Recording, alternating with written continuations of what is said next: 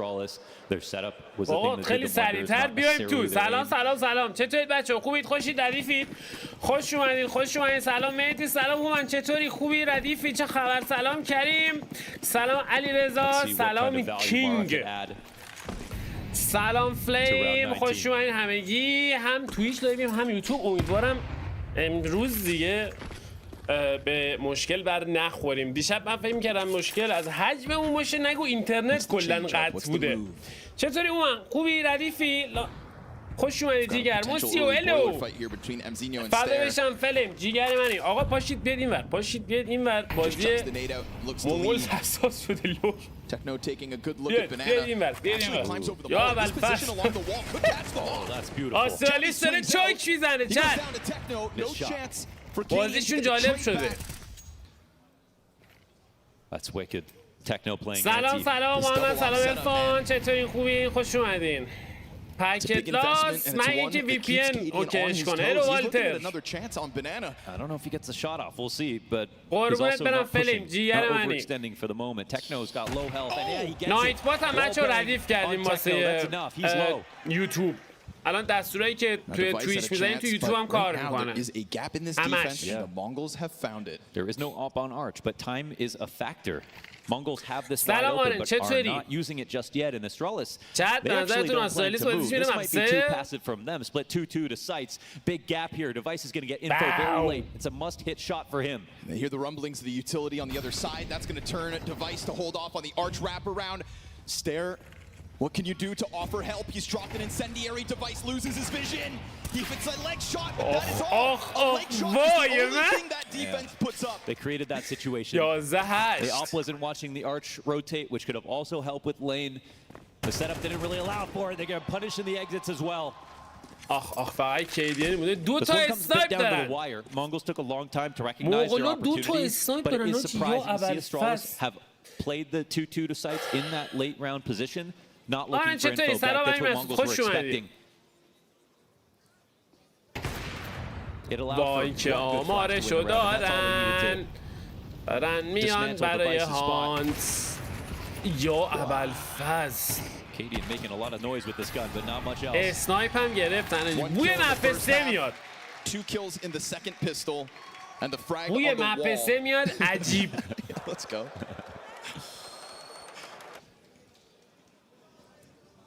مپ یک و بعد بازی نکرد آسترالیس. هرچند داشت حساس میشد ولی خب جمع جونش کرد. جالبه که این مپی که آسترالیس هم هست. این تورنمنتش مثل بقیه تورنمنت هست. میجر نیست ولی جایزش کم نیست. 1.2 میلیون دلار فکر کنم. 1.2. It's Inferno. So if there's one map to do it, it's definitely one of the maps الان quarterfinals. سری تیم‌های بزرگ هم داخلش نیستن. Big risk for the Mongols. They clear out top banana. هانو what's up؟ چطوری؟ خوش اومدی. Love the timing on this one. Senzu early challenge gets the smoke out. آسترالیس فول فورس دارید. رانده بعد احتمالاً بدن. پول ندارن واسه رانده بعد دیگه. همین رانده 4 تا MP9 دارن یه M4. It had to be respected though. They would have just exec for sure. Stare spotting. He's the big gun of the round. بچه کستو از بازی Inferno Falcons constant inside of the apartments and just that positioning, that pressure that comes with it. Man, I swear you can really bounce nades so much farther back now. سلام امیر التی چطوری؟ خوش اومدی. کیدین داره میاد تو. کیدین داره میاد تو. کیدین داره یا ابوالفضل. پوزیشنش dude, Techno's going to just get into the corner. Oh, not cleared properly. Kadian kind of flicks at it. And they just smoke this out, right? Meanwhile, we do get the device hold at least over towards A, but there's an additional depth inside of the B site with 910's op frag. Will they anticipate Stown having already moved over? Smoke out of the coffins. I mean, there's a world where he goes through, but there's so many players for the Mongols that they're just going to keep eyes on it. A little frag grenade for the bomb plant. Tries to get that wallbang damage. Mongols take 12. Yes, they do it confidently here on T side. It's been a nice climb for them. They really struggled, I think, to impress in the first half, but their aim is getting better. The strategies have been good. I can't remember if they won after the attack pause from Mara, but they did not let Astralis build up momentum off of their one good CT round so far. Yeah. 19 چقدر نزدیکه. For the record, they did. It's the last round where they wrap into this A site. Right. Blind device win the round. Mongols on 12. 4 map points. Analyst desk alluded to it. من پوینت گرفتن آسترالیس باید 4 تا رو پشت سر هم دیگه بگیره. من فکر نکنم رایفل دیگه بتونن بیارن. رایفل میتونن بیارن. We see them power up into this second half of the game. 2 one-off CT round wins. That is all Astralis have to be proud of in terms of their defense. 19 چه شلاقی داره میزنه به آسترالیس. Could have been converted but wasn't. And a one-off in the 18th. سلام علیدی. The MP9 forced down into another one. هومن چه خبر؟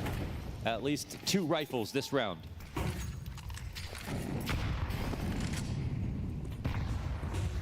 وارد استیم میشن پایین صفحه نوشته نو کانکشن اصولا باید بالا نوشته باشه. نمیدونم بالا. آی مزیدیو زنده مون. Felt like finding that first one was going to offer banana control over, but it's a clean moment here from Stown. No, this is wild. Mzinho just stays there the entire time, walks through the smoke. And now, oh my God, I think he knows. He's going through. That is actually unreal. Dude, he's going through. That is unreal, Mzinho. 6 kills, but so cerebral. He calls out the entire rotation. This is going to be the quietest bomb plant. They walk right back into the op, and that is a golden move. He's just able to stay posted now on CT spawn. At 11 HP, Mzinho runs a risk. And I said it, hasn't been putting up frags, but he's been everywhere all over the map, feeding information. Missed chance from 910, gunned down by device. Oh, the molly buys him time, does some damage. Yes, it does. Mzinho, though, with such little HP, he may have put them into this possibility, but can his teammates make the most of it? Blitz has been playing lights out. Mzinho comes back, traded out from the spawn. Blitz over towards the coffin, 2 kills to get. Oh, and it's close, but it's not enough, not yet. Astralis will find this retake. Cadian's defuse gives Astralis a 9th. 3 map points now left. His 5th kill and a clutch with that round to make it 9. محمد حیدری. سلام علی چطوری؟ سینا چطوری؟ خوش اومدی. سلام مرداد چطوری؟ خوش اومدی. Because this game is still live. That was the opportunity for the Mongols. Those were all the MP9s again. The double force down was exactly how Mongols wanted to win it. The push from Mzinho should have won that round. But 910 went back to re-aggress towards Banana, missed an op shot. Saw 2 players, and we don't get the 1v2 once again from Blitz on B. شبان بیا لطفا. بودیم که دیشب بودیم که نبودی ها. Still a situation for Mongols money-wise, but next round it won't be. خوش اومدی. Another banana clash. They've been getting a lot of value off of this. Brought to you by Stown last round. Additional smoke meets 910. And good thing Stown was fast about it, but here's a weird one, Mohan. He's locked in this corner with 9 bullets in the magazine, and if he has to reload... Yeah, that's a good point. You know, it all comes unraveled, so he leaves. They also naded right in front of him, I think, to try to trick the Mongols that they wouldn't have tried to push. But I think this is actually decent for the Mongols because they don't use any HP finally to start the round. Really? Okay. That flash doesn't find 910, so Jabby dies. Plucked off the play. Down from the corner comes Cadian, and he's picking it up when push comes to shove, finding better moments. Mzinho will take a chance at A. He does not have the bomb, so he's going to need the frags, but by clearing out this A site, he can go ahead and try this. He read that peak, man. That's 9 kills now for Mzinho. Was struggling all the way up until this round. Just like Cadian, who also finds a multi-frag in the 30 seconds. What's happening here, Mzinho? He's not even going to try to go for it? Whoa, he's actually saving. Oh, because there's the op on the floor. Ooh. Well. Wow. I mean, it was unlikely, 100%. So I think there was actually some chance there, depending on where the CTs were set up. But check the util too. It's still smoked, and then another smoke, another Molotov. Not that he knows it, but really impossible. Well, his 2 kills here, Cadian. We gave him time to warm up. Everybody chipping in now. Fighting for overtime. A very nice hold on the rifle from KD. It's not a bad position to be. I would say it's a lot of good work going down on Banana now. Now that we've actually seen more gun rounds from the CT side. Oh, they saved the op and forced behind it. Really? Surely you start to anticipate some more of these banana fights, but with the Alan Mongols on the way. This op is just like you know, it can be frivolous on the T side. It netted them the 9-10 kill last round, but it can totally, you know, have null impact. It's not going to be able to take over every single time. This could be an amazing call from the Mongols or a total disaster. They've got Tech9 to support the op. Astralis probably, you know, might have the suspicion after attack pause that there's going to be an investment. But if they have any idea about the money, they know the only real threat is that op in play. Odds are stacked against the Mongols to win this round. If they really come up with something here, that'll be wildly impressive. بر اوورتایم خطری میشه. نباید بذاره بر اوورتایم مونگولز. The hard part about this is tricking the other team into believing that you're going to make it a longer round, getting them to use a lot of their early utility. Then you have to also beat them out in post-plant situations if you get that bomb down when they have lots of utility coming in from the other side. There are so many advantages for Astralis to be able to close this out. And they know if they win this round and they see the players dying with armor, with their investments, that the next round is basically free. It's really hammered home, dude. It's all about the winning rounds with less when it comes to the Mongols. Experts gave them the edge. Highlighted, they've got this in their toolbox. Time to prove it. Stare rapidly gets into the corner at the bottom of the banana. Jabby, while blind, finds Senzu. That's a quick one down. 4 versus 5, you know, in a round where you're already working with such limitations, now you've got to deal with man disadvantage. They've been so great on that timing, and now Stare's in a position to think, well, they're weak now. They're going to have to group up pretty soon. They can't just lurk everywhere.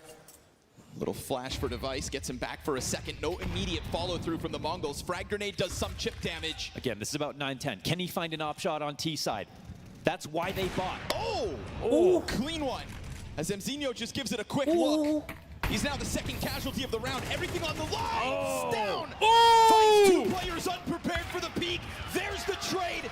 We go round 24. الان آسترالیس اگر این راندو بده مپ بعدو باخته.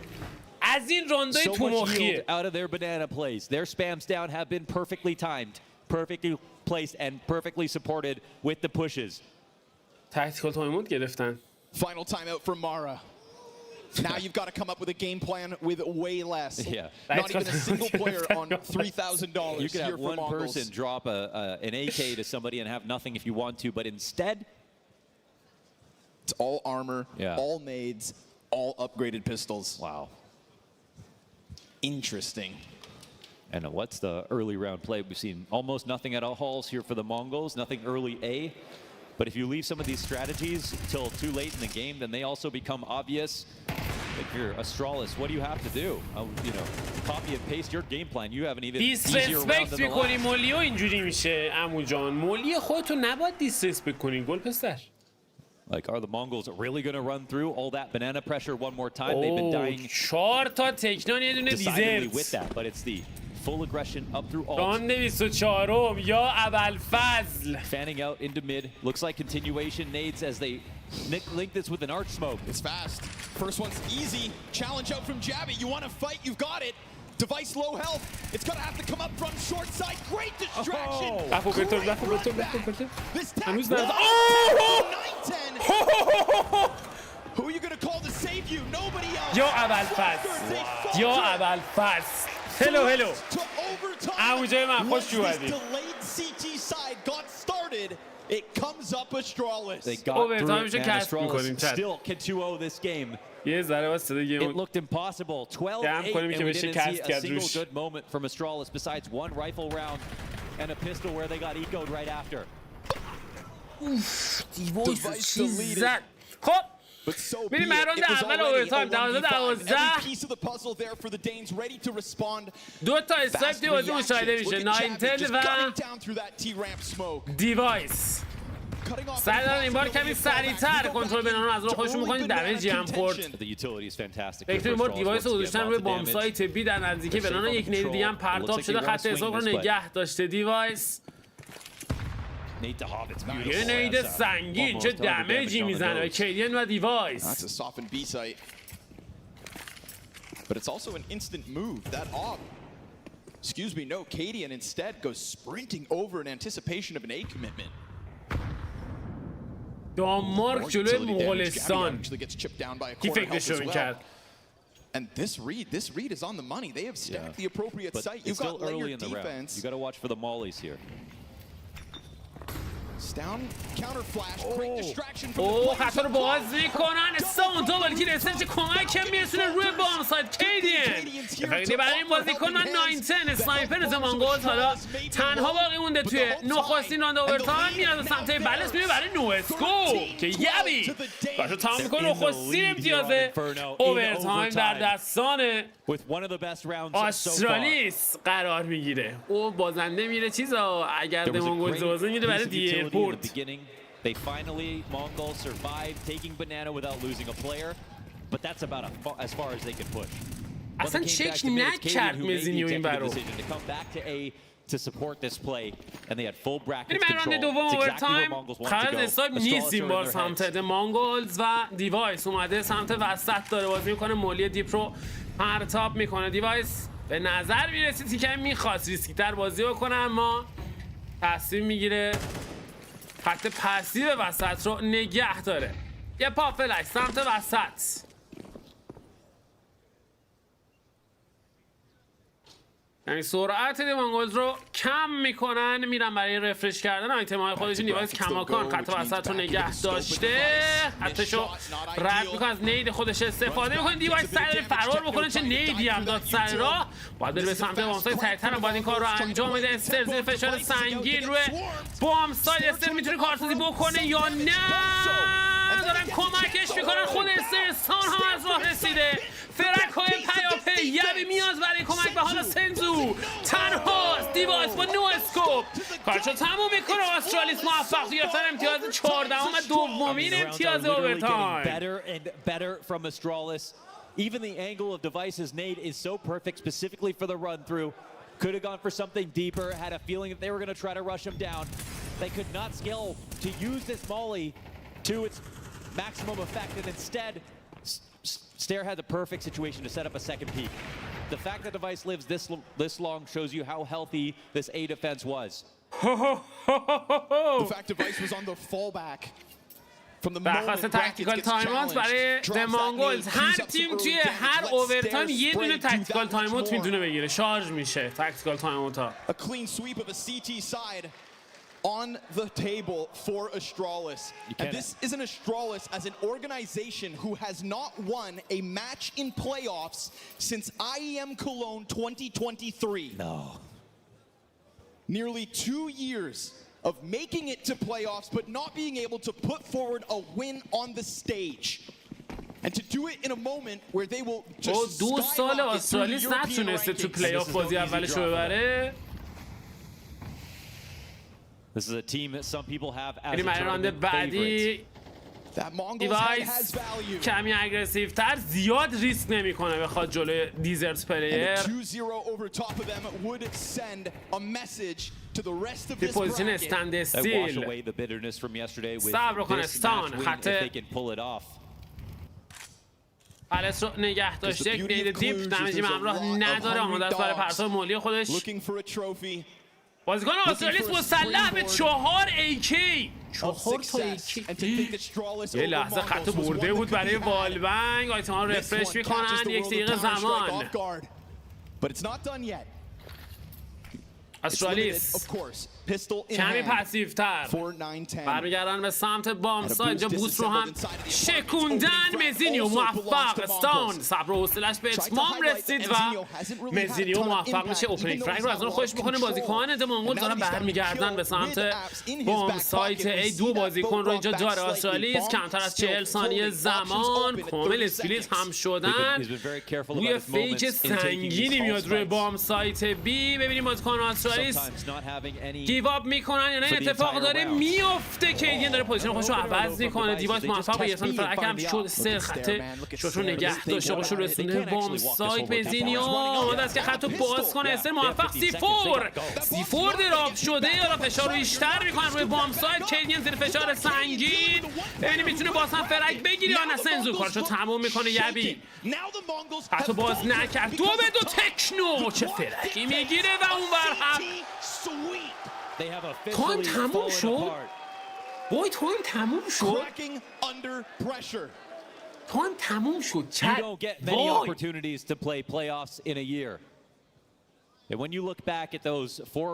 مونگول راندو سر تایم داد. اونم چی 2 به تک.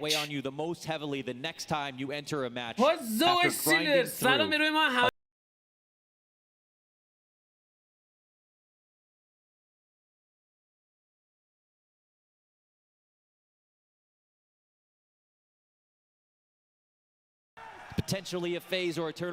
وای که چه اتفاقاتی داره رقم میخوره. حالا درخواست اولین تایید تورنمنت برای آسترالیس. یک امتیاز دیگه میخواد تا صعود کنه به سمی فاینال.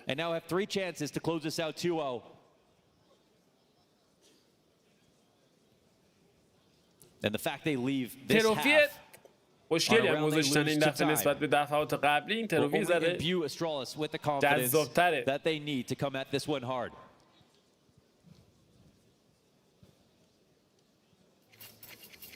خب میریم برای جابجایی. شروع راند 4 اوورتایم. دوبل آپ ستاپ. 19 و سنزو هر دو بازیکن مسلح به ای وی پی. 19 یه لحظه سمت وسط بیشتر از این ریسک نمیکنه و برمیگرده عقب. دیوایس به سرعت سمت پلس از راه رسیده. مزینیو شولدر میزنه نتونه شاتو لند بکنه. دیوایس 19 خط بویلر رو نگه داشته.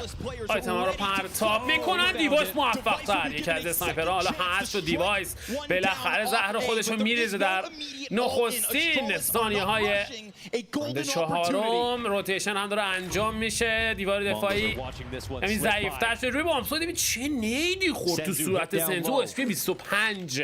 اما آسترالیس بامسایت ای رو مورد حمله میخواد قرار بده. به نظر میرسه که این اتفاق داره میفته. آیتما رو پرتاب کرده. فول اکزیکیوت بلیس ببینیم میتونه کارسازی بکنه. زیر فشار سنگین سر کارشو تمام میکنه. مزینیو کماکان داخل پیت. کافه داره از راه میرسه. میتونه کاری ازش ببره. تکنو خیر موفق نیست. مزینیو زیر فشار سنگین و بالاخره ترید انجام میشه. 4 به تک سنزو. آسترالیس یک فرنگی میخواد تا بره برای مرحله بعدی و دیوایس این فرنگ رو تقدیمشون میکنه. چه کامبکی کرد آسترالیس. چه کامبکی کرد آسترالیس. Holy mother of God. And as many mistakes as Mongols made there, you have to give Astralis so much credit. There were so many good moves from them and a CT comeback and a flawless overtime and all the trimmings. Astralis winning this match alone secures some prize pools, secure a massive amount of VRS points, and take down a rival all in the same breath.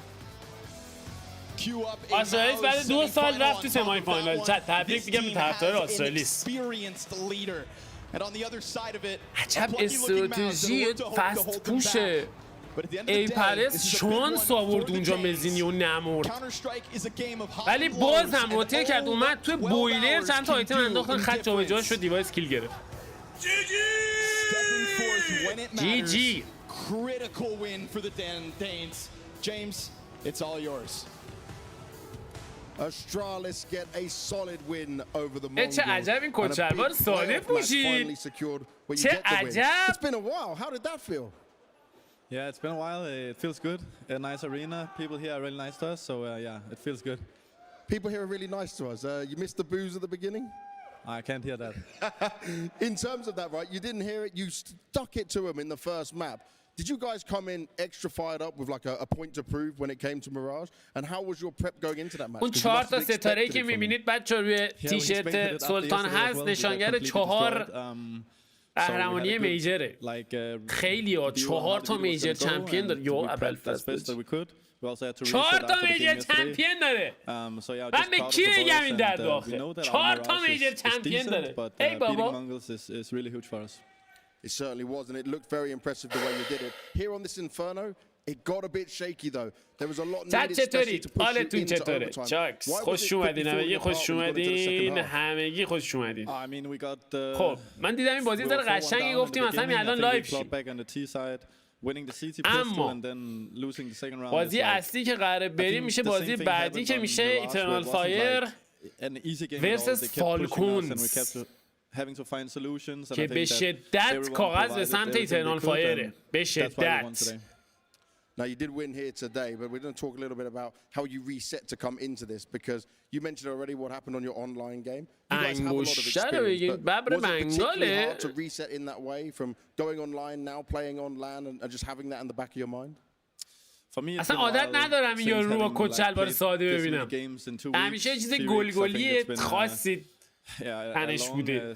خیلی عجیبه. انگاری که مثلا چه میدونم نماینده کنگره آمریکا اومده گزارش میگیره. مرسی واسه سابسکرایب. اوه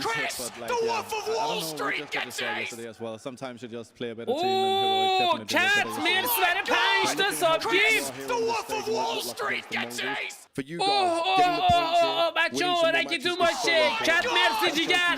پاک بید. ممنون متشکر برای این انرژی جانم بابا جانم. مرسی برای این انرژی. مرسی فداتون بشم بابا به مولا که عشق منی عشق منی.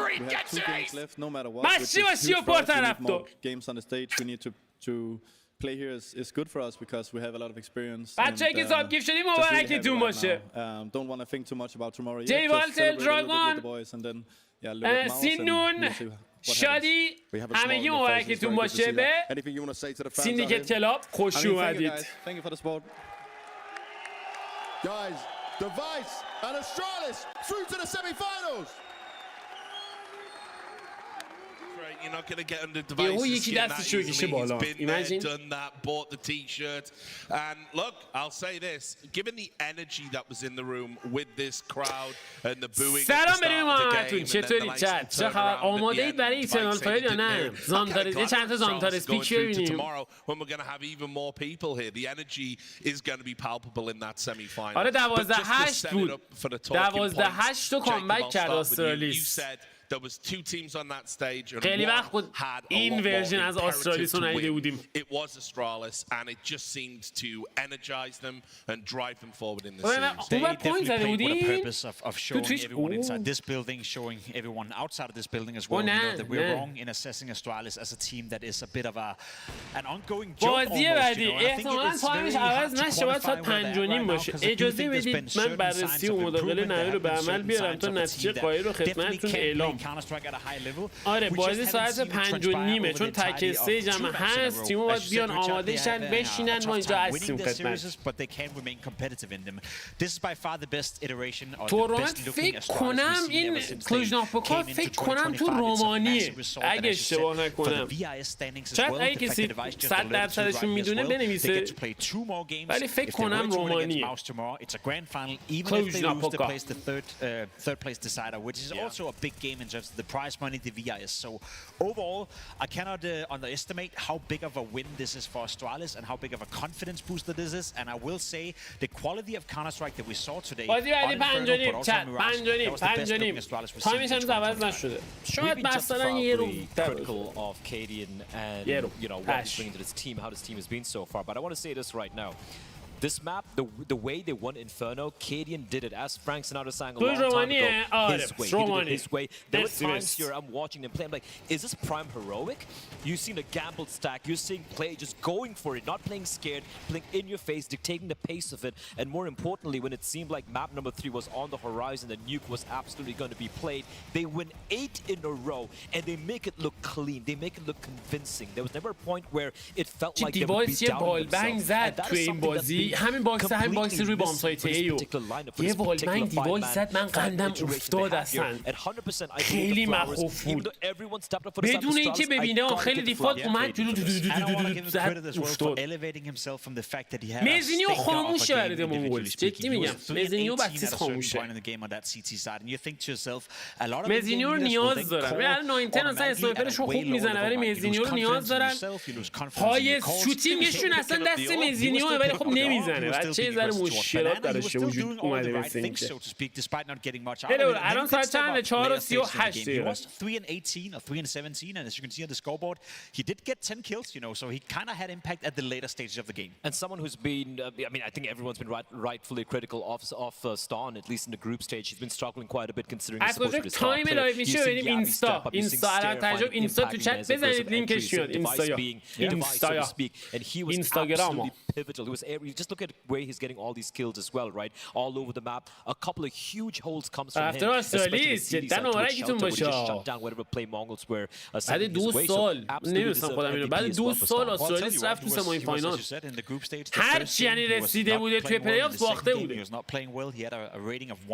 in the past 4 games he's now played he's the third highest rated player in the entire tournament nothing اینجا nothing اونجا nothing دیگه همه جا but Stown have stepped up massively and ever since they were facing you know a rough time where they could potentially exit the tournament that's when he's been playing his best counter strikes that's also a massive sign and a massive step up from him especially heading into the semifinals and when you're looking at the old adage of you know if you, when the pressure is on some crumble and some turn to diamonds and Stan has historically crumbled especially as Jacob pointed out right here when it comes to elimination games when it comes to arena games Richard but here he was in great form everyone chipped in and I gotta say قشنگ بازی کردن جدا قشنگ بازی کردن هر دو تا تیم هم قشنگ بازی کردن even though I feel like you know استرالیس ادامه بازی رو خیلی قشنگ‌تر بازی کرد teach them a lesson or two here in the server we'll just talk a little bit more about Astralis before we focus on Mongols and turn our attention to the future but I do want to say sometimes you see with teams they hit this kind of like rock bottom it's like it just feels like the world is against you you can't buy a win everyone's hating on you چت هم میزون کردم الان چت همه داریم فقط چت تقریبا 2 برابر شده اگه چت رو میستادیم ساری دیگه خیلی چت زیاده قربونت دارم تاها فدا بشم عشق خوش اومدی زونیک نداره که زونیک بازی بعدیه بازی زونیک جلو آسترالیس هم جالب میشه فالکونز آسترالیس No, I think it's a good question. الان شهروز تیمشون آره جوون که جوونه ولی خب خیلی وقت هستن تیم بهترین تیم آسیا دیگه اصلا تقریبا میگه تنها نماینده آسیا تو تورنتو تیر اس هستن واقعا هم خفن بازی میکنن in the grand final then I think we can open that conversation and be like yes you're right when you've been in the dust together when you've been all the way to rock bottom and you find a way out of that together as a unit it does build something special and obviously Australia's ویف زیاد میده یهو حرکت عجیب غریب میزنن فرگ نمیگیرن یهو فرگ نمیگیرن استرالیس مشکلش اینه یهو فایر پاور کم میاره یهو آن فایر میشن هم بالانس نیستن خودم موسس all of a sudden people might think about KD and just a little bit differently. Oh, absolutely. And again, I'll stand by what I said earlier. I don't think KD's calling has been bad at all. It just feels like FaZe آخرین بازی امشب اونم میخوام بازیشون ساعت 8 شروع میشه. Like with the Inferno was just one purely and beautiful call from Canadian right there. But what we had this time around were players who were feeling the nerves, who were actually delivering in the server and shooting heads. That's all we needed. And I agree with you. Tomorrow, when the game's on for Astralis, obviously they want to prove a point and whatnot. But this is going to be for young Broland, the third real test after what was Falcons lost and of course lost to Having تویچ کلا وی پی ان قوی تری میخواد وی پی ان و اینترنت استیبل تر و بهتری میخواد واسه همین ما تو یوتیوب هم لایو شدیم Astralis just moved up into 10th position they guaranteed themselves 72 points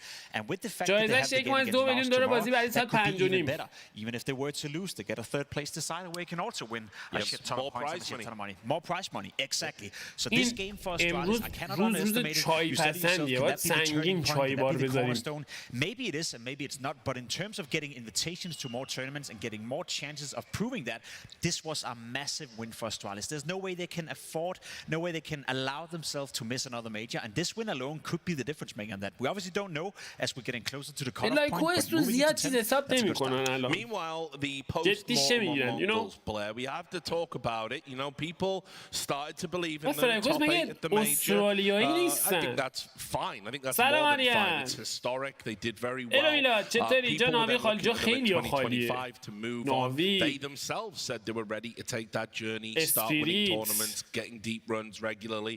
They played essentially in front of a home crowd. This is the most friendly crowd. We actually had an enclave of actual Mongolian fans there PGL و ESL و بلست اینا برگزار کننده تورنمنتن، هر کدومشون در سال مثلا I think the couple of things ESL 7 تا 8 تا تورنمنت داره، بلست فکر کنم امسال 6 تا تورنمنت داره، PGL فکر کنم 4 تا تورنمت داره. چرا خیلی تیم‌ها نیستن؟ بخاطر اینکه بازه زمانی تورنمنت‌ها خیلی نزدیک به هم، یه سری تیم‌ها تصمیم گرفتن که اینو اسکیپ کنن. He seemed to know exactly what the Mongols are going to be playing every single time. We've seen players like Senzu, محمد فدا بشم، خوشحالم می‌بینم. is holding positions which are untenable, positions where you know if you go against any good team, decent team with the right protocols, به انگلیسی زدم یکی تو این با انگلیسی سیمپل خالی بنویسه ببینیم چیزی میاد. فارسی شو دیگه یادم رفت بنویسم، انگلیسی شو نوشتم، یکی سیمپل انگلیسی بنویسه ببینیم چتش حذف میشه. نمیدونم حذف شد نه حذف نمیشه راستی، بخش چیز میشه بهش میگه که چرا سیمپل نیست.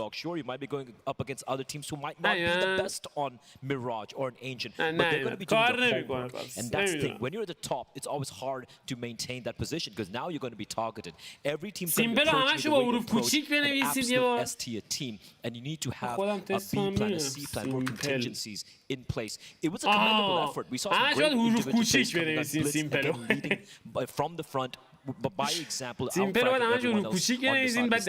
but I feel like from a, I don't want to sound too reductive, but just from a tactical standpoint, you need to have a deeper playbook, and I feel like games like these is what's kind of showing that it's a bit shallow. It's a bit shallow at the moment. I feel like there's two ways of looking at it. You know, you can look at this tournament in isolation, and you can be, yes, it's disappointing they lose to Astralis. Yes, it's disappointing they only go to the quarterfinal. They could realistically lift the trophy or be part of the grand final. But you don't go back 2 weeks earlier, sorry, to the year where you have Katowice going into a semi-final. همه جوره شو بنویسیم. سیمپل باعث بزرگ. Getting into the semi-final in Katowice, getting to the quarterfinal at PGL Cluj Napoca. I think they would have said yes. I think they would have sold it at that point. So yes, in isolation right now, disappointing they couldn't confirm that. But overall, it's still a team that is in the conversation just behind the likes of Vitality, Spirit. Personally, I have never bought into the fact that they can win Tier 1 trophies. I don't think they're good enough just yet. I don't think they have the experience just yet. I haven't seen the level of that play just yet. It's not like I've seen them beat, you know, Vitality on a big stage. I've seen them beat now on a big stage, you know, a big game like that get me confidence. But they are still in the conversation to be 6, 7, 8, which is not bad at all. Yeah, absolutely. Well, guys, great talking. فارسی شود شد ولی اونو دیگه باید حروف کوچیک بنویسن، نمیتونم جفتش رو حد کنم. And there's going to be a little bit of deja vu because Falcons will be taking on Eternal Fire again. خب این توی کجا اد شد اصلا؟ تو تویچ اد شد، اجازه بدید توی یوتیوب هم اد کنیم. But she can't love me. But I love you.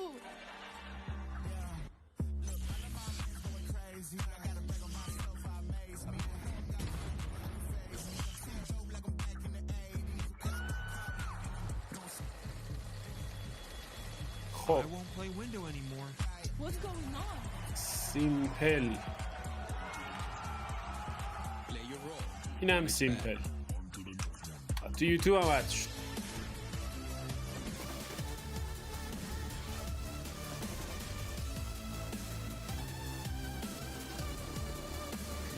دیگه اونجوری نامردی دیگه. سیمپل که حالا جدا نوشتی ولی خب PEL نیست، PLEه. فرض زدی.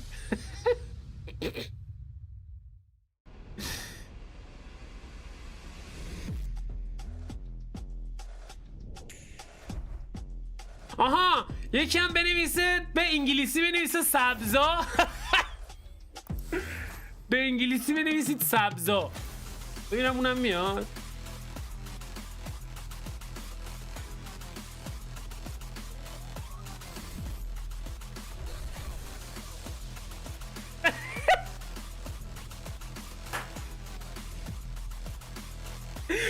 اومد یه چند ثانیه کولان داره پشت سرم دیگه بزنی نمیاد ولی اون بالا نوشت اون بالا نوشون کولدان داره یه چند ثانیه بعدش The Mongols were certainly a fan favorite when it came to this arena, and they did put up a fight, especially on Inferno. But Techno, we got to look at maybe how it started for you guys on Mirage. اینا دیگه سوالایی که حس کردم اینجوری بهش جلوشو گرفتم. It wasn't maybe the same Mongols we normally see, especially when it comes to چرا دیلیت میکنه سیمپل بچه‌ها رو؟ وایسا فهمیدم چرا. ای دیلیت میکنه فهمیدم چرا. ویت. When you say it's a bad day for you guys, do you notice a difference when you guys are on the stage compared to when you play through the group stages? آها به خاطر اینه. I think there's not really difference. Yeah, at all. این ور درست شد. واسه توی تویچ هم درستش کنم. به خاطر SIMP اون جزء بنورداست. احتمالاً بعضی اوقات اونو تشخیص میده. الان فکر کنم درست شده باشه. بخاری دستی، بخاری دستی، بخاری دستی، بخاری دستی، بخاری دستی.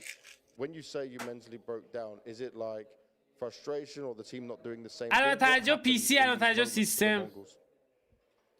I think of course it was the 1 round to win become to 4 round to win. Yeah, it's really became difficult. Yes. کانتر سورس میتونم تو استیم بازی کنم. آره ولی فکر کنم مچ میکینگ اینا نره. مکس بزرگ. I think we can fix it in future. Yeah.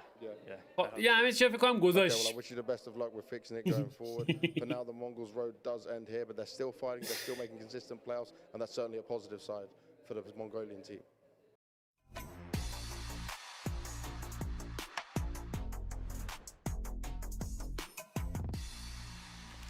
Yeah, I do. I remember my first LAN tournament. It was with my brothers, and I wasn't supposed to go. I was 13, I think. Danish local LAN, bring your own tournament. And one of also my friends today, he got sick, so he couldn't go. And they were like, "Oh, should we bring Sound or not? Let's bring him, you know, because I was playing a lot and I always wanted to play with him." And we actually managed to win the B. آره بازی بعدی میتونه بازی جذاب. امیدوارم فالکونز قشنگ بازی کنه، بازی جذاب شه، وان وی نشه. CG LAN. It was back in the day. It's quite popular event in like Danish. So yeah. Was that like a lot of young Danish players? یه چیزی باش تعیین کن فهم باشه مثل چی؟ Some, but not many. And I still it's the first trophy. با رسمش شک بخاری دستی بود. آره دیگه بخاری دستی دیگه، بخاری تو دستت. Nice little trophy. I still have it. Still have it at home. You helped win. Exactly. Did you perform good there? Yeah, I did. Oh hell yeah, that's really good. Good memories. I think we have to go back to 2004 or 5. It's a Danish local land, and my parents are driving me to a city called Nakskov. درست شد. Nothing. هر دو طرف. الان سیمپل بنویسیم فکر کنم دیگه کسی بند نشه. تایمود از بنک تایمود میخوره. هلو ارشیا. برقرار وسط لایو. والا. Come back and pick up Sunday evening. It was World Cyber Games pre-qualifier. In Denmark. It was in 2003, I think. ایرانه. So we tried هر چیزی ممکنه. امکان داره اینترنت قطع شه، امکان داره برق بره. But that was only to get to the main qualifier. ایرانه. But unfortunately we had هر چیزی امکان پذیره اینجا. چطوری امیر جیگر تو خوش شد؟ was one of them. Sorry, and then we had another team called Level, and then the Titans. So those 3 teams, you know, I think we finished 4th. میلاد شبا پیداش میشه. الان فقط تو دوتای اول. Yeah, then I got to experience Seoul later, but my first tournament یه رو دیگه است بازیشون. تایمش عوض شد. اون بالا چرا تایمر زده 13 دقیقه؟ دیگر. So it was more, you know, me grabbing my huge monitor, a huge PC cabinet. کلا 5 دقیقه عوض شد تایمش. Big as cabinet as possible. So there was not that room for anything else. So when it came to, you know, like an actual sleeping kit or whatever, because back then you had to kind of sleep under your PC. Sleeping bag time. Yes, I always slept terrible. I mean, I had maybe sometimes not even a surface to lie under. Oh really? Yes, it was just. آخه اینو آوردم بالا سر اینکه سبز بود، نه اینکه سر اینکه خوشبو کننده دهنه. سر اینکه سبز بود آوردمش بالا. این همون سبزاست. حالا فرض کنید که اون نیست، بخاری دستی. 10 a.m. to maybe 9-10 p.m. First LAN tournament, I think it was Sweet Dark Passage, WSG 2016. Must be. I already checked it. We had to do some research. He's had a long career. نه خب اصولا هم چون رو استیج علی وولف البته بستگی به هاستش داره. بلست همیشه میندازه جلوتر ولی بعضی از هاستات جلوتر نمیندازن بازیو. الان بالا نوشته 12 دقیقه دیگه ولی تو HLTV کماکان نوشته 17 و 25 5 دقیقه یعنی کلا جابجا کردنش. I think not in the first event. When you qualify to the main event, that was the ولی اصولا آره علی وولف when we qualify to the main event. امسال هرچند بیشتر دارن این کار میکنن که سعی میکنن بازی و همون تایمی که اعلام کرده بودن برگزار کنن، زیاد جابجا نکنن مگه اینکه بازی قبلی طول بکشه. این الان مثلا اگه بازی آسترالیس مولز میرفت برای مپ 3 بازی بعدی دیلی میخوره. که این صحبت نمی کنی؟ داداش با دلار 100 تومنی چه کیسی من اوپن کنم؟ نوکرت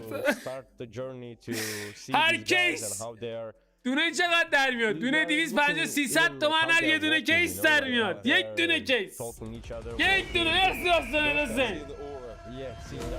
به امید روشن بودن آژیکو برو بریم حسین، برو بریم ببینیم دوهات میگیره یا نه. امیر دونه 250 تومن یک کیس، 4 تا واسکارش 1 میلیون تومن، 4 تا دونه کیس. از چی بهت میده؟ پر فرنگی.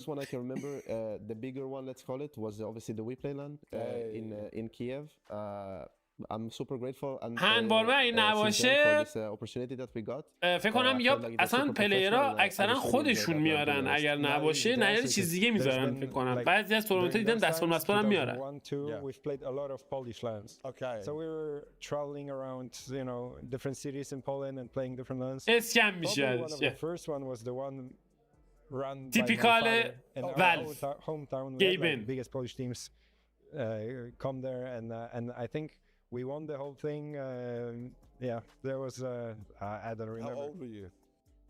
Probably 40, 15, something like that. A couple of lands. Like back in the days, you know, my sister was playing as well, so we had like 2-on-2 tournament. Me and her going to some local internet cafe, getting all the, you know, all the so it was pure fun. Oh, that's brilliant. Back in the days, we always play the on lands. Yes. So بابا قند ما رو ننداز جان بچت. بذار اینم نکنه جای 2-2 ثبت شده. Facing another teams, but it was not a tournament. It was like call it meetings, and it was like one team from other city comes to your city, and you are playing against them. So that's interesting. Counter Strike. So you plan it online, and you say, okay, let's do it on land, face each other. Yeah. So that was very good, but. Let's say the الان دیدم. آره چه جالب، خیلی جالب بود. چطوری میشه ادیتش کرد حالا؟ لول. My brother was out of the game for a year. Yeah. And we won. We were like the little kids, and we won 16-14. I remember because it was 16-14 and we passed the groups. Yeah. And we qualified for it was like the grand finals. Yes. It was like 32 teams. That's pretty good. For your first land, that's really good. Yeah. And 2-2 تشخیص داده. من نذاشتم. It was very good because that land was in a stadium. Nice. A big stadium, so Porto Stadium. And you were young then as well. Yeah. So you're young, playing in a stadium. My father needed to sign permission. Yeah. چرا؟ I had the same when I was first playing. My parents. آره دیدم. آره راست میگی. He can go, it's fine. من ندادم جالبی اونو تشخیص داده. After that it was very اتوماتیک تشخیص. The progress, but yeah, it's my first memory. That's an awesome experience though, to go to your first land and then be like in a stadium as well. Yeah. That's super cool. Not many players can say that for sure. Yeah.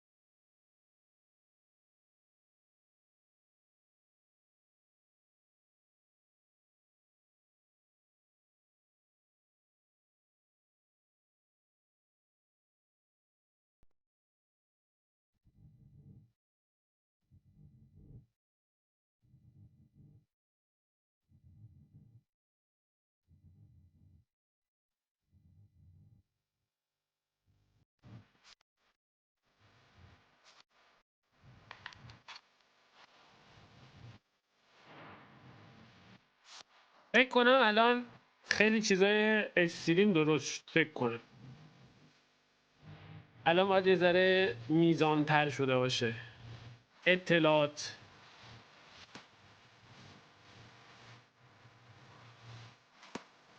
آره الان بهتر شد، گیم هم درست شد. واو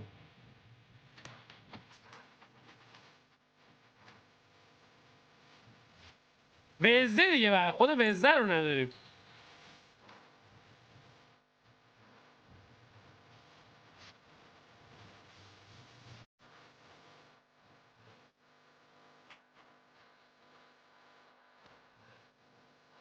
EET کدوم تایم زونیه اینا زدن؟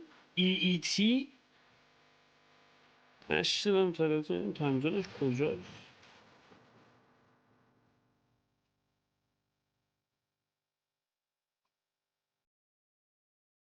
Eastern European Time.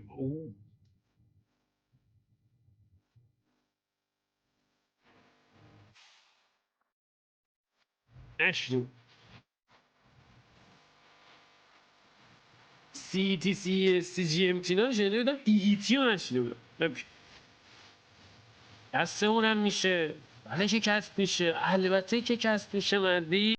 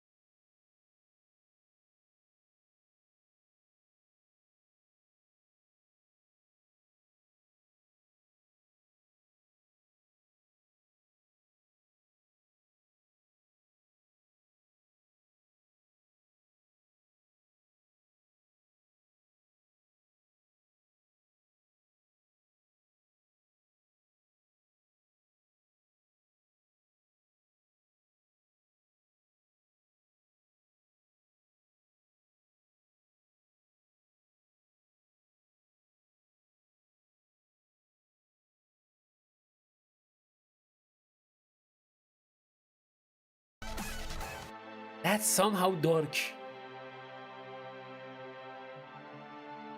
نه چیر نه فدات شم، چیر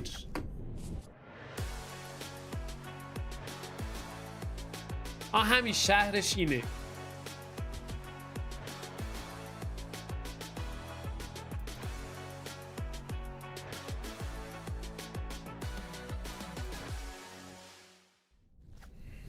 Welcome back to PGL Cluj Napoca 2025. 2 quarterfinals done, 2 more to come.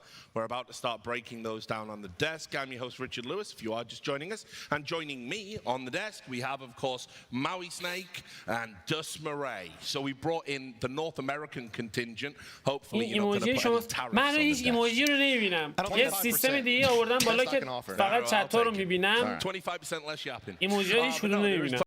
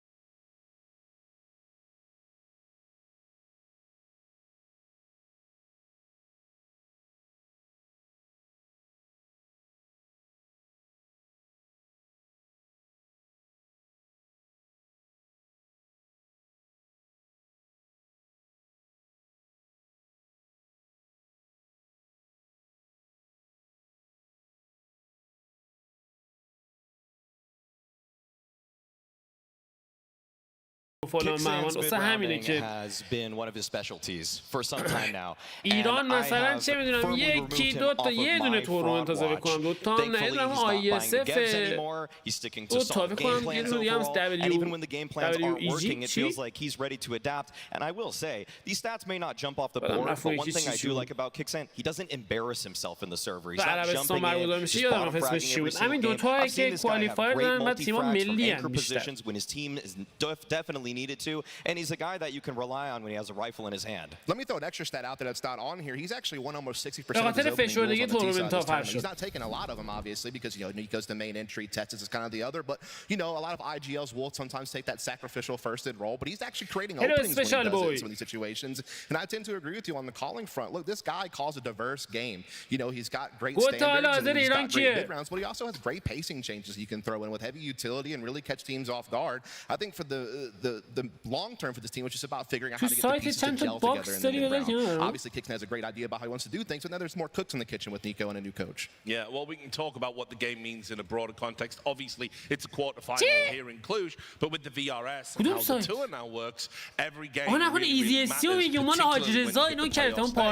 because of the prize money, because of the points. And you can see here on the board, Falcons, I've said historically throughout this tournament, I think they are a little bit elevated because they're still ISF هم تیرش پایینه. But obviously ISF کلا تیرش خیلی پایینه. تورنمنت جدی اصلا محسوب نمیشه واسه جامعه جهانی کانتر استرایک، اصلا تورنمنت جدی محسوب نمیشه. And the sweet spot for teams out of the European region, top 10, that's what you're looking for. If you're able to get into the top 10, it means you're immediately birthed into the second stage of the major. If you're out of that top 10, you got to play those online MRQs. So obviously Falcons, this means a lot for them. The more they lose, the closer they get to teams like Astralis that are down there that are really fighting to just stay above water. دیدی اون بالا تایمره عوض شد. You know, we knew who our big four teams were, right? We knew that FaZe was kind of like a gatekeeper of the top five. We kind of had a lay of the land. And I feel like now we are finally starting to see Falcons pick up or left off, essentially with that 4-3, which is great news. But then Eternal Fire has been kind of the pull story this year. I mean, honestly, this Joda pickup, I think in most people's eyes wasn't the blockbuster move. You know, a lot of people were focusing in other directions with a lot of the other, you know, roster mania shenanigans that we had going on. But this team has elevated themselves to such a high level, and Joda is a big part of that. And he's just getting started. He has been getting better every event he has played with this unit. He seems to just keep growing and growing as a player. من خودم هر چی بخوام از خود همین ایزی ماجزا میگیرم آیتم اینا اگه بخوام چه خرید باشه چه فروش باشه کسی هم مثلا بیاد بگه آقا شاپ مثلا واسه کانتر معرفی کن ما همین ایزی معرفی میکنیم معتبرترین شاپ ایران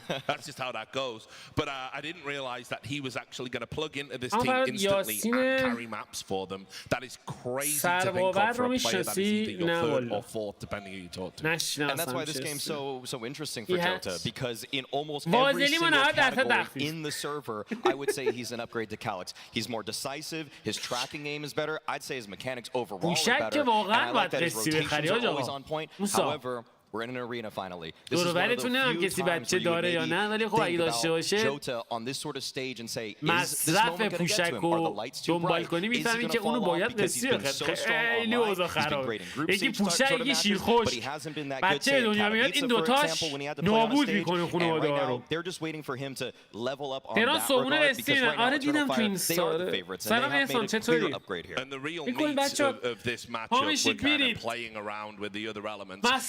رستورانی فصلی یا هر جا کافه یه صبحونه سفارش میدین مثلا چقدر 200 تومن 300 تومن 500 تومن 100 تومن 50 تومن بعد قسطی بعد فرض قسطشو بنده خدایی نتونه بده بندازن زندان مثلا حساباتو مسدود کنن سر چی؟ سر اینکه رفتی داره چی نگو سر اینکه رفتی صبحونه خوردی قسطشو نتونستی بدی با سمای تالا محسیده با سمای تیم بودیم با چند سال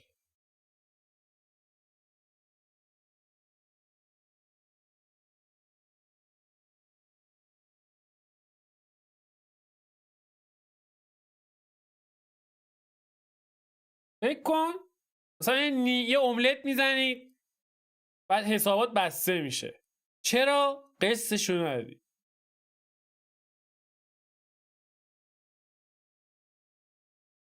جالبه. بدون چک بدون زامن خواهی که بیر صابونه خور فرار میکنی که. خیلی اوضاع کشور خرابه. بریم زندان. آره زندانی رو جمع برسن داش اصلا یکی مینی چه میدونم چند نفر رو زده لط و پاری کرده، یکی گندلات یه جا بوده، یکی چه میدونم فلان کرده، یکی همون کرده. تو جرمت چیه عمو جان؟ من املت خوردم پولش رو نتونستم بدم.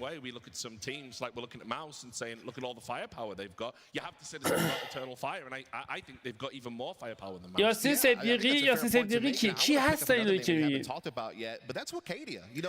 از کجا میشه فیس پریمیوم ریجن آمریکا گرفت؟ از این سایت های چیز باید بگیری.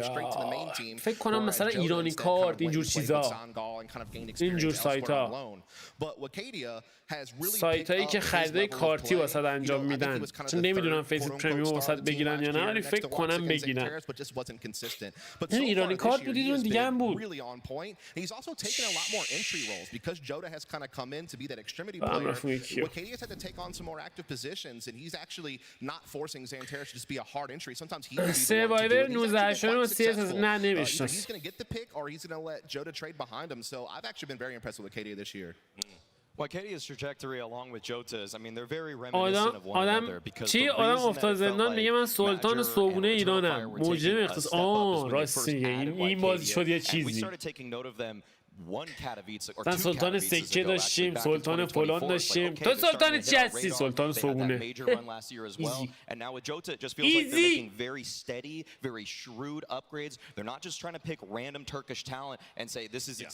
آره دیگه اگه خواستید برید صبحونه قصی بخورید دیگه املت نخورید، کله پاچه چیزی بزنید راستی ارزش داشته باش. اینو بردی.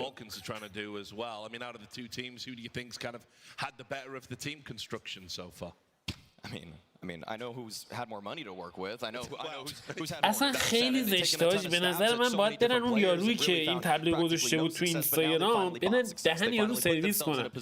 خجالت نمیکشی آخه؟ حالا اوضاع اقتصادی بد هست ولی این توهین به خود مردمه دیگه. چی میگم؟ صبحونه قصی واقعا توهین به مردمه. This is a roster that makes a lot of sense, and honestly, I think the Falcons are going to be looking at this matchup saying, we got to do better. We got to do better than we have in the past. You can't go down 0-4. اصلا آمریکا فرقی داره مگه حالا؟ We have the better players. I think does. پرمیوم دیگه. Or the two teams, all 10 people on the teams. پرمیوم یه بار بیشتر نگرفتم میگه بچه‌ها گیفت کرد ولی فکر نمی‌کنم فرقی داشته باشه. This is a really star-studded heroic lineup. Well, we are about to introduce those stars. James Banks is on the stage. Thank you very much, Richard, and hello again, BT Arena. How are we doing? I think we're certainly warming up now, and the games are going to deliver once again. For this one, the first team taken to the stage, well, they were a team that have finally taken flight. They're looking to build on that success and continue the run here, but it certainly isn't easy. For a team that has been built to win, they are a long way from doing that, but they have the firepower to do so now, and it's about proving it at this stage. Let's hear it for the Falcons!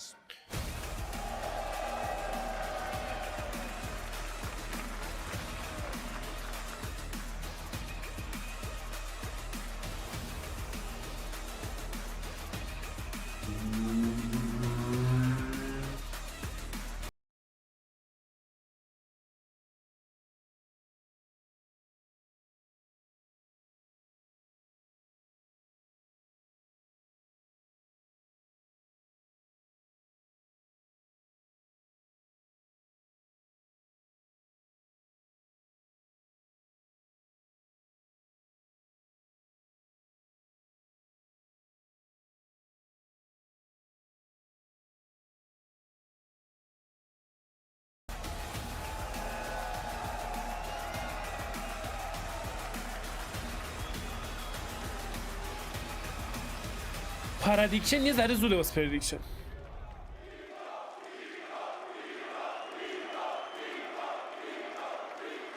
Well, the crowd is certainly enjoying this already, but their opponent is a full Turkish side looking to do more damage than they've done before already to the Falcons and do it on the stage. This team is no longer about just one player. They've shown great CS all year long. But it's about keeping that energy high when it comes to this one. Guys, let me hear it for Eternal Fire!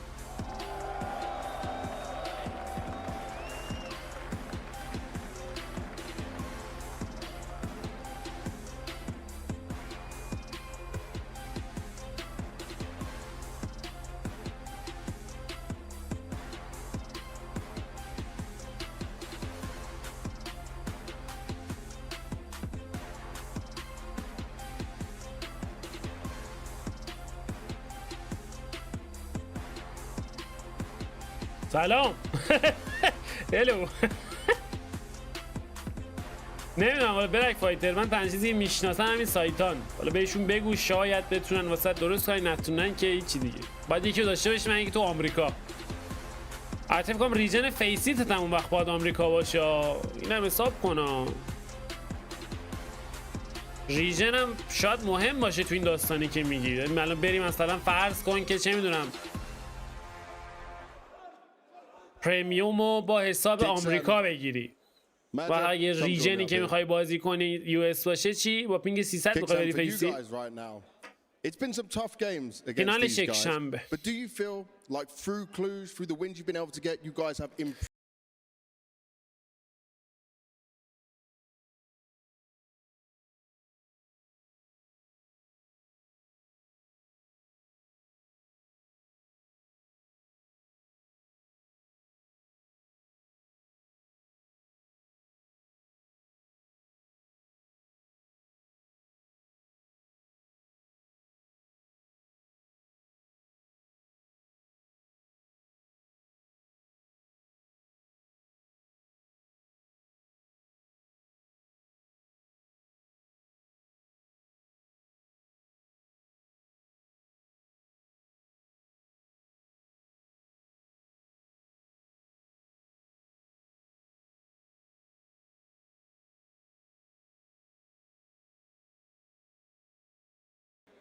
When we go on the stage, we have full energy. Like it's very good to be here, to play in front of this crowd.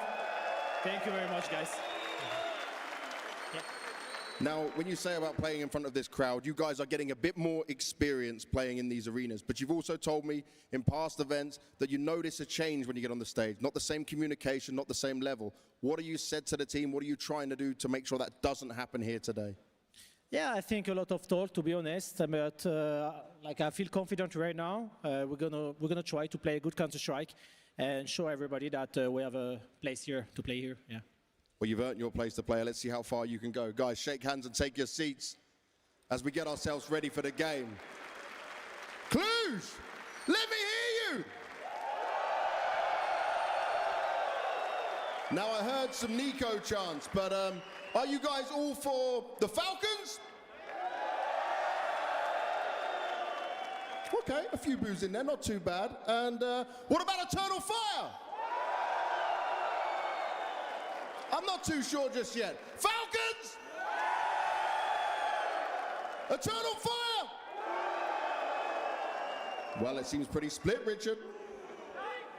Listen, I'm loving the energy from the crowd today. They've really got into this idea of having a partisan, home team and away team. It has to be that way if you really want to see how people excel under pressure. And I thought that was a great point by Kicksan Maui. He said it is actually our first stadium. I didn't even think about that as a lineup. And obviously, yes, that is going to make a difference. They're probably a little bit relieved that they've actually got a lot of fans on their side tonight. Of course, we've seen Nico in dozens of arenas just like this, but Kicksan, no stranger to it. We can remember his Blast Paris major run with Apex. Magisk, of course, one of the best stage anchors of all time. And yeah, I think that when it comes to the studios, when it comes to online play, Eternal Fire, they've had their number, but Falcons, they have a time to bite back here.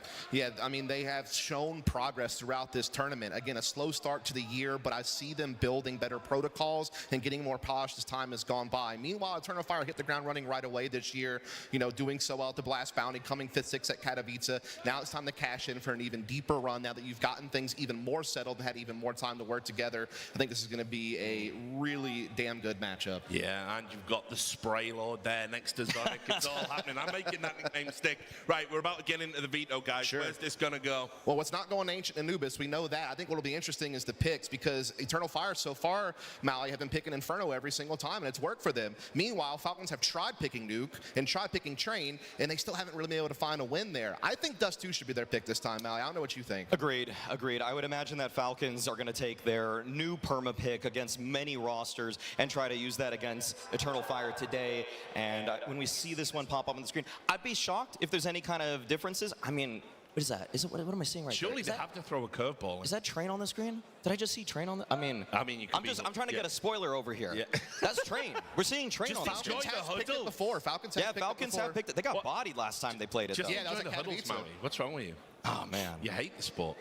Here we go. Okay, let's see. Let's see if we're right, Dust. I think Perma Veto's, like you already highlighted, are going to be coming out as is. And then Falcons, I mean, this is the surprise for me. Yeah, they do. They go for Train. Oh, it's happened. I'm shocked. Oh, chat terrain. Prep for that, guys. I'm pretty sure it was 13-5 last time they faced off against each other. You can't get past me, Richard. Come on. Like, and then this time around, yeah, okay. Eternal Fire هم سیتی پیک کرد. Eternal Fire giving them what I thought they were. I thought Falcons were maybe going to pick Dust. مپ بعدی داستو Eternal Fire پیک کرد.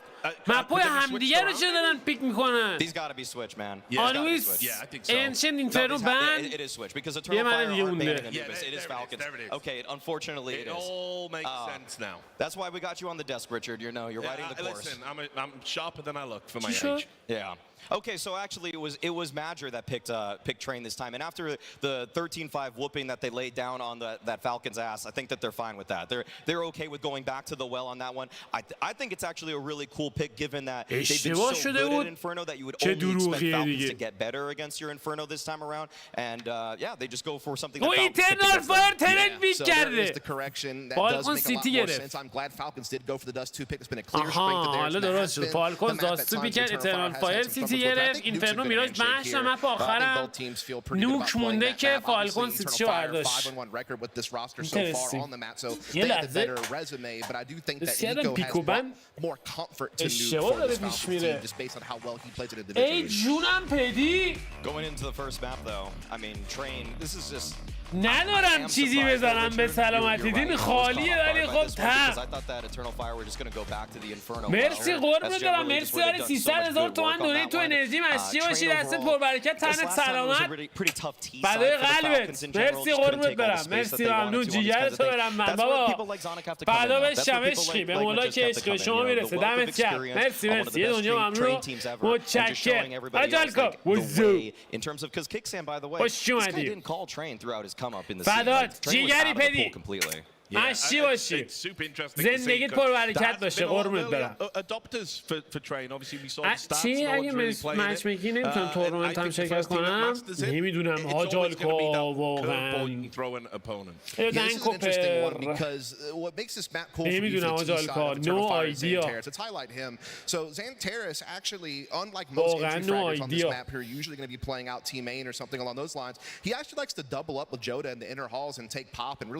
آیدیا واسه واسم نیفتاده اصلا از چت جی پی تی بپرسن نظرم احتمالاً بدون اگه توی روزش نوشته باشه میتونه در بیاره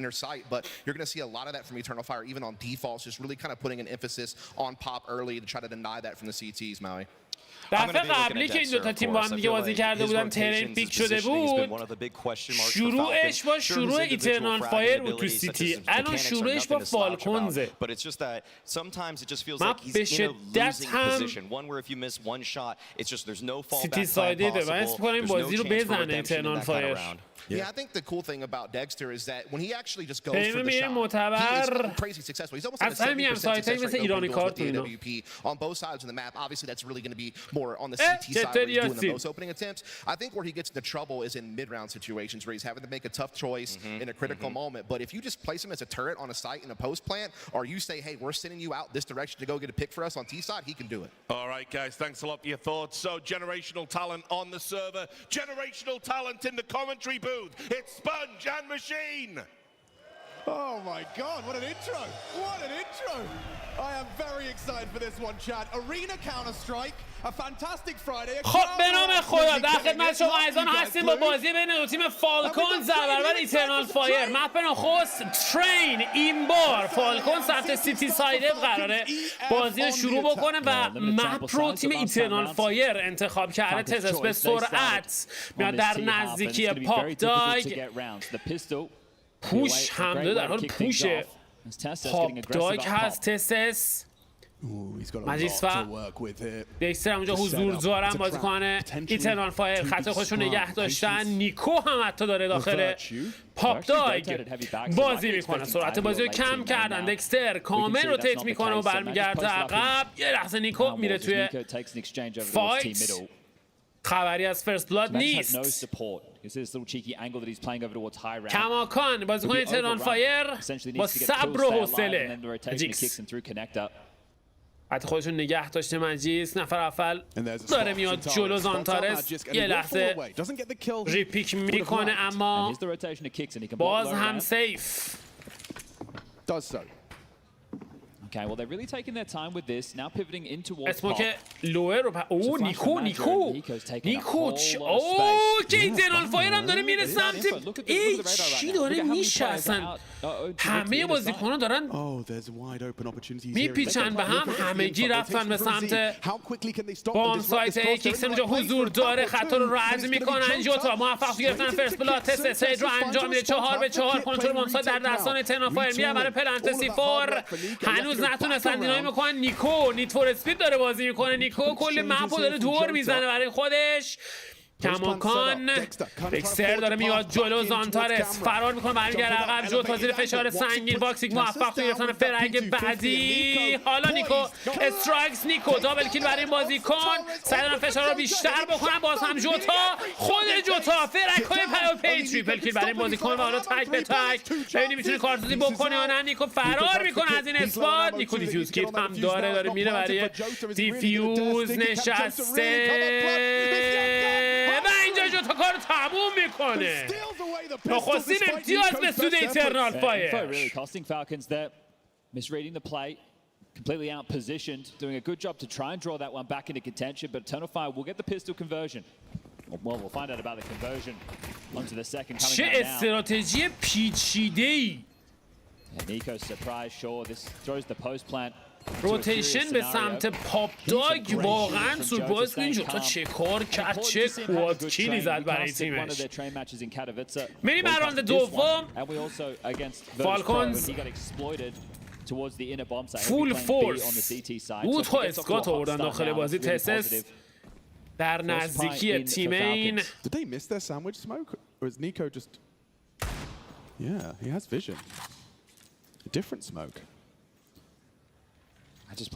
یک بار دیگه این بار کمی سرعت بیشتر شده. الیکس آماده است برای پرتاب اسموک. اسموک کاملا تدافعی. دکستر او تسس حالا داره میره برای فلنک. ببینیم سرعتش منظور کافی خواهد بود و به موقع خواهد رسید یا خیر. دکستر خط خودشو نگه داشته. مجیکس یه پوش ریسکی نتیجه‌ای هم نداره. خط رو رد کردن به سمت بام سایت. دکستر چقدر ضعیف کار میکنه. دکستر کیکسر هم شکار میشه. نیکو را میرسه برای گرفتن فرگ. اسس موفق سیو دام و ادوانتیج رو از دست دادن. نیکو چندین با شانس خودش رو امتحان میکنه روی اسکات. تمها داره پرتاب میشه. تسس بیش از یک فرگ نصیبش نمیشه و حالا نیکو تنها باقی مونده. ببینیم میتونه کاری از پیش ببره یا خیر. نفر اول رو شکار میکنه. تو ادامه کار دابل کیل برای این بازیکن. ببینیم میتونه کارسازی بکنه یا نه. تریپل کیل تا به اینجا کار. از اسم استفاده میکنه. ایکی هم دراب هست رو به روش. هرچند که تایم داره به اتمام میرسه و احتمالا فقط بخواد اون گانها رو یکیشو ریکاور بکنه برای راند بعدی.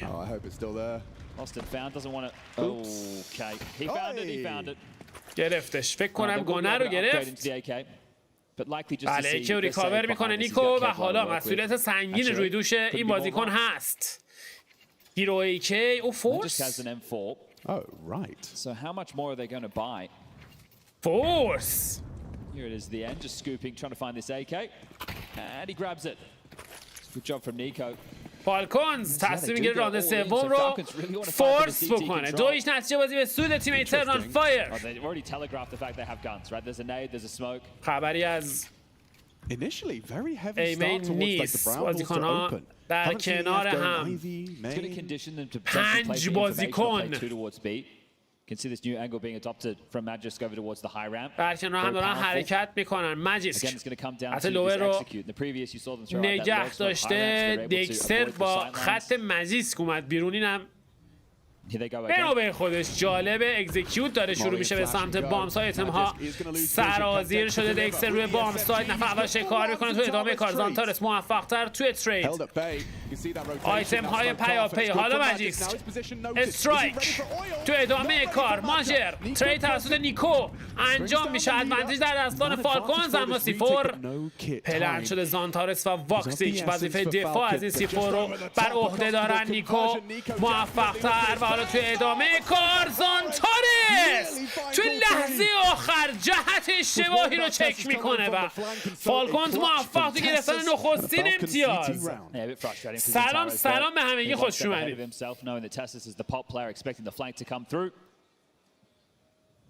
Bomb going down. Should see a force spike out of Eternal Fire. Oh dear. Oh dear. Oh no, they're doing it. Well, we haven't got time. We can't see you right now. You got 10 seconds. It's not going to be a tactical timeout from Eternal Fire. See this push-up speedway. So trying to open up angles on the side. Interesting that Magis goes overlooked. He is the inside anchor. So Jota getting a bit ahead of himself. And Zentares immediately... عجب اسپری کنترلی کرد. اگر همواره چک میکرد شاید میتونه سگسو بگیره. ولی نمیبینیم. میریم راند چهارم. هیرویکی در دستان زانتارس. زیکادیا مسلح به گلیل در کنار SNG و 2 پیستول. Oh, he's a geek, isn't he? He's got hang. این کوچ خطی رو And just to extend the conversation, I wanted to do نگه داشته. خط اسنیکی بیکی چیکی بود. Obviously happy to play it, but this is a very CT-sided map. تسس. So when you pick it into your opponent, you're allowing them to start on quote-unquote the easier حالا side. شولدر زدن از اسموی خودش رو استفاده میکنه. زانتارس مجبور میشه برگرده عقب. EF picking it twice in a row in the series against them they played in bounce. ایکادیا خط پاسیو. Playing here at Cluj. If you go Inferno again, Falcons getting the reps in of playing against your style. So wanting to throw in a bit of a curveball. Eternal Fire هنوز سرعتی که قبلا از این تیم میدیدیم رو چاشنیکار قرار نداده. این بار پخش هم شدن توی مپ. ماجر آماده است برای پرتاب اسموک. حالا آیتما پرتاب میشه. اکزیکیوت روی بام سایت. تست روی ساندویچ خط رو دارن باز میکنن. تست جهت اشتباهی رو چک میکنه. ویکادیا زانتارس تو فرگ پرپی تو ادامه کار. کیکسن به زحمت ترید رو میگیره و کافی نیست. 3-3 منجیسک بالای کانکتور. زانتارس چه پیکی میکنه. نیکو رو موفق هم هست تو ادامه کار. زانتارس خط رو کامل رد میکنه تو ادامه کار. منجیسک باز هم ترید انجام میشه و باز هم زانتارس 8 پرکس برای تیمش و امتیاز سوم در دستان ایترنال فایر. دقت کنید که این مپ به شدت سیتی سایدده. به شدت. I wonder if they want to take a timeout just to bring Zonic onto the conversation. So they're going to try and manufacture yet another buy. Really good round from Zentares. We get the Zentares Nico head to head again. Now we're bringing up the fact that Zentares has him in his pocket. And this time, he does get the clutch. I think if he lost 2 back-to-back, he would start to fall into that tilt. We saw... On fire! اومده دکستر. چه عجب. یه چیز دیدیم از فالکونز. یه چیز دیدیم از دکستر. They really want to keep the pressure on to Eternal Fire and well, opening kill. حتی اگرسیوی رو نگه داشته. موفق هم هست. جوتا پشت اسموک مجبور میشه پسیو بازیکن رو برگرده عقب. یه لحظه خطرناک. باز هم دکستر موفق دابل کیل برای این بازیکن. 5-2 میکنن روند کار بازیکن فالکونز. ویکادیا و جوتا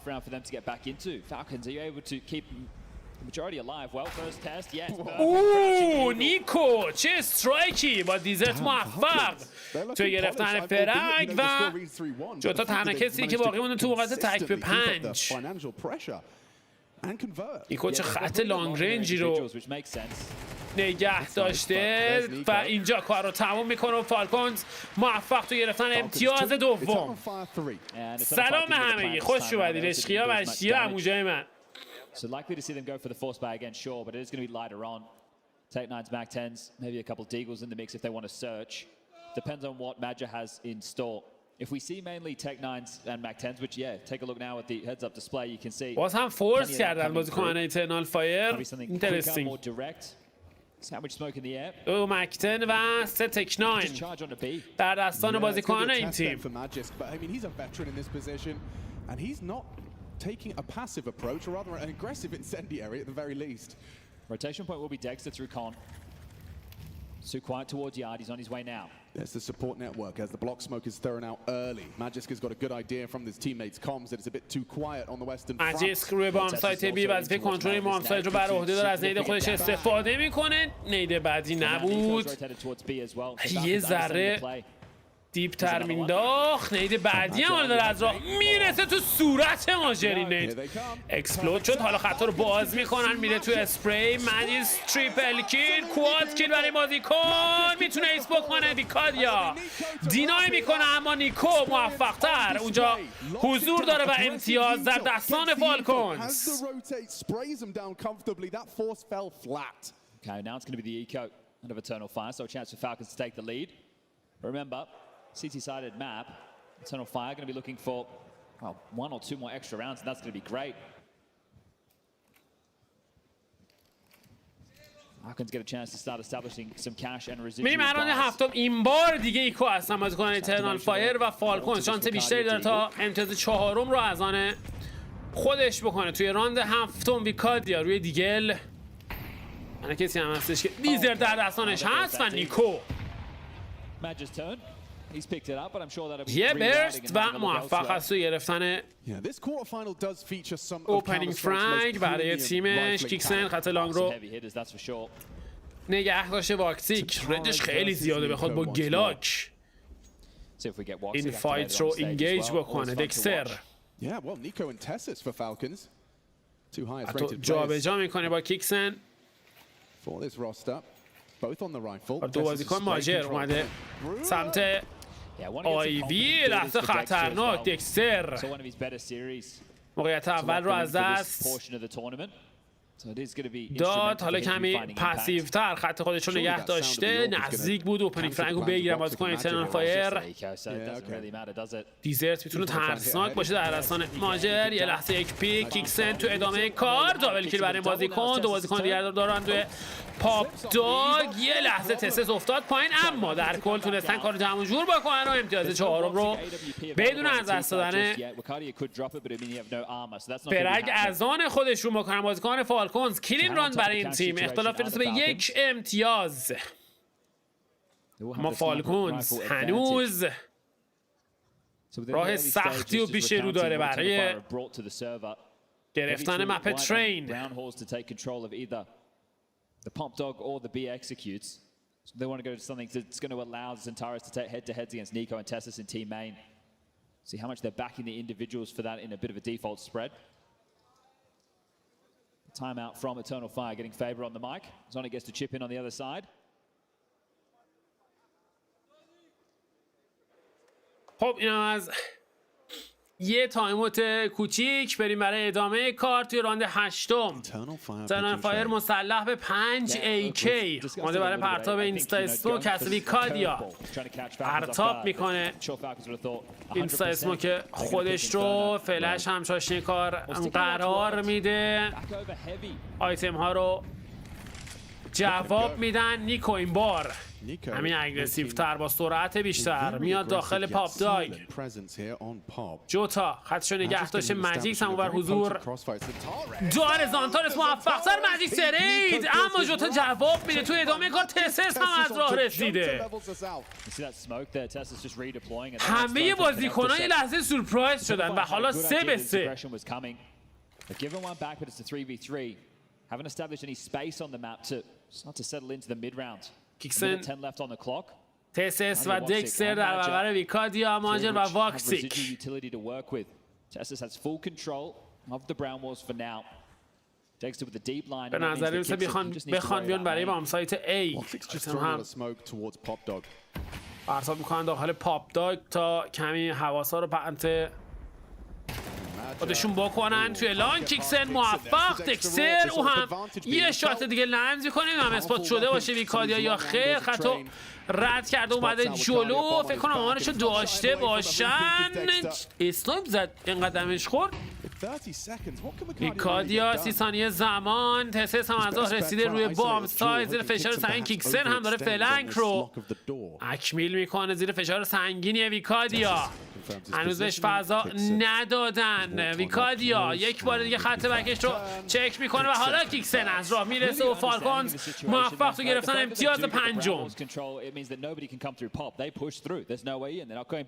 الگام مگیاسید بچه تویچ لایو اوکیه؟ to take the main duel, knowing they'd be walking in late. Kicks and deals with Ivy. That's essentially the round-winning kill against Madja. And Lostburn is starting to build now.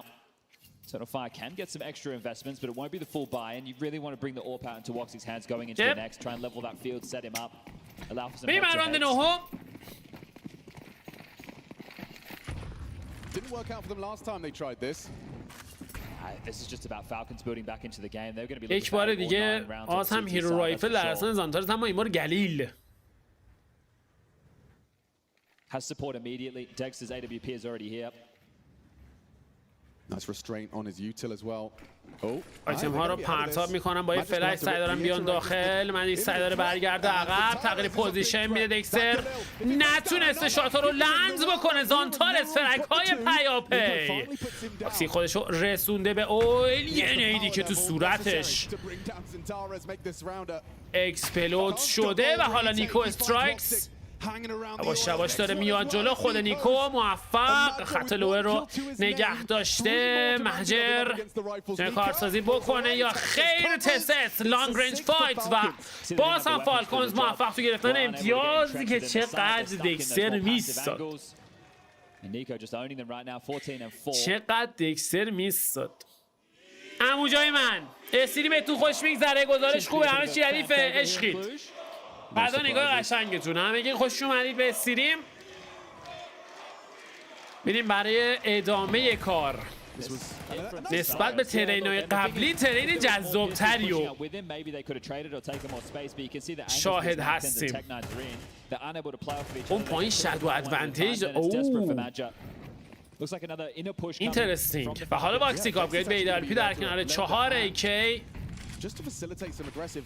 Oh, hang on, no, Nico will look to try and دو تا اسموک پرتاب شده سمت آپر. واکسیک موفق تو گرفتن اوپنینگ فرگ. حالا ادوانتیج در دستان ایترنال فایر. Yeah, but look at this. This could fade. Dexter holding the cross as well. Dexter Have to be very careful on their approach. خط سوپر اگریسیو در کنار ماجیسک.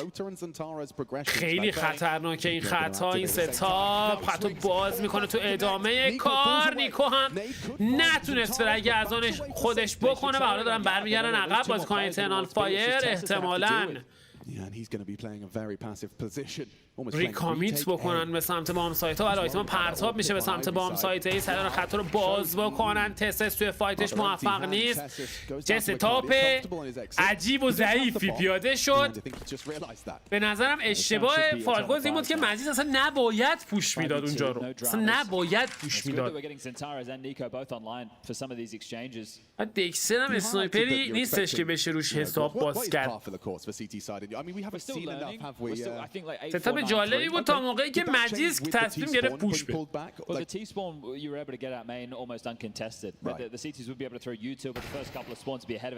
این هم از نیکو و بله دکستری که داره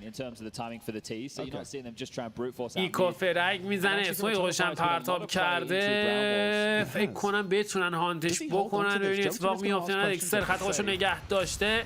یه میز هم ازش گرفتن. تو ادامه کار یک گلوله دیگه بیشتر تو اسنایپش نیست. اما موفق توی سیو کردن اسنایپ و امتیاز چهارم اما Now you'd love to get these final در دستان بازیکن ایترنال فایر قرار میگیره. امتیازایی که تی سایده توی مپ میگیره تصاعدی کار رو سخت میکنه برای سیتی ها. Some love for the local. He's sitting on his own. Hello. Hello.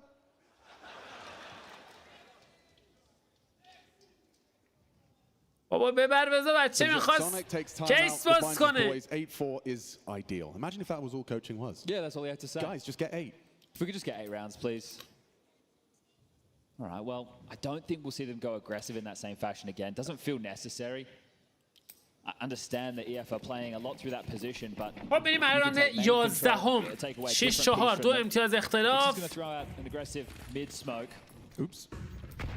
See that one land, bounding in and confirming that control early. Means that Nico and Teslas get to focus. Oh, I like the ideas though. They've clearly been workshopping. نید جالبی بود که نیکو پرش هستن دمیج نزد ولی خب اسپاتی که نید رفت 20 امتیاز. نیکو این بار کمی اگریسیو تر ماجرا در کنار تسس. حتی ایمین رو از جلو نگه داشتن و تسس حالا تصمیم میگیره کمی پسیوتر بازی کنه و برگرده عقب. And this will be called down.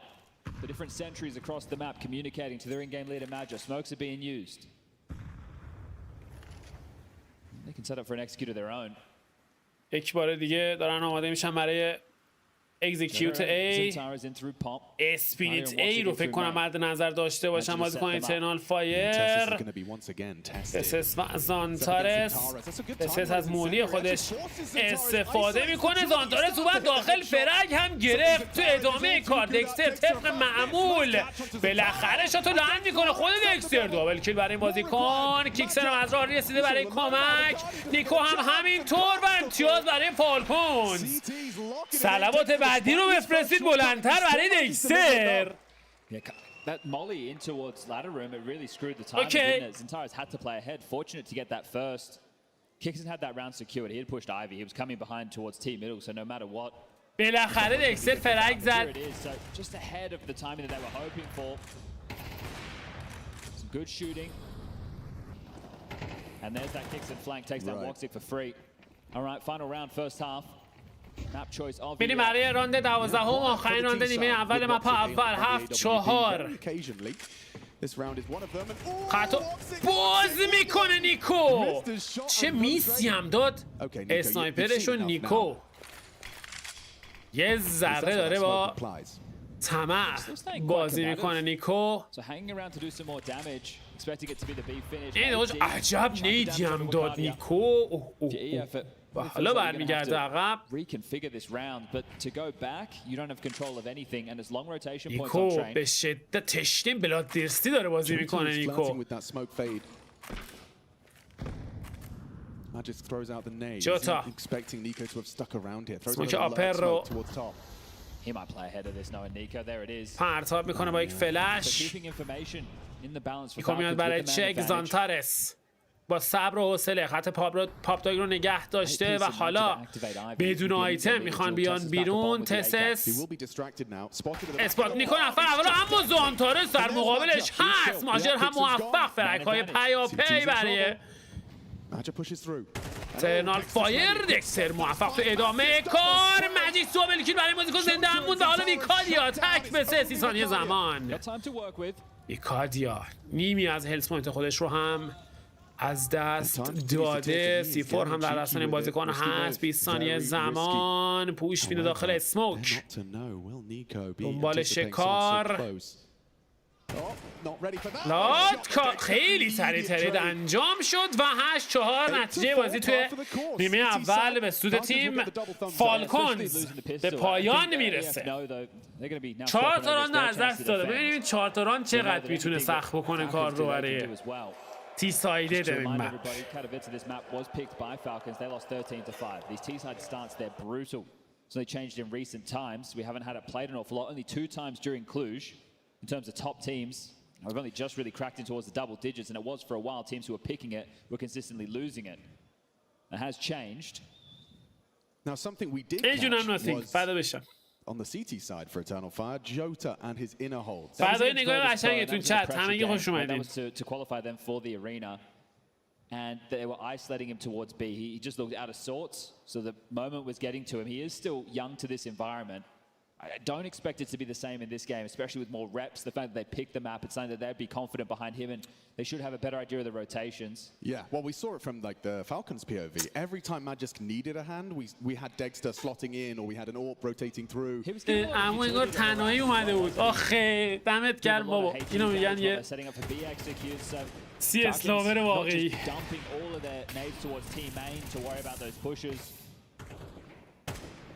Here we go, underway.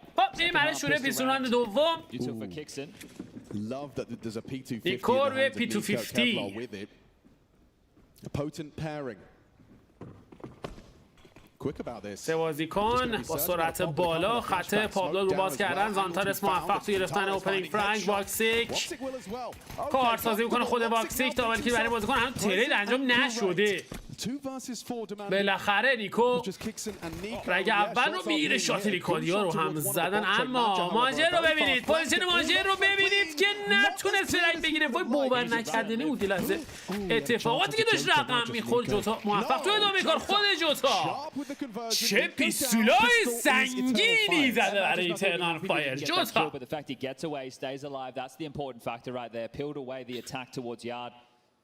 So both pistols. Hello. No plans. And this is just peppering through Zantara. YouTube هم لایویم استودیو برای استریم. You see Woxic once he gets the AWP out, he'll be starting Ivy at the start of pretty much every برای کانتنت های خفن‌تر با کیفیت‌تر. I'm pretty sure Woxic dropped a 40 on train. Oh, he has done. I think it was against Complexity, maybe. Yes, I think that's right. Because they've only played it 3 times. Won it twice, lost it once. بریم برای ادامه کار. Enough to fill them with some confidence, though. Enough to pick it in a quarterfinal. I mean, Richard mentioned it on the desk. It's going to be a valuable asset to any team that starts proving that they can play it. And teams have been quite shy. Understandably so. Aggressive. It's an on fire. Full eco. Mazad میخوان Falcons. Full eco. Of a map and you're unable to plug that gap. It can cost you. این دیزرت خشک در دستان نیکو قرار گرفته. جوتا برمیاد عقب. پاسیو زانتارس میاد برای کمک. حالا دو بازیکن دارن رو با هم سایت بی بازیکنه ایترنال فایر.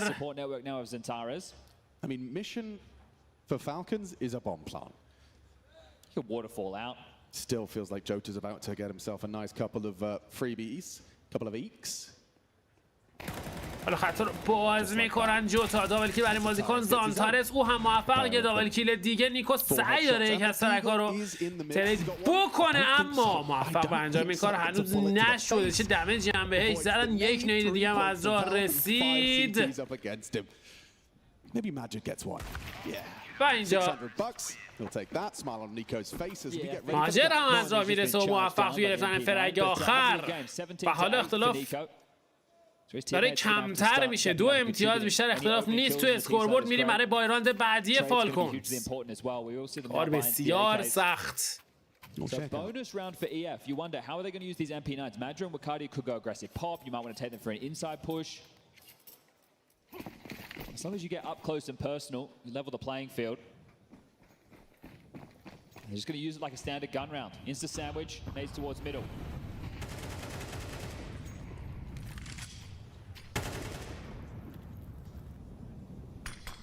سعی دارن فشار رو بیشتر بکنن بازیکن ایترنال فایر و از سرعت چه ریسکی ویکادیا. چه فضایی داره در اختیار خودش قرار میده ویکادیا. ایکو شک کرده که شاید کسی پوش شده باشه داخل تیم این.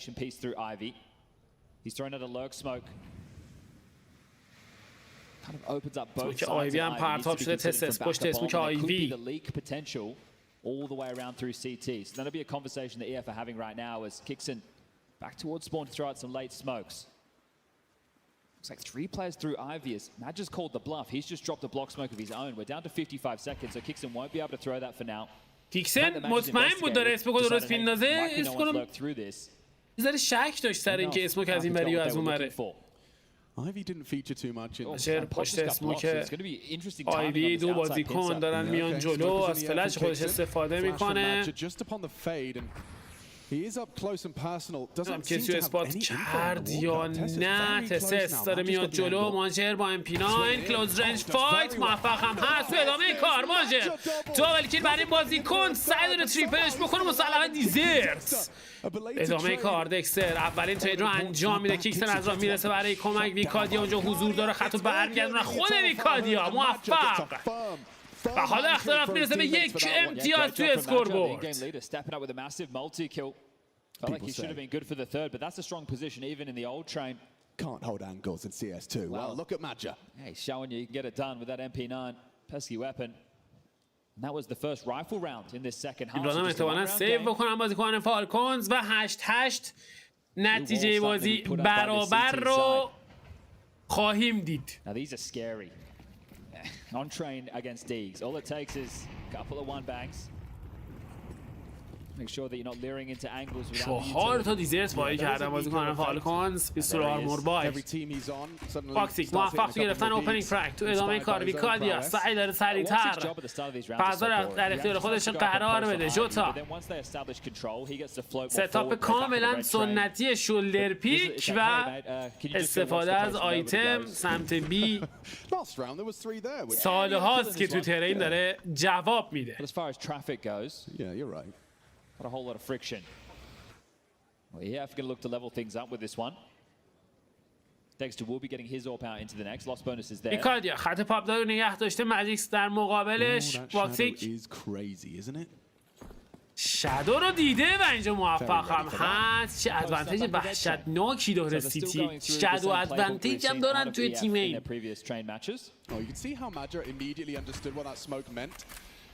He falls in and interesting in front of it will maintain information on Ivy, no longer flying blind.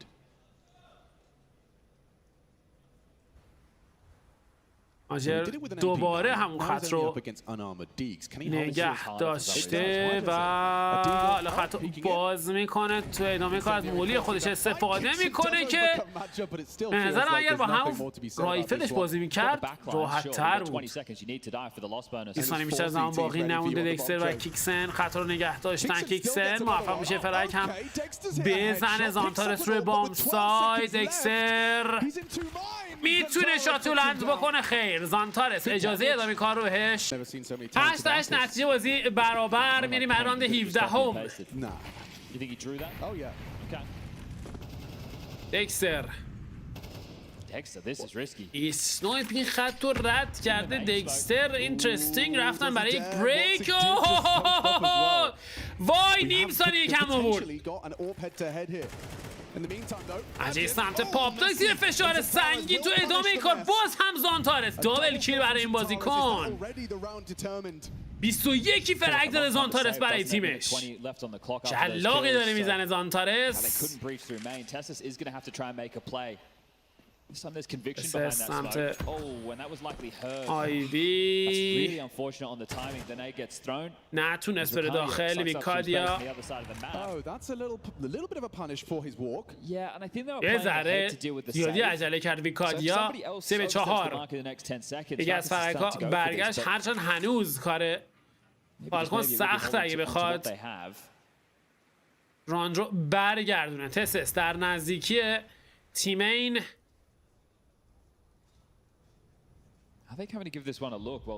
جالبه که بازیکن ترافاینس روی بام سایت پلیر ندارن. حالا برگشتن روی بام سایت. ماجر در حال روتیشن. جوتا اتاپه رو نگه داشته. تسس به دنبال شکار. دو بازیکن رفتن داخل. واکسینگ موفق. دارن برمیگردن عقب. جوتا اونجا حضور داره تو ادامه کار. دکستر Not playing for the round, but playing for the save. An important save. And در حال سیو کردنه. گانهای خودشون هستن. دکستر و نیکو.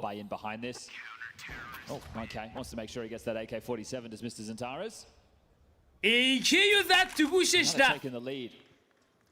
خیلی دیفالت اومد. AKیو زد تو گوشش رفت. So they shouldn't be too down in the dumps if they do drop this one. It's been something that they're picking. A lot in recent history. And they have a pretty good damn record on it. So they might be able to draw this one out to go the distance. پریده بود استریم آنلاین شدیم دوباره.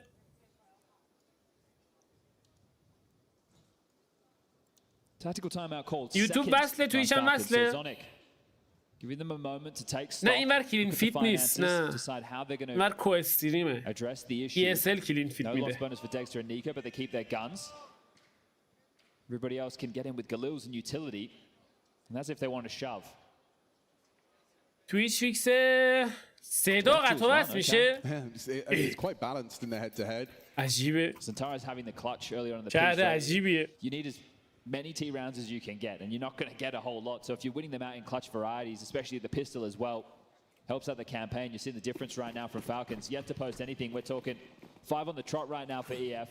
یوتیوب هم فیکسه. خیلی بریم راند 18 هم. یک امتیاز اختلاف در دستان ایترنال فایر. نیکو سعی داشت کمی سرعت و چاشنی کار قرار بده. زانتارس چه فلشی از راه رسید و نیکو موفق تو گرفتن اوپنینگ فرانک. واکسیک سعی داره بیاد برای ترید. نیکو تا کجا اومده جلو. نیکو ویکادیا ترید رو انجام میده روی بام سایت. ماجر همونجا حضور داره. خط رو نگه داشته. مجیس موفق تر. ویکادیا سعی داره فرار بکنه پوزیشن رو ترک بکنه و حالا جوتا باز هم ترید انجام شد و واکسیک تک به 3 یه لحظه رفت توی فایت. از نیده خودش استفاده میکنه. نیده به اندازه کافی جواب نبود. Setup is potent. Kixon is going to be clearable. Trade available. واکسیک تقریبا غیر ممکنه ریتیک کردن این تک به 3 و بعد تصمیم میگیره بره برای سیو کردن اسنایپش. به این ترتیب 9-9 نتیجه بازی برابر خواهد شد. I'm curious for Zantara's being so close to main and that flash blinding him. Do you have to throw a very specific flash for someone so close? Like is it سه گزارش کردی نمیشه کارش کردی. میگم چون اینجا کوستینیمه. یه سر ولی کلین فید. How cute چه بامزه است. هدستشو میکنم از اینه گذاشته فقط صدا اذیتش نکنه بچه رو. So what they're doing is they're negating that aggressive CT and Sentry with the self-extinguish. This time they've played off the top of that tempo. How cute! Really important kills from Magisk here. Beautiful work on the Galil. Oh, and the nade just... Had it actually had a little bit more height, it probably would have میریم الان 19 هم. یک بار دیگه نیکو فلش پیاپی با 2 تا نید جواب میدن. نیکو حتی رد کرده واکسیک نمیتونه شاتو لند بکنه. تو ادامه کار واکسیک موفق. نیکو حالا یهو استرایک میکنه تو ادامه کار. مجیس موفق تر. زانتارس حواسش نبودی. ویکادیا روی بام استاد. خود ویکادیا موفق. ماجر از راه میرسه و مجیس تو موقعیت تک بدو قرار گرفته. C4 هم در دستان بازیکن نیست. This is so tough. How are you even meant to get into this? They're already considering it. Yeah, that's the thing. I suppose the fact that all of the options are currently open that you need to be concerned about for EF, it could be timing. یک دقیقه زمان برای مجیس. باش بیا 73 تو مات تک به 2. یک فلش. و حالا تک به تک.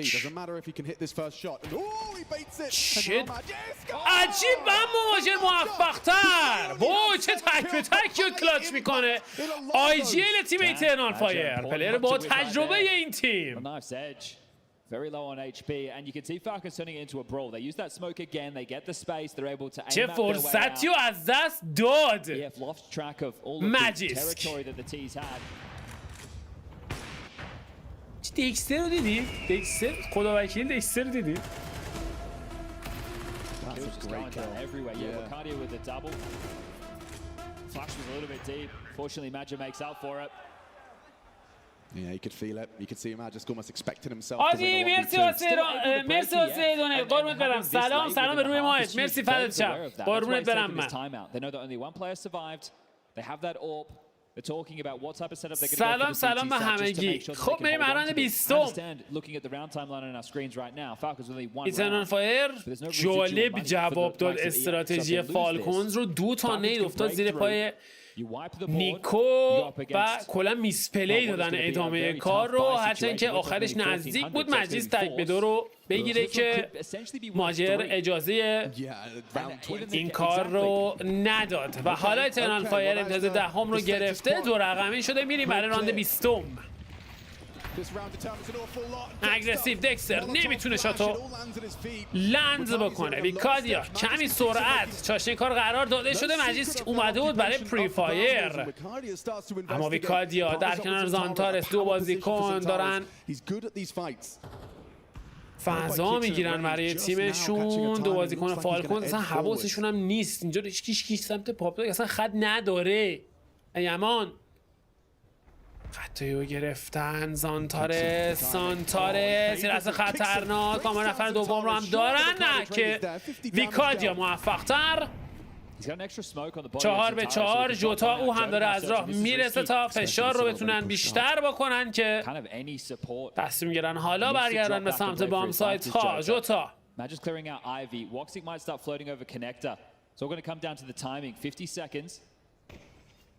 See, Wakandia's got that smoke picked up from his teammate, drops another and starts to backpedal as well. It's almost channeling them towards B. It certainly is, and Moxic is going to have to move. چه فضایی رو داره کلیر میکنه. باکسیک شاتو لنز میکنن، ترید انجام میشه. جوتا قطاپر رو نگه داشته، ببینیم میتونن فرق بزنن یا نه. فشار کمی سنگین هست. جوتا روی بام سایت سعی دارن فرق بگیرن. جوتا موفق تر و حالا تک به تک 30 ثانیه زمان. حالا نیکو تک به تک در برابر جوتا. C4 هم دراب شده. چه پوزیشن هم گرفته جوتا، پوزیشنش عالیه برای گرفتن تک به تک، اما اگر خطو باز نمی‌کرد که نیکو موفق تو کلاچ تک به تک. چه راندیو برمیگردونه نیکولای کوواچ.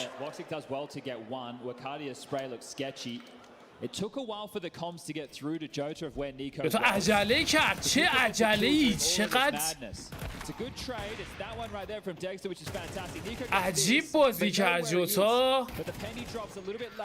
تمام چیزی که میخواست نیکو همین اشتباه بود که پیکش کنه و این اشتباه رو کرد. درخواست سومین تاکتیکال تایم بود. کباب لاف، اینا ترک ماشاءالله. ایران کباب لاف، ایران هم کباب، اینجا کباب بیشتر لاف تازه.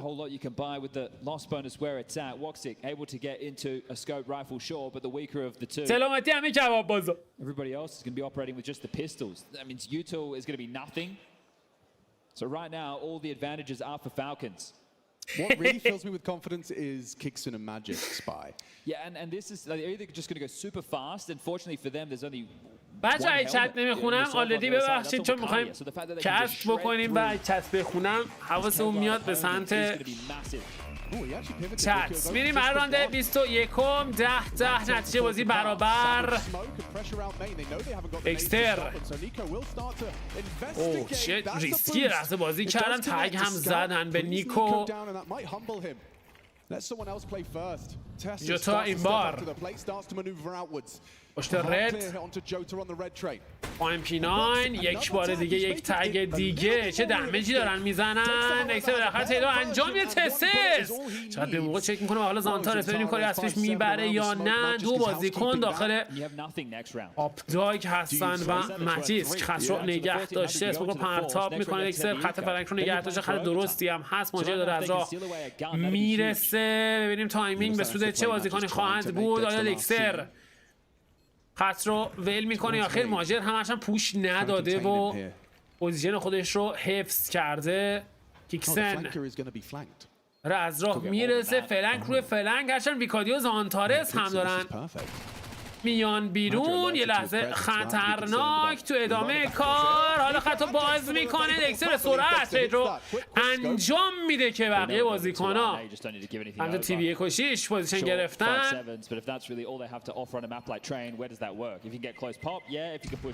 و این هم از امتیاز 11 برای فالکونز. ارچیا جیگر فدا بشن عمود ماست به کلت. مرسی برای $5 دونت، قربونت برم. دست دور برکت، تنت سلامت. مرسی مشتی، حالت چطوره؟ خوبی؟ ردیفی میزونی؟ چه خبر؟ فدات بشم. به نظرم که از جیگرها فداتون بشم. An important round win, a 1v1 in the end, Nico. سلام سلام سلام مخلصیم همگی خوش اومدید. میریم راند 22. این راند ایکو هستم بازیکن ایترنال فایر. آیتم ها سرازیر میشه نیکو. حال شیطنت ماجیسک حتی رد کرده این امتیاز اگه از دست بده فالکونز آتش خونده است. فلش مولی خودش استفاده میکنه به سرعت محل حادثه رو ترک میکنه. ماجر استک 4 بازیکن روی بام سایت بی بی کادیا حتی اگریسیو تیم این رو نگه داشته. Dexter coming back over towards main on his own with the bomb. Kicks is not finding a lot until he is. اوه شادو رو دید که هرچند زانتارس از راه میرسه و کارشو تموم میکنه. حالا ادوانتج در دستان ایترنال فایر. تسس رسیده روی بام ساید اما ویکادیا پوزیشن بسیار کریتیکالی رو گرفته. موفق هم هست تو گرفتن فرک. تو ادامه کار تسس فشار سنگین از راه رسیده دکستر. فرک‌های پی اما نفر بعدی هم داره اصلا 2-2 شده و هنوز سیفور پلنس نکردن. جا تا روی بام ساید دکستر بیشتر از این ریسک نکرد. نیکو اسم خودش استفاده می‌کنه. این دست خطرناک دمیجی زدن به نیکو. خطا رد کرده اما لحظه آخر دکستر ترید رو انجام میده و امتیاز 12 در دستان فالکونز. چقدر آن گرون تموم شد برای فالکونز. Katowice, no maps for Falcons. Right now in Cluj, they could be getting their first against EF. And we're going into their map choice. Dust 2, their home turf, their new pick. We haven't seen that between these two teams. راند 23 گان راند بعدی بازی بازیکن ایترنال فایر. خبر از اسنایپ نیست. آیتم ها پرتاب میشه. وای چه والبنگ باور نکردنی. It's a fantastic opening. چه والبنگ باور نکردنی. حالا با یک فلش کیکسن خطا باز میکنه. نفر بعدی پشت الکتریک سعی دارن مامولی جواب بدن که اونطوری که میخوان پیش نمیره. یک بار دیگه ماجر اگریسیو سمت آیوی در حال گرفتن فضای بیشتر. بازیکن فالکونز دارن روتیت میکنن به سمت بام سایت بی. واکسی کم داره از راه میرسه. حالا کار لحظه سخت‌تر میشه برای فالکونز. بازیکن سوم ویکادیا او هم از راه رسیده. این لحظه خطرناک میرن توی فایت. تسس موفق. جوتا به زحمت دابل کیل برای این بازیکن 2-2 میکنه روند کار رو. جوتا ادوانتیج داره موفق هم هست. و حالا دکستر روی ایکی پریده پایین داره خطا باز میکنه. چه دمیجی هم بهش زد جوتا. مولی رو پرتاب میکنه. آمار دقیقی از ماجر نداره. سیفور رو ریکاور میکنه. سموک اما Dexter trying to get on out, but if he jumps on up, the timing is crazy. ای وای چه اتفاقاتی داره میفته و ماجر موفق تو گلاش تکت. It's Majo with 9 kills, but how many of them have translated into an EF round? چی داشت میشد یه لحظه تو این تک به تک. Had that one against Magistrate, had the AWP over towards main, this time on the flank. He couldn't help Jota. Class work from Jota anchoring there. He did massive. Beautiful. Staying alive, multiple kills. The support network was drawing eyes. He needs to make good on that.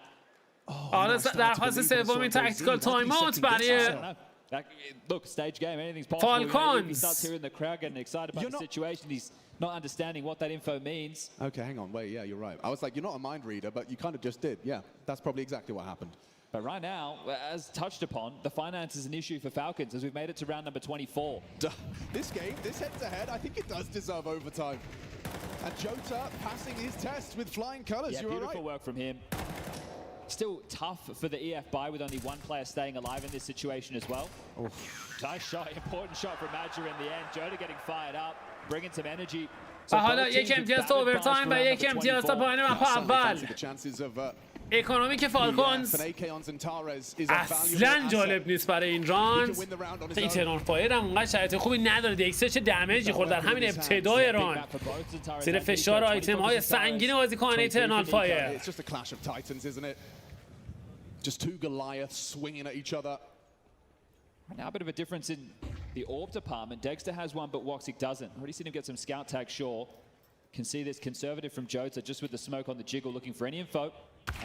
جوتا دکستر اوه موفق چه شاتی هم لند کرد با یک اسموک. زانتار سعی داره خطو رد بکنه. چه نیدی هم پرتاب شد. یک اسموک دیپه دیگه.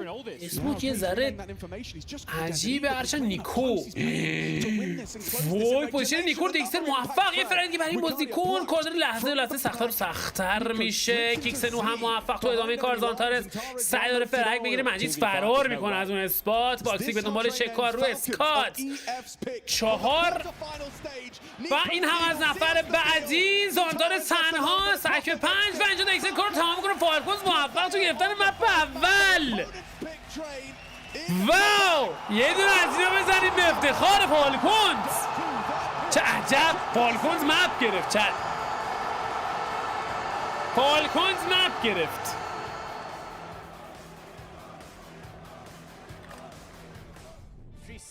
80% گفته بود ایترنال فایر میزنه. آنلاکی کسایی که زده بودید رو فالکونز مبارکتون باشه پوینت ها.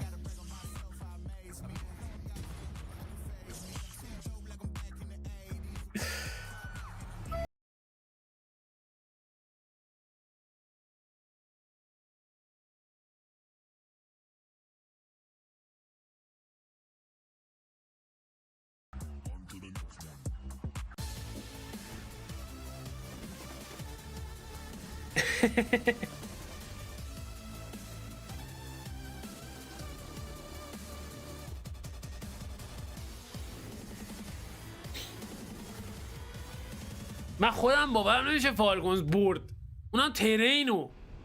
اونم ترینی که شروعش با ایترنال فایر بوده. عجب.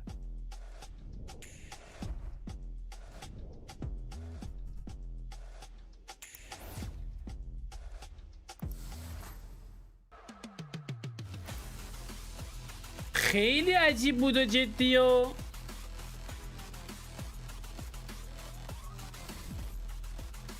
آره مثل اینکه دیگه کاغذ جواب نمیده.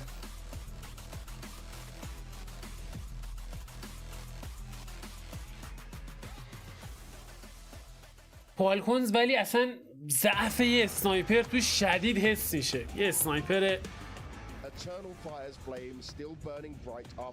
معتمد.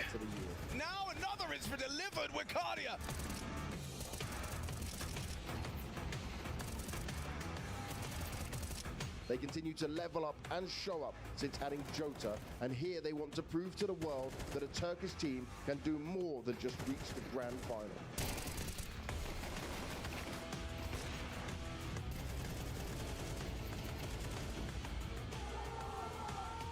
Woxic, audible drop. Maka's considering his options, and it's Woxic that secures it. Eternal Fire, perpetual playoffs.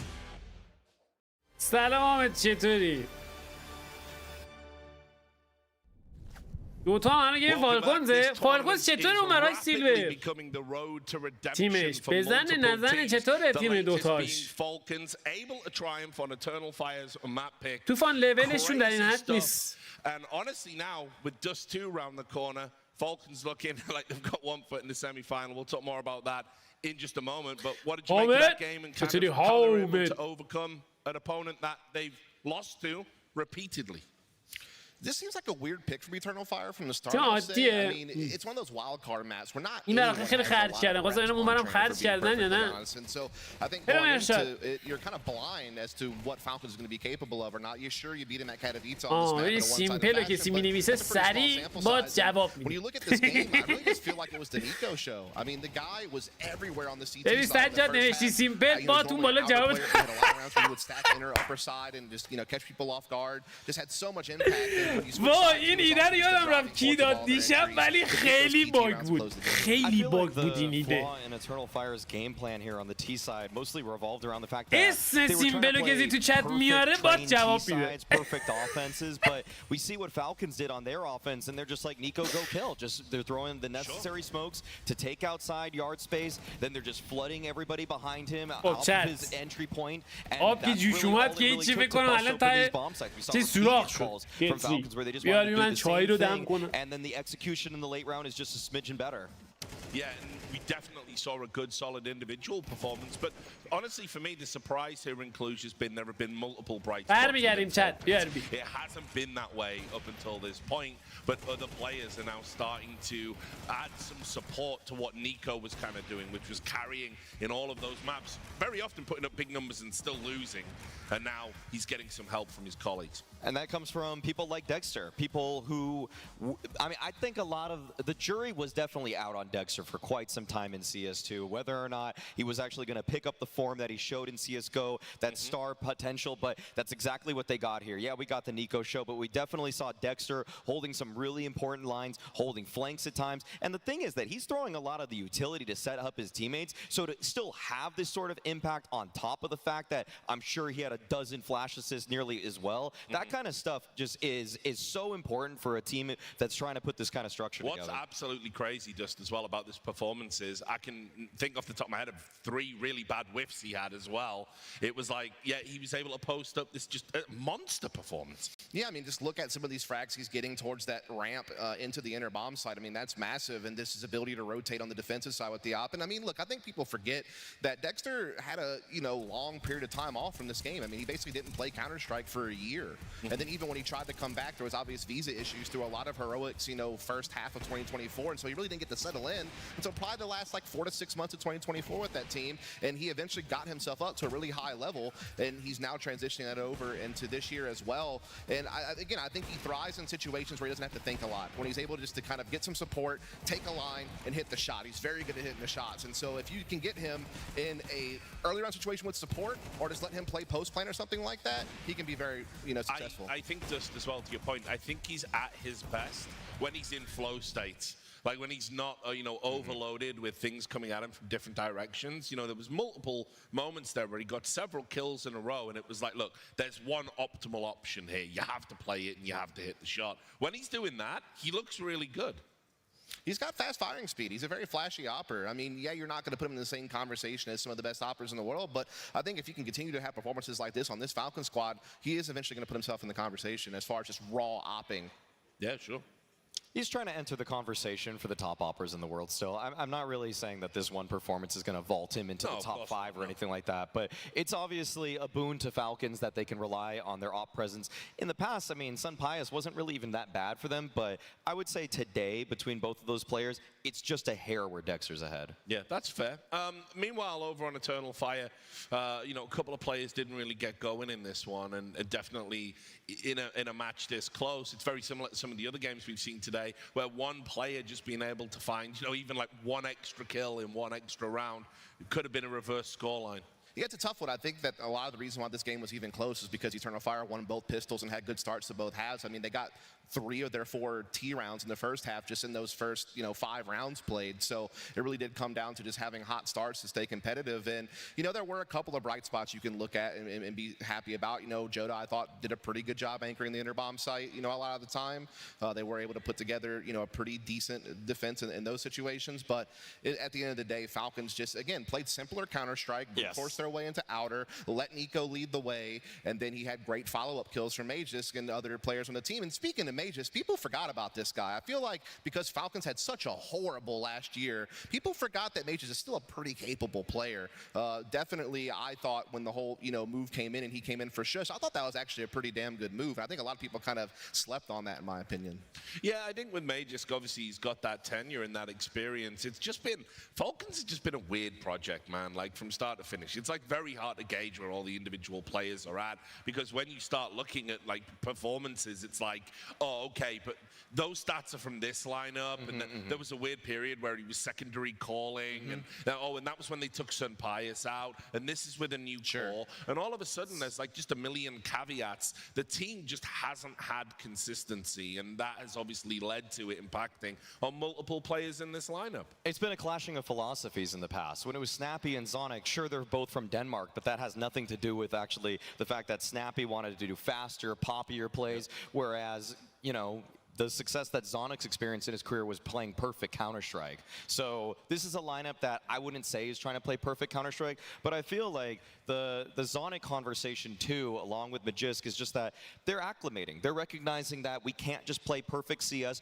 We don't have the most synergistic, highest chemistry team on the planet anymore. We need to actually abuse the fact that we have explosive players that don't want too many decisions to be in front of them all of the time, and that's why that simplistic T side worked out so much better than Major, who was trying to call this perfectly constructed round. But then look at what happens on a map like Train. When you actually try to call a perfect round, you get pushed in Pop Dog, they swing you on Ivy, they take away your extremities, and really the bulk of the attack from Falcons that entire T-side half was just come out T-Con, come out T-Con, come out T-Con, and that's all it really needs to be in this game sometimes. Well, and it certainly helps if you've got someone that can just do what Nico does, which, I mean, look, I think obviously he hit the ground running as you would have expected. I mean, they have a guy that can do what Nico does, Rich. They have Xantares, but the game plan was just too, it actually kind of hindered the players instead of behooving them. No, that's fair. That is a good point. And obviously, look, without you being reductive, I think there is an element of truth to Nico go kill. You know, you could see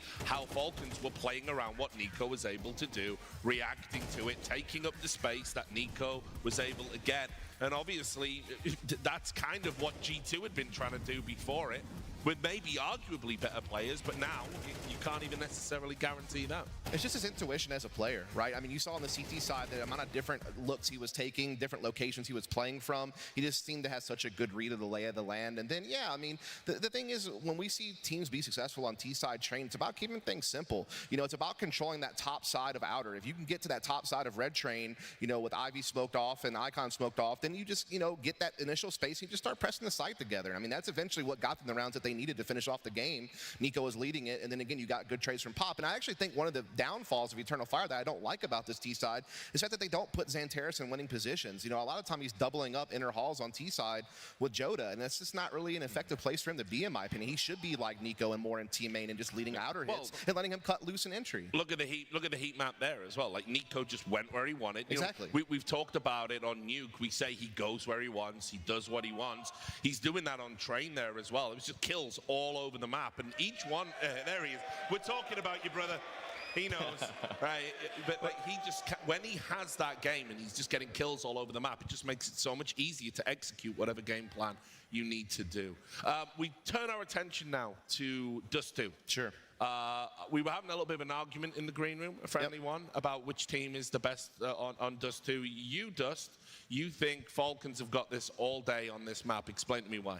Well, I mean, for one, they just, to me, have done well on it enough as far as the resume goes. They have a 4-1 record. They've beaten some good teams to do it. I think they had an easier transition than Eternal Fire did on this map because essentially Nico and May just plugged in 1-for-1 for the former members of this team, Nerds and Shush, as far as positions and roles that they play on the team. So they didn't really have to go through a lot as far as just getting the basics down and fundamentals. I mean, no one's reinventing the wheel on Dust 2, but I think it does help whenever you're bringing in new players that you're able to just kind of plug them into, you know, old spots and not have to worry about moving too many personnel around. Meanwhile, you look defensively on this CT side for Eternal Fire, they've already gone through a lot of changes. You know, they initially started off Joda as an A anchor. Now all of a sudden he's a B anchor because their Dust 2 results haven't really been that promising, and so they're trying to make adjustments to figure out exactly how to get the most out of this lineup.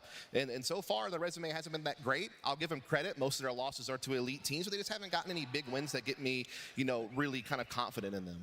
I'm just going to say the pressure's on Eternal Fire in a way that they haven't necessarily experienced before. At the Blast Bounty, they went to the grand finals. They took down a lot of the top teams in the world, but now people are catching up. That's what's scary if you're in Eternal Fire's shoes at this point. You're seeing the rest of the competition who have better players than you start to catch up to you tactically. In fact, they're outplaying you, they're out game planning you, and that's why this lineup, they might have had their best result at the start of the year. They need to show us here on Dust 2 that they have a little bit more left in the tank, because at this point, this is where you decide if you're Eternal Fire in the season, are you getting lapped by the teams that have better players than you in the server because your tactics were only going to give you that little boost at the beginning, or are you going to be able to speak back tactically? Because Xantares was in the server on map number 1.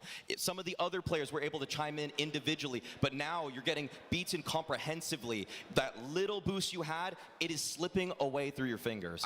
I think the win condition for Eternal Fire to push to a third map is twofold. For one, you have to be able to contain the split pressure that Nico and Tessus can create on this map. You know, Tessus being a B tunnels guy who's not just some lurker, he's going to be poking and prodding you and pressuring you. How do you handle that? How do you contain Nico, who's just, you know, just like we saw on Train, he's going to have free reign to attack middle, attack cat, whatever he wants and feels like. And then meanwhile, on the flip side, once Eternal Fire goes in attack, use what you're strong at. They have great long A take protocols. They have really good utility for just straight up B pops. Like, play to your strengths, play those set pieces, play off your spawns, and just try to get out there. Don't make things too complicated. Don't get bogged down in the mid round. You know, go for what their strengths are. I think that's what's gonna help them out. پردیکشن واسه تویچ استارت کنید. Where the argument aspect came into, دمتون گرم. یه 5 دقیقه بچون. Terrifying prospect for anyone to play. In fact, if you were to say to me, Rich, like, you know, you want to watch a Dust 2 game right now, pick 2 teams, I'd say Spirit and Eternal Fire would be the 2 teams I'd like to see go at it. I think that matchup on this map would be absolutely straight fire. And I think, look, yes, we've got Nico in a flow state. We've got Degster popping off. There's definitely firepower over at Falcons right now.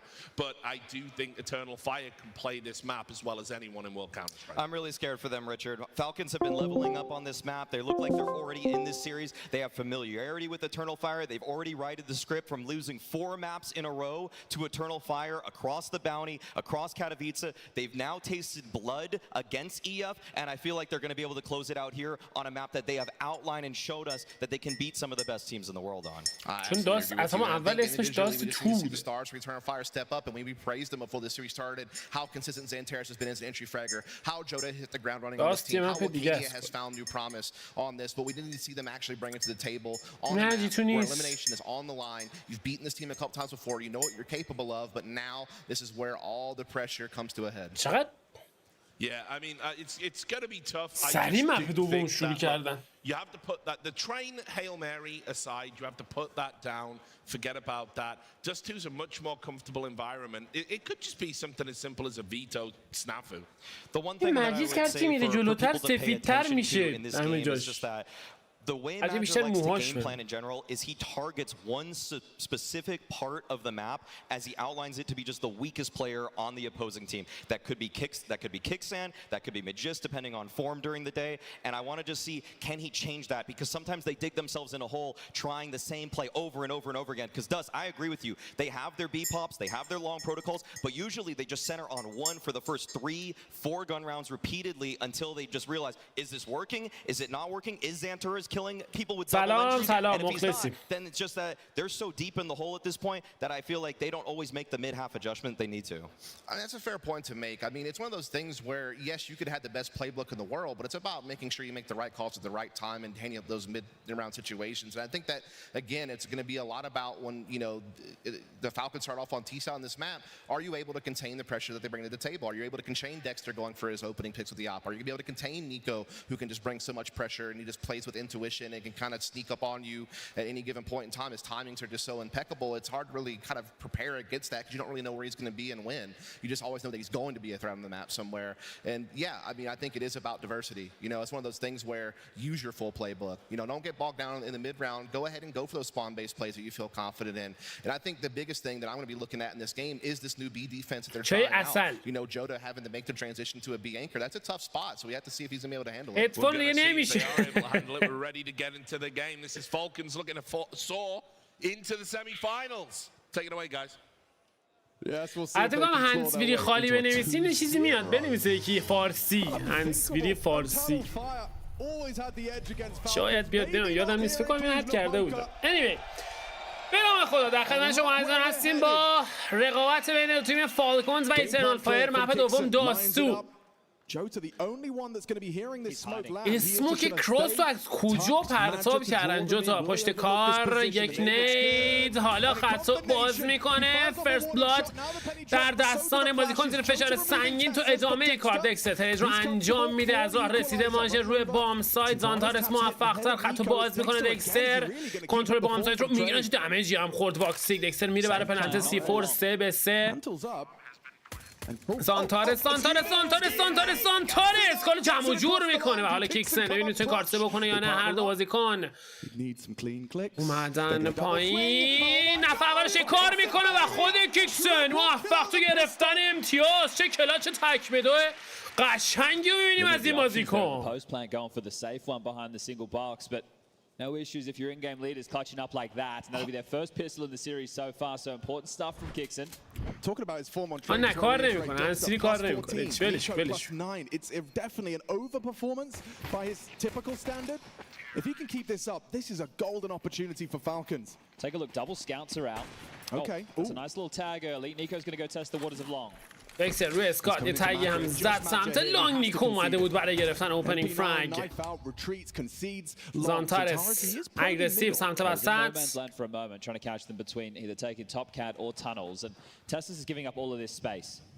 فورت هم هستن. بازیکن ایترنال فایر. بیکاریا روی بام سایت. یه لحظه فایت سنگین بین دو بازیکن. You're probably not expecting the push, so Tessus with a big bit of information. نیکو توی گرفتن اوپنینگ فرگ موفق تونستن بهش دمیج بزنن. اسموک کراس پرتاب میشه. باز هم نیکو تو ادامه کار. نیکو پرک های پی برای این بازیکن. اوکولو از بغل گوشه انمی داشت رد میشد. تسس و جوتا کماکان با هم دیگه درگیرن. درگیری از آپر تانل کشیده شده به تاپ مید و اینجا بالاخره دکستر نظرت میخوام تسس موفق تر صده همدیگه رو گرفتن یا نه. اونجا داره از راه میرسه و اینجا موفق میشه فرگ هم بگیره. That's 2-0 out the gates for Falcons, looking for a hot start. They've played this map 7 times this year. Going into the 8, they lost it once. They lost in Mouse. They lost it once? Why are you? The other day where Kixon was getting exploited over towards long. Only got 4 kills within that map. ماجر که کیکسن کارشو تمام میکنه و امتیاز در دستان فالکونز. And they're starting on the T side. That's a gift. EF have chosen to start on the defense. Dust highlighting the fact that we have seen their position change. This isn't a map that has been working too well for EF. Also pointed out it's against elite level teams. They're losing it. But I feel you need to be able to mix in levels of aggression on this CT side. You can't just allow teams to go through their default procedures. And if you read the scenarios wrong and you're getting hammered by mid to Bs, you're going to be in a lot of strife. Defensive molly lands mid doors and nade as well.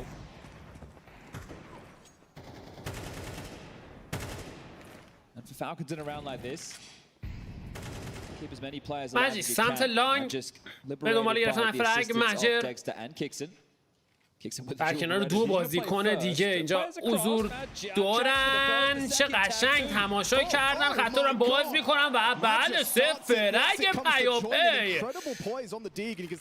چه استراتژی جذابی بازیکن فالکونز اصلا نمیدونستن چه خبره. ماجر قشنگ ترک زد که صدا در قابلمه داد. C4 هم دراپ شده. گان هم ریکاور شده. همه چیز مهیاست برای ایترنال فایر تا امتیاز نخست رو از آن خودش بکنه. تسس و نیکو 2-5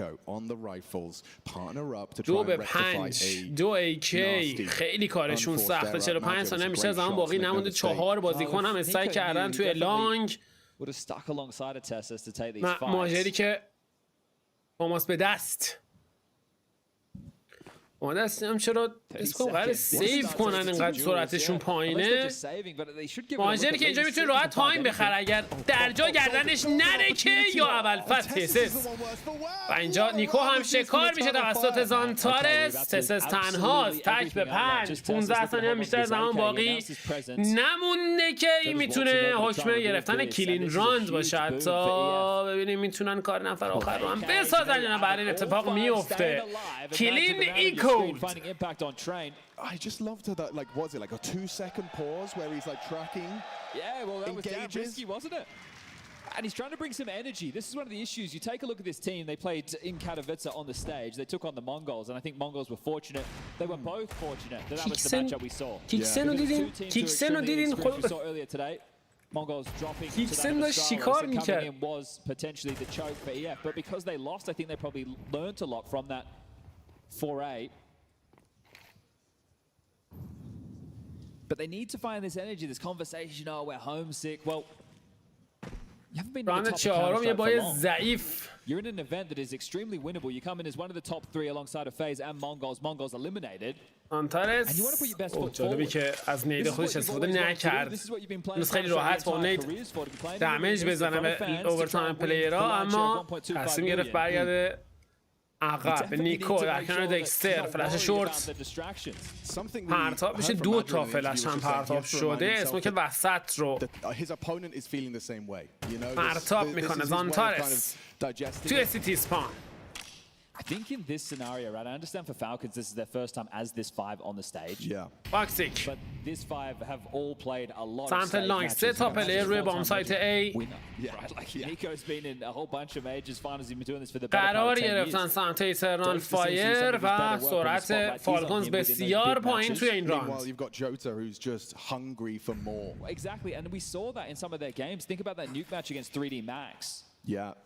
It was him and Wakadia, the two who didn't look dejected. Every time the camera was on the likes of Zintares, he was looking fed up. Madja wasn't looking as inspired as he traditionally does. It was those تغییر روتیشن بازی به سمت بام سایت بی. 2 بازیکن اونجا حضور دارن. تسس نفر اول. وای جوتا یه لحظه آفکورد شد. دکستر ترید رو انجام میده. جوتا تو ادامه کار ببینیم باز هم میتونه فلگ بزنه یا نه. نیکو ترید رو انجام میده. 3-2 ادوانتیج رو از دست دادن. 15 ثانیه میشه زمان باقی نمونده. مجیس به دنبال ریکاور کردنگان. حالا 3-2 دیس ادوانتیج باید هولد بکنن با آن سایت رو. کار سختی هم پیش رو دارن بازیکن فالکونز. نیکو خط عجیبی رو نگه داشته نیکو. مجیسک چقدر بد بازی کرد مجیسک. و حالا نیکو تک به 3 نفر اولش کار میکنه تو ادامه کار. واکسی کارشو تموم میکنه و تنافایر موفق تو گرفتن امتیاز. مجیسک چه کرد؟ یه پا این ور یه پا اون ور توی راند. Well, they understand this is their map choice. Don't need to get too far ahead of themselves, do they? So the bomb goes down. They can invest into a couple of digs. They were very stubborn with their buy approach on train. We saw in the early stages of that CT side, they were buying and buying and buying. I think this time they may as well let it go. But great work from Wakadia and Jota. The two of them combined doing more than they're worth. In that situation, if your B defenders can have a one-man advantage exactly like we saw, it sets you up for the retake. نیکو قشنگ اینجوری بود که مجیس دهنت سرویس داشت. علنا همینجوری بود که مجیس دهنت سرویس. Well, this is one of the flexibilities of having Wakadia over to پشت کارم قایم میشد. changing things up. میتونستی کاری بکنه. Is unfortunately becoming the in-game leader spot of long. Oh, here you go, boss. Just go and sit. And this is equivalent of Beyond Mirage. Yeah, well, he did win a crazy round with it already. Justified his position. But it's important to be able to have heavier hitters over towards B to deal with mid to Bs. And if you can have a secondary AWPer as well, then right, you can play spawn-based with the likes of Woxic. How much of a dent can they make? Late long, looking to target Madja. این بار به سمت لان هیرویکی در دستان نیکو. Just in time to take that powerful angle. واکسیک خط لانگ رو نگه داشته. ببینیم میتونه. او بیت اومد واسش بیرون. تسس بیت اومد بیرون اما موفق به گرفتن فلگ نشدن. کنترل لانگ در دستان فالکونز. یک فلش دیگه زانتارس روی بام سایت. منجر همونجا حضور داره. واکسیک برمیگرده عقب. اسموی کراس پرتاب شده. بازیکنان سعی داره خطا رو رد بکنن. ترید انجام میشه توسط دکستر زیر فشار سنگین. چه اشتباهی کرد ماجر اونجا پوزیشن گرفت و حالا جو تا اطراف میرسه. دابل کیل. ویکادیا سعی داره فرگ بزنه. نیکو چه کمکی میرسونه. نیکو ویکادیا حالا خودشو تک به 2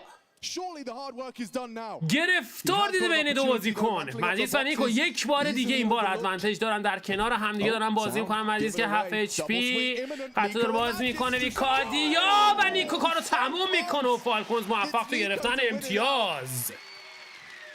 نزدیک بود یک بار دیگه راندو از دست بدن. He almost did enough, didn't he? That double kill. Like enough to keep them in contention for سلام احتمالاً Dexter just pounding across, takes down Centaurus, extremely aggressive. Now Nico's AK into the play. Badger removed, double orbs. This one. Changing away, pulling into the M4, but not able to connect the dots on the second. Nico the hero of that one. نیکو زره طول کشید تا بکشتش. Well, EF, they bite back in. این راند ششم دکستر به سرعت. He can just be smoked off. Wakadia and Jota. موفق هم هست اما دو بازیکن دیگه کماکان روی این بام سایت حضور دارن. ویکادیا تو ادامه کار. دکستر موفق یه فرقی برای این بازیکن زانتارس. آمارشون فکر می‌کنم داشته باشن. شلیک هم کرده زانتارس 3-4. But the line is drawn in the sand here. باکسیک RApTOR dust. باز وسط رو نگه داشته. Smokes available to get them up. Nico knows all too well. بدون آیتم اگه بخواین خط رو رد کنن که آیتم حالا پرتاب میشه با واکسیک میره برای تغییر پوزیشن. مانجر خط لانگ رو نگه داشته. واکسیک میاد برای کنترل شورت. سه بازیکن کاملا جدا از هم دارن بازی میکنن و اینجا مجر خیلی کارش مهم و حیاتیه. خبری از فلش پیک هست یا نه؟ خودش خطو باز میکنه مجر زودتر که کیکسن موفق تر. و حالا واکسیک روی بام سایت ببینیم چه میکنه. واکسیک سنایپر ایترنال فایر فکر میکنم اسپات هم شده باشه روی بام سایت زیر فشار سنگین. زانتارس از راه رسیده دو فرعی پیاپی.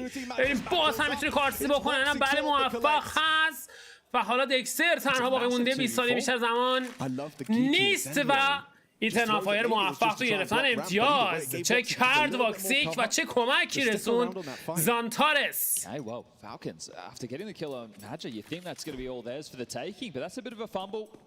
Yeah, we're going to tie things back up 3-3. Important stuff. These are the two veterans of the squad, Woxic and Zentares, and both of them being able to contribute to keep their team in it. So back and forth we go with these rounds. No one really being able to run away at this point. So they save an AWP. الله اکبر کرده تو گوشش. دیده بودم آویزون کنن نیده بودم بکنن توی گوش. عجب. Going to be some upgrades for the rest. Hit the team with the fullest of buys. غالب. Heavy start B once more and a 3-man long take for EF. دکستر کماکان خط وسط رو نگه داشته. فورس هم هستن بازیکن فالکونز. Nobody poking or prodding out short aggressively, so they will be able to get away with their default. Problem is, no Molotovs to work with on the T side. Can't flush them back from short, so just going to search out mid to B. Do we get a head-to-head here? Yeah, we do. زانتارس وسط رو نگه داشته. موفق هم هست خود زانتارس. Sorry, double on دابل کیل برای این بازیکن. Zentares, of course, with his 9th. And that should be enough. Dexter, sure, you've got your AWP. It's got nice that Kixon's managed to recover one of those fallen rifles, but already the odds stacked against them.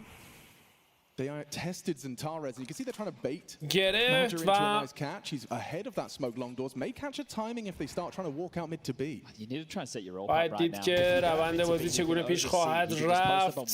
3 نتیجه بازی برابر کمتر از 50 ثانیه زمان 3-5. Being spotted, if they dare do it again, they wouldn't. یه بار دیگه هم فکر کنم بخواد بیاد ویکادیا. نه این سری دیگه نیومد. جوتا سمت وسط یه لحظه خطرناک اما جوتا جمع و جور میکنه خودش رو. موفق هم هست و واکسیک کار رو تموم میکنه و باز هم امتیاز در دستان ایترنال فایر. Broken the bank will have to be the eco out of Falcons now. Eternal Fire get an opportunity to extend this lead. Steady work from Zentares. Oh, lovely second onto Tessus. I have to say, I feel like all of Jota's frags have come in pairs right now. Like every time he's got the opportunity, it tends to be 2, and you can see this is that very visible frustration on the face of Nico just lighting the map up. Early doors on Dust 2, but I mean, he knows what this means. He knows that this is going to be کمی تیلت شد. کمی. Him being the entry زیادی تیلت بشه میز میشکنه. بریم راند 8. یک امتیاز اختلاف به سود ایترنال فایر. نیدل اوور. دکستر چه دمیجی خورده از این نیت. فولیکو هستن بازیکن فالکونز. دکستر سمت وسط رو دیگل داره میاد جلو. یه لحظه صدا پا هم داد. خیلی راحت بیکادیا کارشو تمام میکنه. دکسر یه لحظه قضیه رو با مچ میکینگ اشتباه گرفت. میکار بیکادیا در حال گرفتن این فوزانتارس روی بام سایت ای.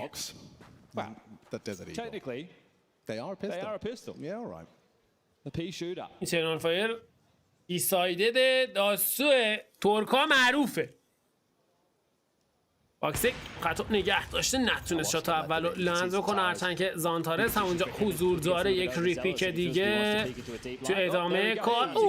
زانتارس گردنش پرید تو ادامه کار. موفق‌تر ویکادیا و امتیاز پنجم باز هم در دستان ایترنال فایر. درخواست نخستین وقت استراحت فنی برای فالکونز.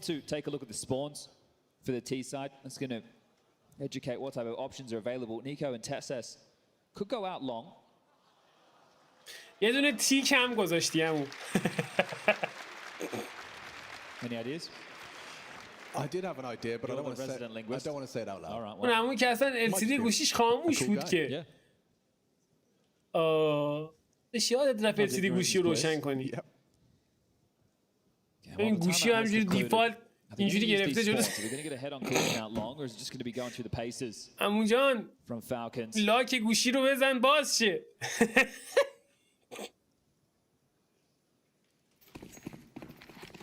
It's going to have to be a scout in lieu of the AWP. This is really tough for Dexter, isn't it? باکسیک خطا نگه داشته نتونست شات رو لنز بکنه. زانتارس هم برگشت عقب.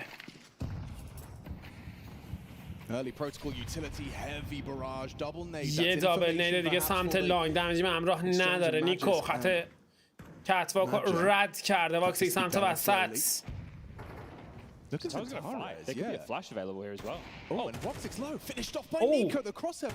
خطرناک. زانتار سمت وسط به سرعت انجام میشه. هرچند بازیکن کلیدی رو شکار کرد زانتارس. در حال روتیشن به سمت بام سایت ای. ماجر سریع داره برمیگرده تا بتونه از بام سایت دفاع بکنه. ببینیم میتونه کاری ازش ببره. نه این اتفاق نمیفته. تسس کارشو تموم میکنه. کنترل کامل بام سایت ای در دستان فالکونز قرار گرفته و امتیاز چهارم رو خواهیم دید توی اسکوربورد برای این تیم. ایکادیا و ژوتا در حال سیو کردن اسنایپ و M4.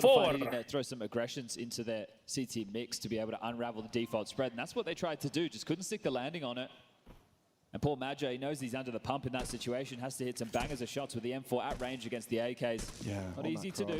Not easy at all. Let's see if Dexter can get in something better. Yes, he has.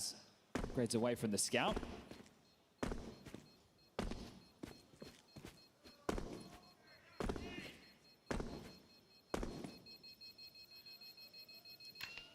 Kaboom! Boom! و حالا اختلافی رسه به یک امتیاز.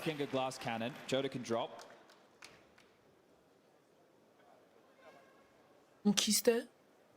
Actually, an AWP was saved, so don't worry about that glass cannon. It's going to be strapped, actually. کی بود اون قیافه شبیه More than enough for them to دوژا بود چرا؟ کودکیش.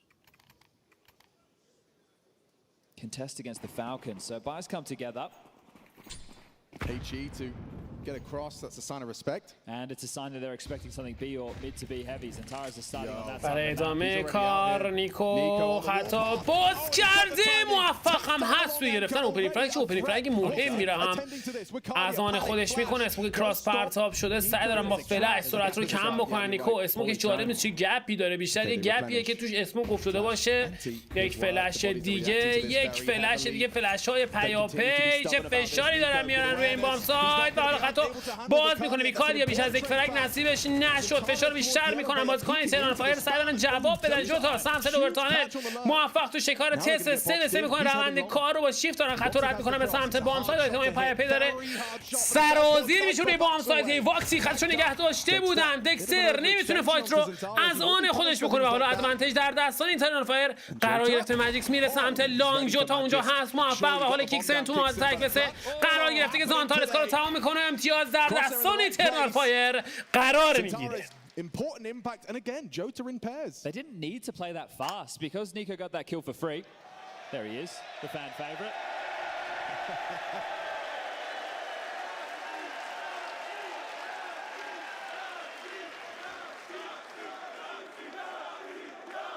Falcons overplayed their hand because Nico got that opener. Right.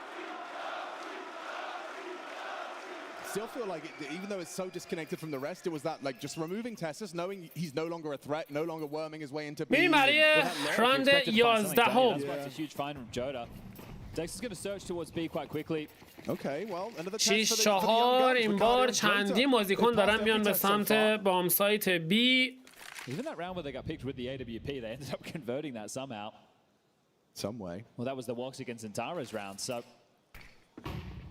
need to make this look like the default indeed. And last round, Eternal Fire, they gambled incorrectly, but they still were able to pull it off, right? They started 3B with Zantara's helping out. Intriguing approach here. You've done a deep long smoke. You had Woxic supporting you, and now you kind of send him on his way. ماجر کمی اگریسیو سمت لانگ. Given to you by Europa. Taking this short control. Deep Molly lands, forces a potential AWP off the line. HE is going to be a little bit deep there from Zantara's. Nico. نیکو نمیتونه فرگو بگیری یا نه نیکو. Woxic was posted. That's one of the problems. The Falcons are going to be a little bit more individualistic, and if you overstep the mark, you're really ریسک نکرد نیکو. اگه ریسک میکرد شاید میتونه الان ادوانتیج رو داشته باشه. Pieces of utility right now is Nico. So applying short pressure. CT smoke. Micardia activates, and now Dexter, is he ready for this kind of fight? میکاردیا خط وسط رو نگه داشته، نزدیک بود اوپنی فرگ رو بگیره، اتفاق نیافتاد و حالا موفق‌تر. جوتا هم از راه میرسه، دو فرگ پیاپی. نیکو جامپ زد تو سیتی سپان. ماجر فریدون انجام میده 2-4. مجیسی اسپری سنگین. تسس تک به 3 رفت اول شکار میکنه. تک به 2 C4 در دستان بازیکن قرار نگرفته، باید بیاد بر ریکاور کردنش. ماجر پشت باکس سیتی در انتظار. تسس چجوری فرار کرده و زنده است یا اول فصل. تایم تموم. این دیگه چه دروغی بود. عجب دروغی بود. No, I know I'm not the numbers guy, Chad, but does this indicate a likely 8-4 half? There needs to be something special to come out of one of the Falcons individuals right now. Tessus is the only one who's likely to have a rifle in his hands. Dexter does get a Galil, sure, but that's something with Kevlar, so no head armor behind it. Taking a look, they could go out long with the spawns. There's a corner smoke in the air. They were able to get it before. They're going all in. And there's going to be Madger and Woxic here to receive. Woxic's wall has to do a lot of work here. میریم برنامه 12 هم دکستر موفق تو اسموک. ماجر چه کار میشه در همین ابتدای ران ادوانتیج در دستان فالکونز. این راند اگه فالکونز بگیره شاید یه ذره کارش راحت تر بشه. سمت اوه چه پوشی دارم میدن بازیکن ایترنال فایر که نفر اول سپات شد. واکسیک حالا میاد برای پس گرفتن یکی از ادوانتیج ها. موفق هم هست جوتا. نفر بعدی توی فایت مجیس، او هم موفق. هر دو تا فلنکر چه کار شدن. حالا 4-2. بازی داره به سمت بام سایت بی. تغییر جهت میده. واکسیک میاد توی ویندو. موفق هم هست توی ادامه کار. تسس کارشو تموم میکنه و حالا فرصت دارن بازیکن فالکونز. زانتارس سمت وسط، کیکسن در مقابلش هست و خود کیکسن برای تموم میکنه. 7-5 نتیجه بازی با 2 امتیاز اختلاف به سود ایترنال فایر توی نیمه اول مپ دوم به پایان میرسه. میزانی چت بابا خیلی مخلصی. Too frustrated with how that one unfolded. You got a minute until we get the second half underway. Focus on what comes next. You want to take this to the third. Falcons already a map to the good. They snatched away Train. A close one. And this one looks like it'll be the same. Now it's Falcons' turn to see how they are on the defense.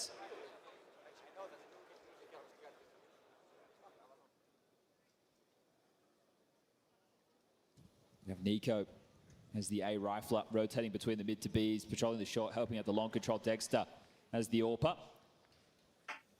Kixon to be anchoring down long, and the likes of Magis and Tessus over towards the B bomb site. Faber still showing some good spirit. It's going to be important for the coach to keep them leveled. Faber promising Zentare's top 20, and well, he was good on his promise. Huge opener, just blind straight through the smoke there. This was an important kill, but the find from Magis, right, he had the bomb. Could have got very awkward. Jota's going to be a little bit frustrated with that one. Yeah, no, for sure.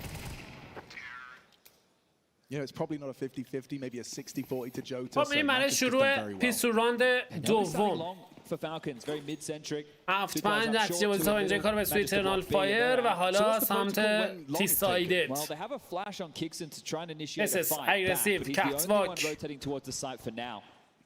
او چه پوشی هم داره میده. اگه به موقع برسه شاید بتونه روند ران رو عوض بکنه. نیکو چه فلشی از راه رسید. چقدر فلش خوب بود.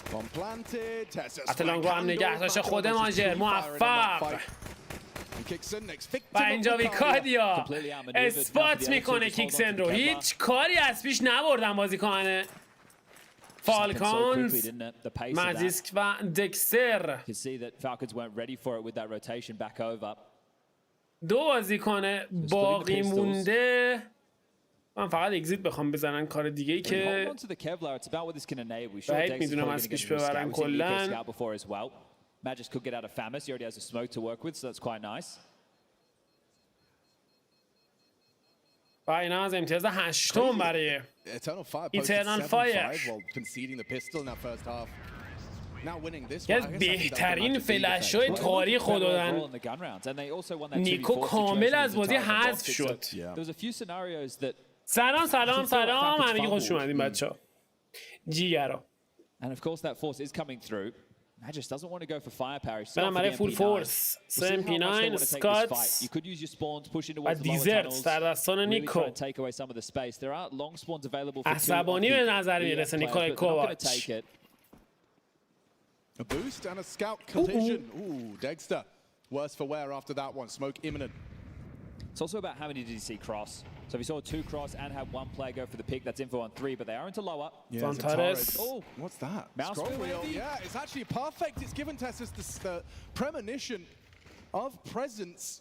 And so Zentare's is AK empty-handed. Is there grounds for an eco dig? It certainly looks good. اوه نیکو از نید خوش استفاده میکنه. چه نیدی هم هست که وای نتونست تسس تبدیلش کنه به فرنگ. تو ادامه کار فشار سنگین تر تسس هالو استرایکس.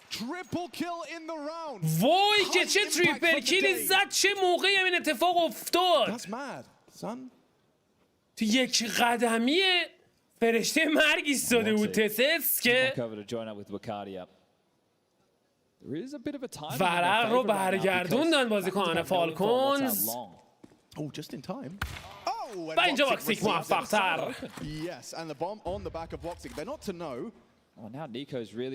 آمار دقیقی ندارن نیکو. نیکو چه چالشی رو اکسپت کرده نیکو. HP هم کمه داره میاد به سمت بام سایت بی. اسموی کراس پرتاب شده. شانس خوش رو امتحان میکنه. موفق هم هست. یک بریک. واکسیک نیکو از راه رسیده میاد برای پریفایر. 10 ثانیه بیشتر زمان باقی نمونده. همه بازیکن‌های توی سرور لو اچ پی هستن. یک فیک و دیگه زمان به اندازه کافی نیست. خطا باز میکنه. موفق تو گرفتن فرنگ هم هست واکسیک، اما امتیاز به سود فالکونز. With the round winning bonus, I think they only had 1 player just over that 4K mark. So that's going to be a little bit troublesome for the CTs. So they're keeping them teetering right now. That's actually huge from Woxy to get all of those kills. That's the best of a bad situation. A great round from Tessa's short. But right now, if you compare the buys, both of these teams looking pretty weak going into this round. یک بار دیگه واکسیک یک تگ دیگه. این بار ماجیسک اسیر تاگ شد. فول فورس هم هستن بازیکن ایترنال فایر. 3 تا MP9 کارشون سخته بازیکن فالکونز تو این راند. maybe crisscross smokes, run through them, or get the short control and go for an A execute. How does Nico play this? میان به سمت Incendiary to drop. Oh, he just swapped out. جورت یه لحظه میسپلی جوتا تیج رو انجام میده، اما چه میسپلی شده بود. یه لحظه چندین بازیکن سعی دارن خط رد بکنن. دکستر نمیتونه شاتو لند بکنه. کیکسن اینجا حضور داره. ویکادیا موفق تر. کیکسن داره برمیگرده عقب. ادوانتیج رو از دست دادن. تسس جا حضور داره که ماجر داره از راه میرسه. چه نیدی پرتاب شده اما نتونستن برک بگیرن. ماجر کماکان سمت وسط هنوز داره زمان میخره. جوتا موفق تر. مجیز کم شکار شد و حالا کیکسن تنها باقی مونده. چه موقعیتی رو از دست داد فالکونز. هرچند انتظار هم میرفت این اتفاق بیفته. گاناشون اصلا گانای جالبی نبود برای فایت در برابر تک 9. Then just teaming out a bridge. If Dexter hits the shots, it slows them down, but unable to connect. I mean, look at the amount of damage Eternal Fire managed to sustain. They've all got scraped knees, black eyes. But coming through with a 9. Oh, and they take it away from Kickson as well. Okay, well. Kickson هم حتی نتونست گانش رو سیو بکنه و میخوام تکتیکال نیاز داشته باشن. و جالبه که ایترنال فایر درخواست اولین وقت استراحت فنی خودش رو درخواست میکنه. Well, they know the loss bonus situation for Falcons, so most likely. So this is another one of those scenarios that's essentially worth 2. They force by this, you win it, they have to eco, you're up to 11-6. You're gonna have to dig real deep if you're Falcons to pull yourself back into this one. Nuke is the third and deciding map. And that's where the reps, I think, of a team like EF, sure, Jota knew this year. The rest of them together for more than a decent period of time. Should be the difference maker. But Falcons losing to Mouse, and now they might be losing to EF on their home turf. Full on control. Door smoke lines up. Couple of HEs in. 2 counted. Information. دونیده پیاپی سمت لانگ.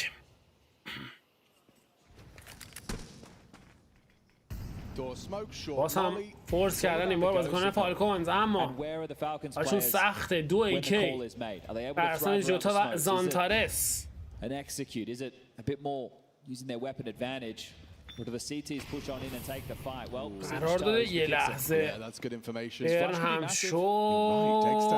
این فلش خطا دارن باز میکنم به سمت شورت ترک های پیاپی. چه اتفاقاتی رقم میخوره توی این رون؟ دکستر موفق یعنی میتونه کارسازی بکنه یا نه؟ ویکادیا کارشو تموم میکنه. تک به 2 آپگرید میکنه به AK. 1 دقیقه زمان. C4 کریر هم هست ویکادیا. سیتی رو پرتاب میکنه. سعی داره بره به سمت بام سایت A. 2 بازیکن فالکونز هر دو روی پیستول جودو از همدیگه. ویکادیا عجله نداره برای رفتن به سمت بام سایت. فول ادوانتیج داره ویکادیا برای اینکه این تک به 2 رو از آن خودش بکنه. عامل هم چک میکنه. یکی از رایفل ها ریکاور میشه. تو ادامه کار ویکادیا موفق تو شکار نفر اول و حالا مجیس تک به تک با ویکادیا. صدا پاشو فکر میکنم گرفته باشه. یه لحظه خطرناک. زمان به سود ویکادیا داره سپری میشه. مجید زیاد زمان نداره، باید سریعتر عمل بکنه و خود ویکادیا همونطور که گفتم شانس خیلی بالاتری داره برای گرفتن امتیاز. موفق هم هست تو کلاچ تک به 2. Huge stuff from him to be able to convert around like that. The snapping 5-7s just coming through short and middle, causing that chaos. Wakadi getting to isolate all of those fights. But he gets to take the first one on Dexter. He has to backpedal. He's in such a miserable position short. But then the timing on that smoke, Nico حالا plays ahead, ایترنال Magus is فایر there ready to swing. الان شانس این رو داره تا Now it's the eco, 11 rounds feeling بازی رو tested بکشونه now به for مپ سوم یعنی نوک. Wow, and after such a fantastic زانتارس سمت لانگ این بار کمی سرعت چاشنکار قرار داده میشه. ماجر و زانتارس و ویکادیا همه اونجا حضور دارن. 4 بازیکن دارن میان به سمت بام سایت. نفر پنجم چند داره از راه میرسه. خبری اصلا از فلش و اینا نیست. کاملا خوش. زانتارس نیکی بیکی بدون صدا خط رو رد میکنه به سمت بام سایت و حالا خطا باز میشه. دیکو دیکسل فرکای پرپی موفق تر. جوتا باکسیک حالا از راه میرسن برای کمک. باکسیک سعی داشت یک ترک دیگه هم بگیره که اتفاق نیفتاد. 3-2 گانی رو نتونستن ریکاور بکنن بازیکنان فالکونز. Yeah,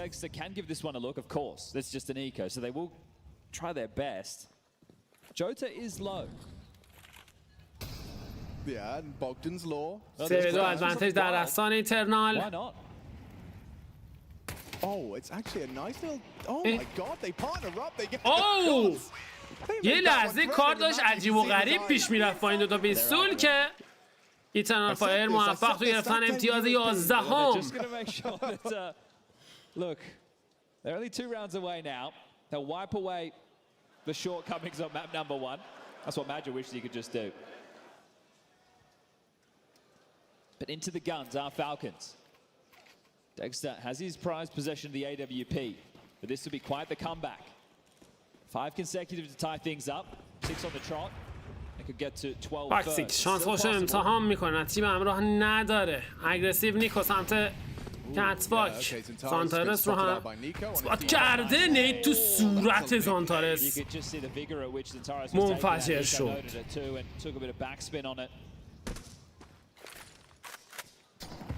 Very well handled from Zantares. Whether he meant to drop off or not, baits out the nade. Just up to bat. They're about to pop. سمت بی 4 بازیکن در مقابلش حضور دارن. تسس هم از راه رسیده آیتم ها پرتاب شده. نفر اول شکار میشه و چقدر راحت شد تا دابل کیل برای این بازیکن. چطوری دیگه میخوانیم با هم سایت رو ریتیک بکنم؟ پوزیشن گیری فوق العاده ضعیف بازیکنه. فالکونز امتیاز 12ام با مپ پوینت رو تقدیم میکنن به تیم ایترنال فایر. Then get Jota coming into 2025 and they have just gone from strength to strength. That's the future generation of Turkish Counter-Strike, both delivering. We had the Wakadia clutch and Jota just as a force to be reckoned with. Means Zantares doesn't need to be top fragging whatsoever. Wakadia just making sure. Absolutely no chance that we're getting in that defuse. مولم رو سیفور داد که خدایی ناکرده کسی شیطونی نکنه. Making light work of Falcons dust too, aren't they? Yeah, truly. آیجل فالکونز فکر کنم کیکسنه. فکر کنم نمیدونم. این مرک ماجره اون مرد نمیدونم کی آیجلش. Teams have been studying. And still early on within the season as well, right? So refining how you want to respond to a lot of things. By the time the major rolls around in June, that's when you hope everybody has it ironed out. Right now, the first deadline, April 7th. مجیز چه دروغی بود حرکتش اصلا.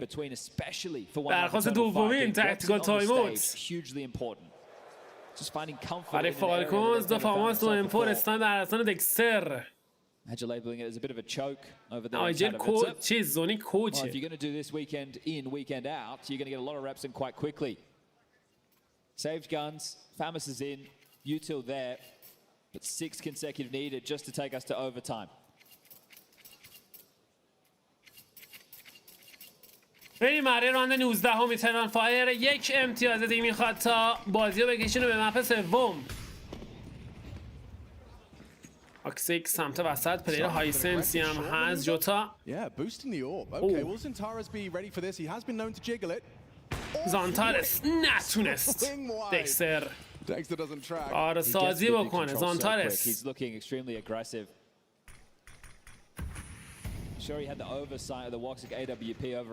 سرعت هم چاشنی کار قرار داده.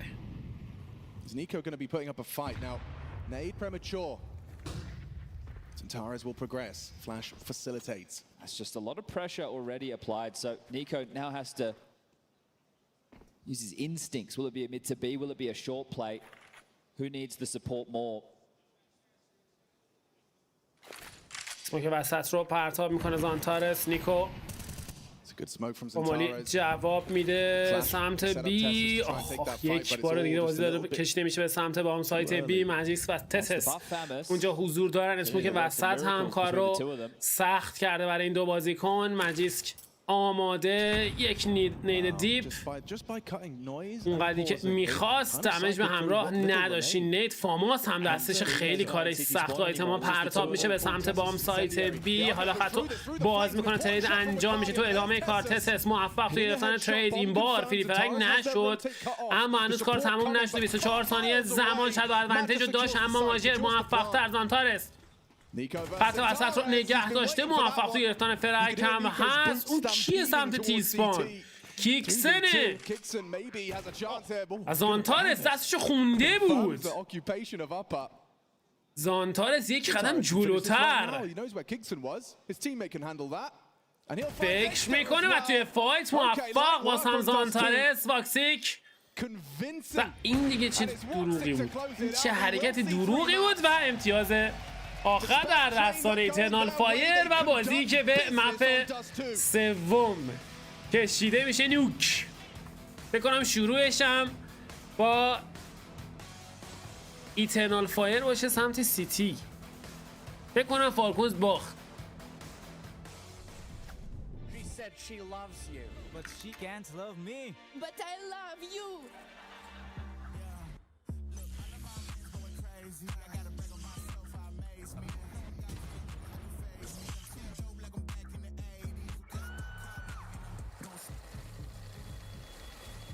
I won't play window anymore.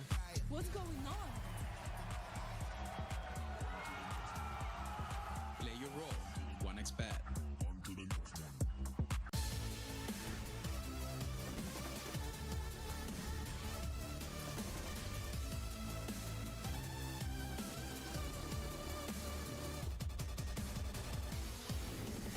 خب چند دیریم برای استراحت کوتاه. برمیگردم خدمتتون برای شروع مپ سوم نوک. Be right back.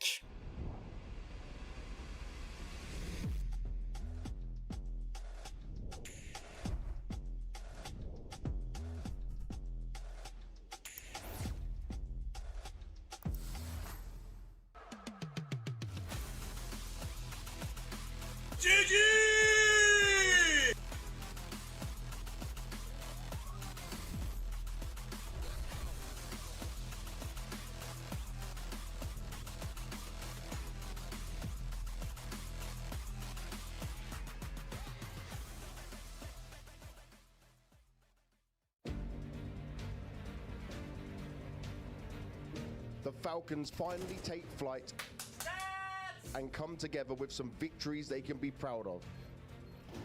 Flash and go. Good flash. Frag is there. Magis locks it in. Falcons take down Astralis in a 3-map affair. But they were built to succeed, and just making playoffs is not even close to what is expected of them. Nico finds exertion. Roller can't transfer it. A Nico double kill. Time. He picks it again. When you have a player like Nico on the team, then the trophy is the only thing that matters. Nico being set up for glory. That is filthy. Gets both of them. Triple kill in pursuit of playoffs. The group tap for this elbow fight. Is Nico gonna ace out? He could. It could. He will. Nico ace to secure playoffs in the Falcons jersey.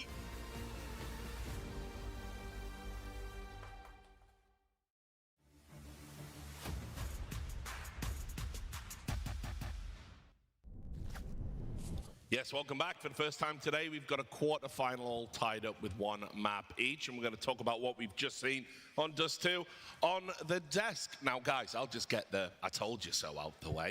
Obviously, we have to do that. Hosts don't get many W's. You're the one spouting opinions.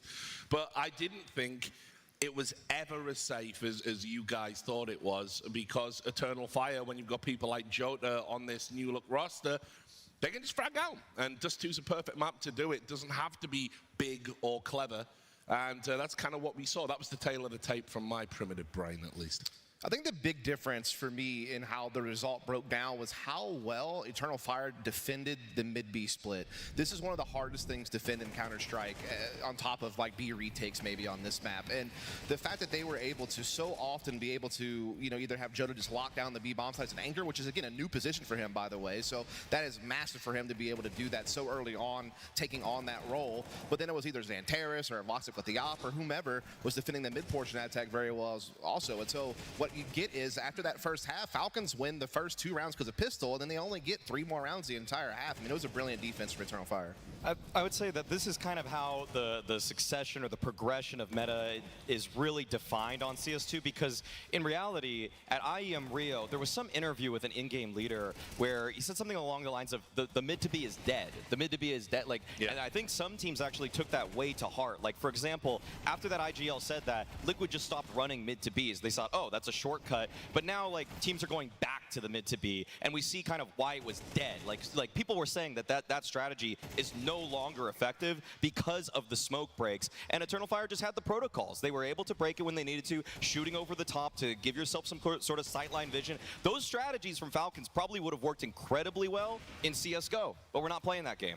Yeah, there's the different types of smokes you can throw in CT spawn. One of them actually bounces on top of the box and blocks any type of op peek over the top, but the one that they were throwing does not allow that to happen. So when Voxic's playing Game Helper over on the other side, he can still peek over that and help defend mid-B. And again, I just have to give massive praise to Joda for being able to take on a new role on such a quick turnaround time and be able to deliver that many just shutdown rounds over at the B bomb site. I mean, look at the multi-frags he was getting when we get to those gun rounds. You know, 2 rounds in a row, he hit a double, takes a round off, gets a double, another round, and really just clamp down on that B-bomb site so effectively. Yeah, a couple of nice, you know, eco rounds and stuff like that in there as well from Eternal Fire.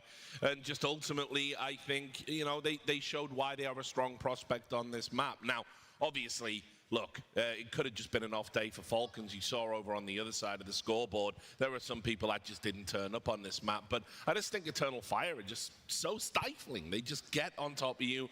They make their kills count. Individual players get 2-3 kills, and rounds are really over before you can execute on any game plan you might have had like this. It's a map where you're forced to make things uncomplicated for yourself. And the criticism we had for their train T side, it was that they were trying to do so much. And so to simplify the approach a little bit, for Dust 2 to be such a tried and tested map for them, I like the curveball pick. I like that Eternal Fire tried to flex their veto into this one. But to see them on something that is clearly more comfortable, this is the Eternal Fire we know. This is the team that has been elite so far in 2025 with the deep run at the Bounty, the deep run at Katowice, and looking to punch their ticket into the semifinals here.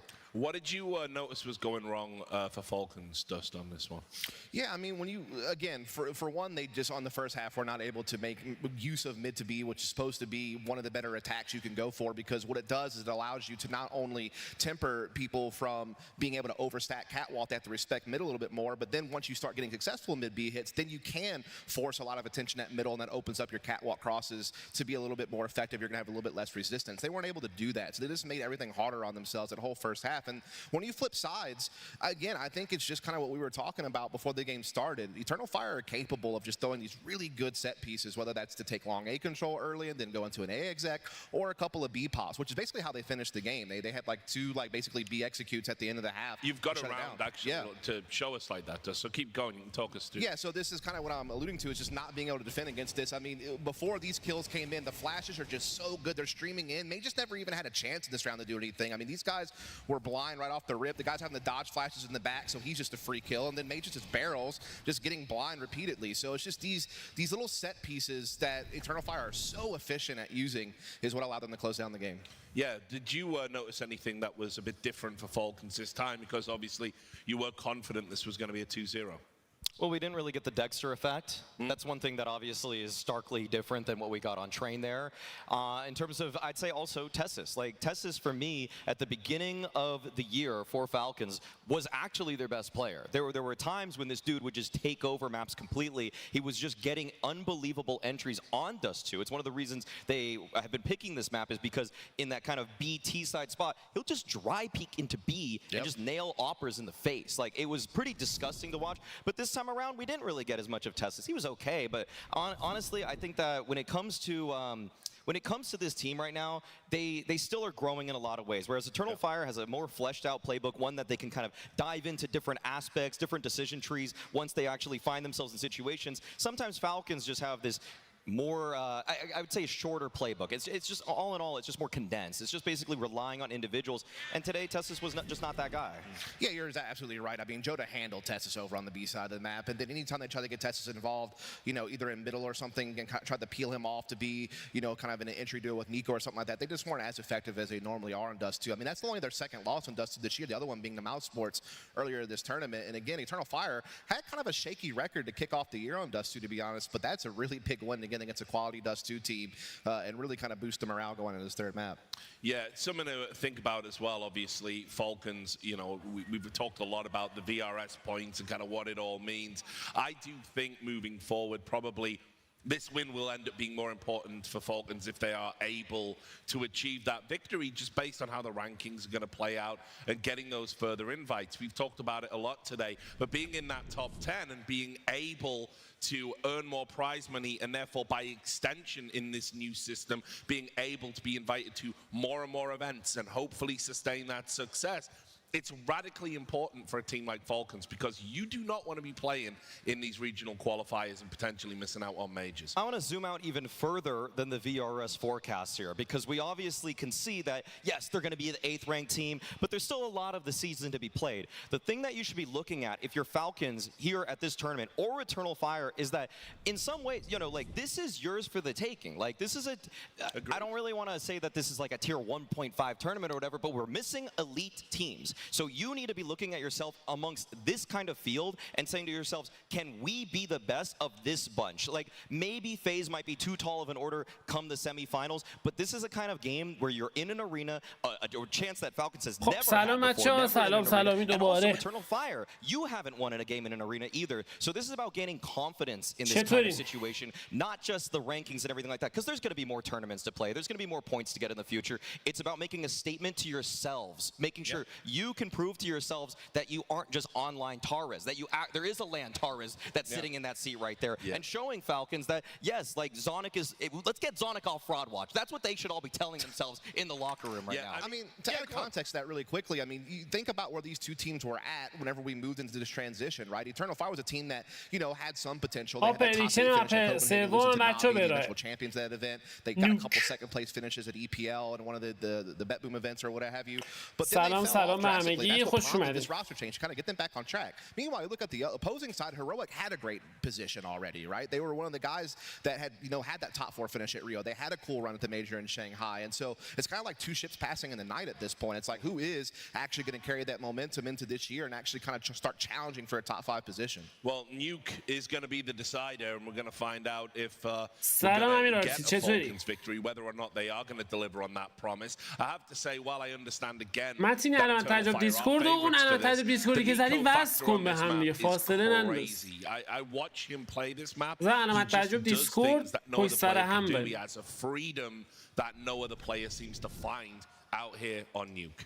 Yeah, I mean, it's going to be the battle of Nico and Xantares at Yard, and it's going to be on both sides of the map. Nico obviously defending it in the first half. He'll be attacking it in the second half, and vice versa for Xantares. And so that is really going to be the key battle on the map. But to kind of allude to what you were talking about, I do think that historically, you know, this Falcon squad, this core, they weren't the best team on Nuke. You know, they were okay, but it wasn't like a big part of that map pool. Meanwhile, for Nico individually on and for G2, they were a great Nuke team last year, and a lot of that was because, yes, Nico being effective in the Yard, but also his ability to roam the entire map, his ability to help them retake lower bomb site, his ability to break off of the normal pattern, to just play off of intuition and create big plays. I mean, that is something that should help kind of boost this team a little bit on this map. And one of the plays of the whole tournament was that Nico clutch on Nuke as well. I believe it was a 1v3 or a 1v4 pistol, absolutely crazy. Yeah, just talk me through Nico on this map. I mean, he's obviously making such prescient decisions in terms of where he wants to go next. Not only is he obviously taking that fight outside, but he often becomes just one of the A-help defenders. Sometimes he's going to start in secret, but this game's going to come down to more than just Nico versus Antares. That's in some ways, it's the star-powered way to frame this matchup, but I think that it's about the supporting cast too. One guy who has been, again, so impressive for Falcons has been Tessis, but we have seen repeatedly that in big stage environments, that's where Tessis crumbles. That's where he falls off. He's been in some of those heroic lineups that were storied, that were seemingly favorites to win tournaments, but then in the big moments, that's when they crumbled, and that's why people like Yanko have a hard time crowning Tessis as the best Danish player. Even though Pip wants to give it him right now, we want to see in an arena a Tessis spray down that is actually worthy of calling him the Spray Lord. Yeah, I mean, to speak about Tessis, think about the responsibility this guy has on this map. He's their ramp anchor. That's such an important position to know. When do I hold? When do I just go ahead and rotate and give it up? Communicate that to my teammates, make sure that we're managing that situation properly. Not only that, but he's also going to be trying to help them take ramp room on the T side. And Joda, as we just saw him anchor that B-bomb sound dust too, he's a fantastic ramp anchor so far this year, as this Eternal Fire team has propelled themselves to a 5-0 record on Nuke, and a lot of that has been down to how good they are defensively all across the map. So I think Tessis is actually a good shout as someone who is potentially going to have a lot of impact to help drive this team across the finish line, or is going to be someone who might For me, the sleeper key on Nuke is always Woxic. I always do feel he's so important. He has a tendency to push red and play very aggressive, which is great when he gets a kill and has the discipline to drop back. Historically, he hasn't always done that. Sometimes he gives away free AWPs, never good. And so I want to see which version of him shows up. That's why Woxic, I mean, his progression, the way he's upgraded his playstyle, he's become more disciplined. This guy looks more studious. He looks like he's in the lab a little bit more often. And you have the LAN buff, because this guy's been a LANimal, and obviously Henry G Cloud9 experience, the online version, not what we want to see today. Well, here it is. The LANimal will be unleashed on Nuke. It's the decider in the quarterfinals. Take it away, Spongy Machine. Okay, we got LANimals. خب به نام خدا در خدمت شما عزیزان هستیم با مپ سوم بازی بین تیم ایترنال فایر در برابر فالکونز نوک، مپی که فالکونز در سمت سیتی سایدد این مپ قرار گرفته برای شروع بازی. دکسر بالای هاتس، زانتارس خط تروفی نگه داشته، تسس اونجا حضور داره. ببینیم خط رو رد میکنن یا نه. نفر اول رو شکار میکنه، شاتش رو میزنن با HP 1. فرار میکنه به سمت بام سایت پایین و سعی داره بره پشت سایلو. حالا میتونه تو هدشات انگل یک بار دیگه شانس خودش رو امتحان بکنه. بازیکن ایترنال فایر اونجا حضور دارن. این نفر رو اثبات هم کرده. تست فشار سنگین زانتارس کارش رو تمام میکنه. نیکو اونجا حضور داره، شات رو لند میکنه خود نیکو تو ادامه کار. دابل کیل برای بازیکن، تریپل کیل برای نیکو. ببینید میتونه تموم بکنه کارو توی ریان. نه تمام. نیکو کواد کیل برای بازیکن.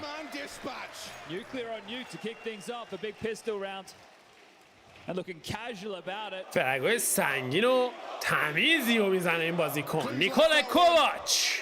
They like this guy, Testis, he gets one cleanly, and then Nico just does a whole lot more of that. After making like, what, 4 or 5 bullets, he had 2 left as well for the finish. Reloads, comes in, gets the job done. This was Falcons' pick against EF back at Bounty. A month ago. میریم راند دوم. فولیکو بازیکن ایترنال فایر. بیکادیا به سرعت. نیکو اونجا حضور داره، آماده هم بازیکن فالکونز تو این راند و فرگ های پیاپی و امتیاز دوم به سرعت تو اسکوربورد به سود فالکونز ثبت میشه. میریم برای راند سوم و نخستین گان راند بازی توی مپ دیسایدر. صدای من کمه؟ بچه به نظر تو صدای من کمه؟ تا حدودی میتونه حرف درود درست باشه، چون یه ذره عوض کردم سیتینگ میکروفونو، ولی خب اولین نفری هستش که گفتش. anyway میریم برای راند سوم. نید کمی دمیج میزنه به ایترنال فایر، اما دلخواه نیست کیکسن.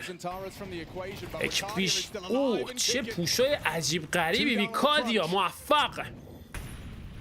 دو فرق پیاپی برای این بازیکن تو ادامه کار. خود ویکادیا تریپل کیل. چه میکنه این بازیکن توی راند سوم؟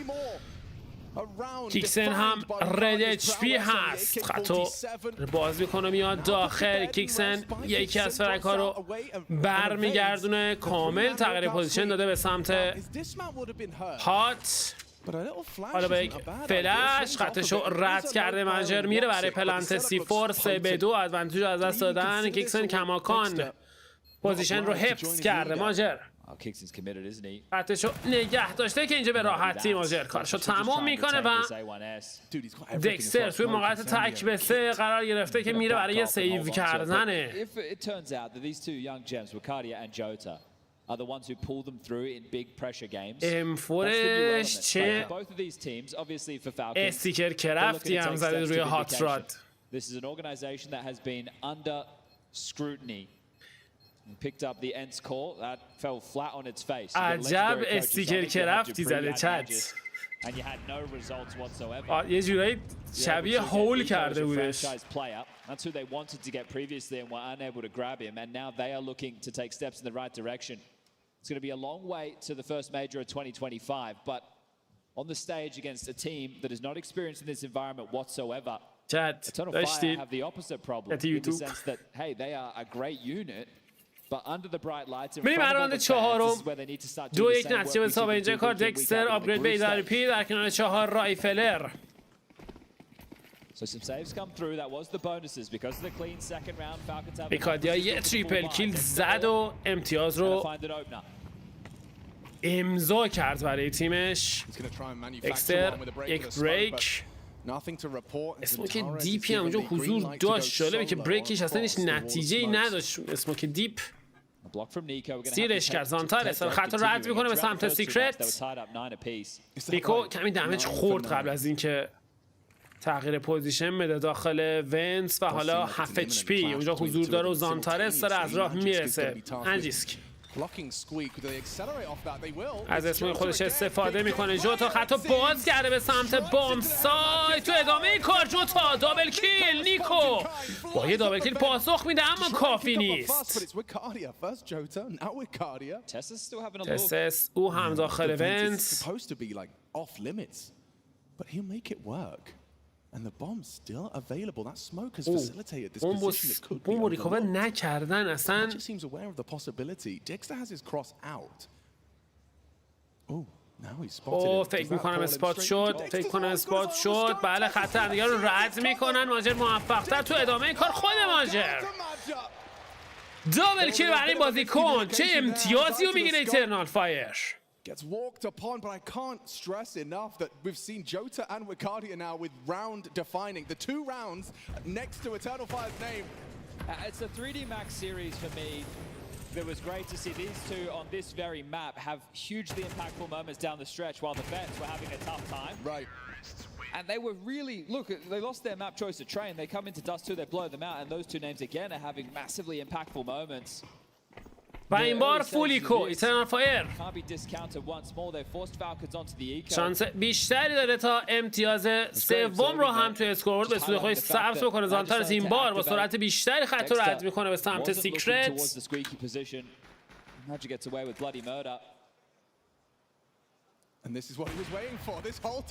و واکسیک موفق. اوپنینگ فرانک در دستانه ایترنال فایر قرار میگیره. زانتارس برگشته بالا سمت اوتساید داره بازی میکنه به زانتارس.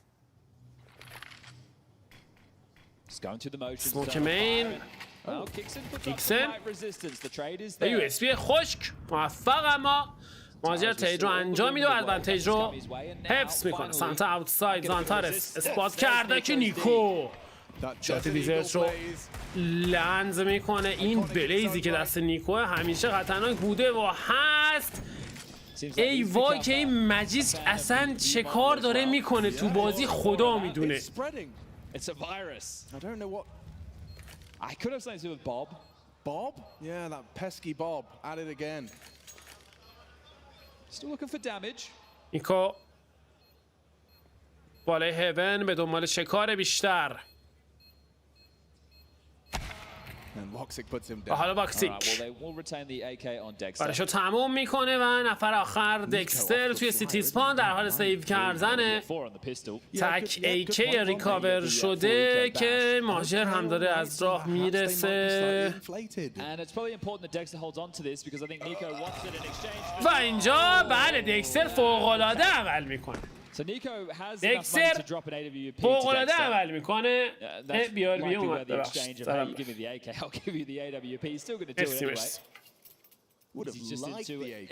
مرسی که گفتین پایین نشدیم چوری برگش. میریم برای راند ششم گان راند بعدی. یک امتیاز اختلاف به سود ایترنال فایر. دکستر هنوز موفق به گرفتن فرنگ نشده.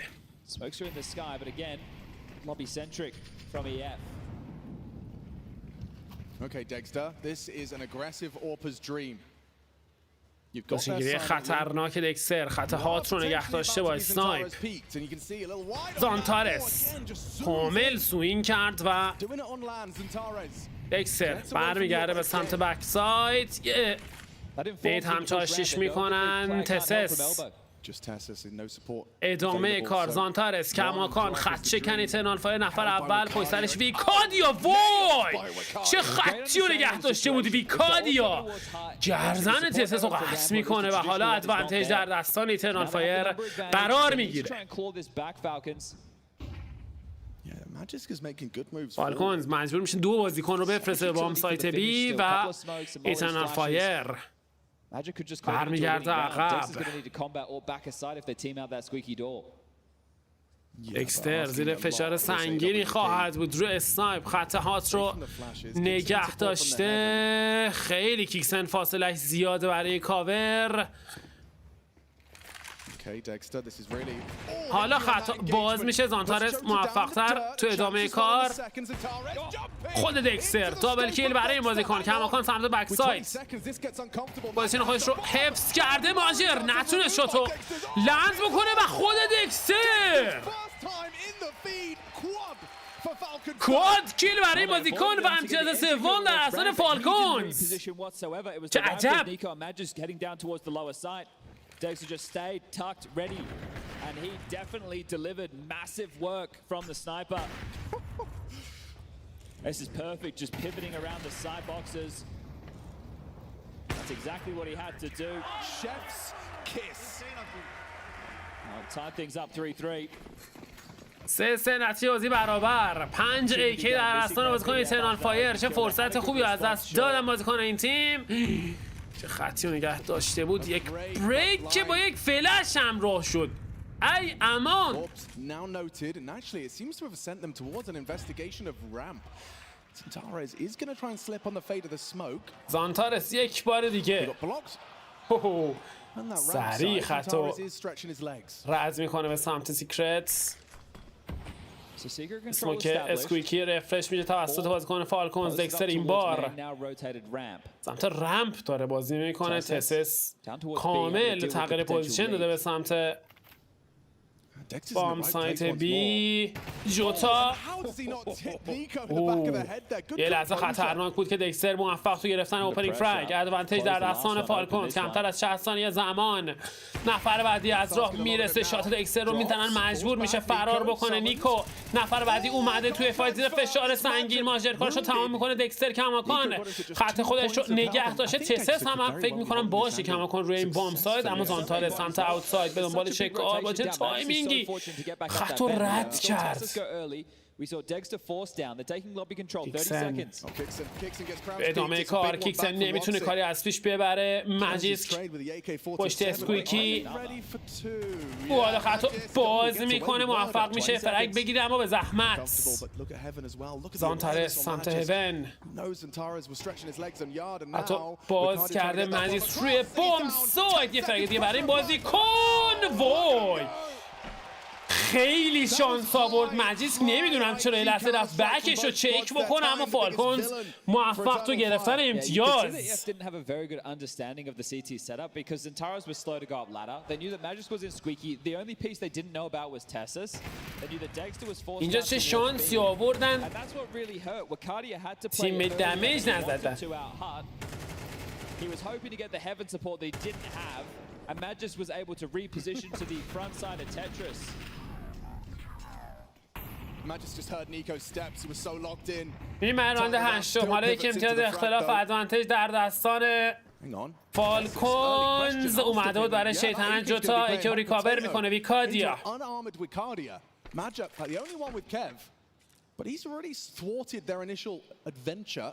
Yeah, good work from Falcons. سمت اوتساید ریسکات به دنباله. Don't take any casualties really. As Woxy could get across, but it's the worst weapon for the job. Nico has فرک نیکو راحت کارشو تمام میکنه. منجه چه سنتی در رو باز کرد، حتی باز کرده به سمت بام سایت. تو ادامه کار فرک های پرپی و کلین رانز به سود فالکونز و امتیاز پنجم برای این تیم. 2-round gap as scoreline is 5-3. With the full purchase coming out from EF, but not before a tactical timeout. Favor wants an opportunity to get on the mic. tactical timeout. Do these yard smokes.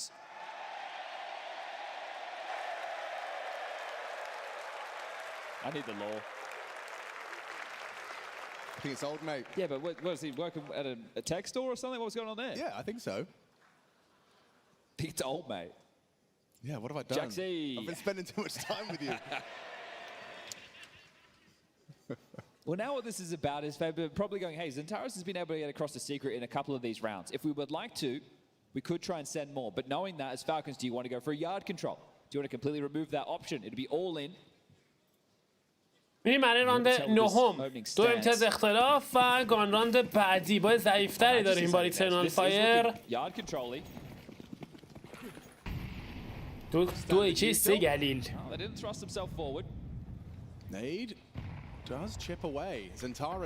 نیکو اگرسیو داره بازی میکنه سمت اوتساید. و حالا خطا بازی میکنه نیکو تو ادامه کار. جوتا یه لحظه خطرناک به زحمت تونست ترید بکنه فرگ نیکو رو. دمیجی زدن بهش. با HP 3 زنده مونده جوتا.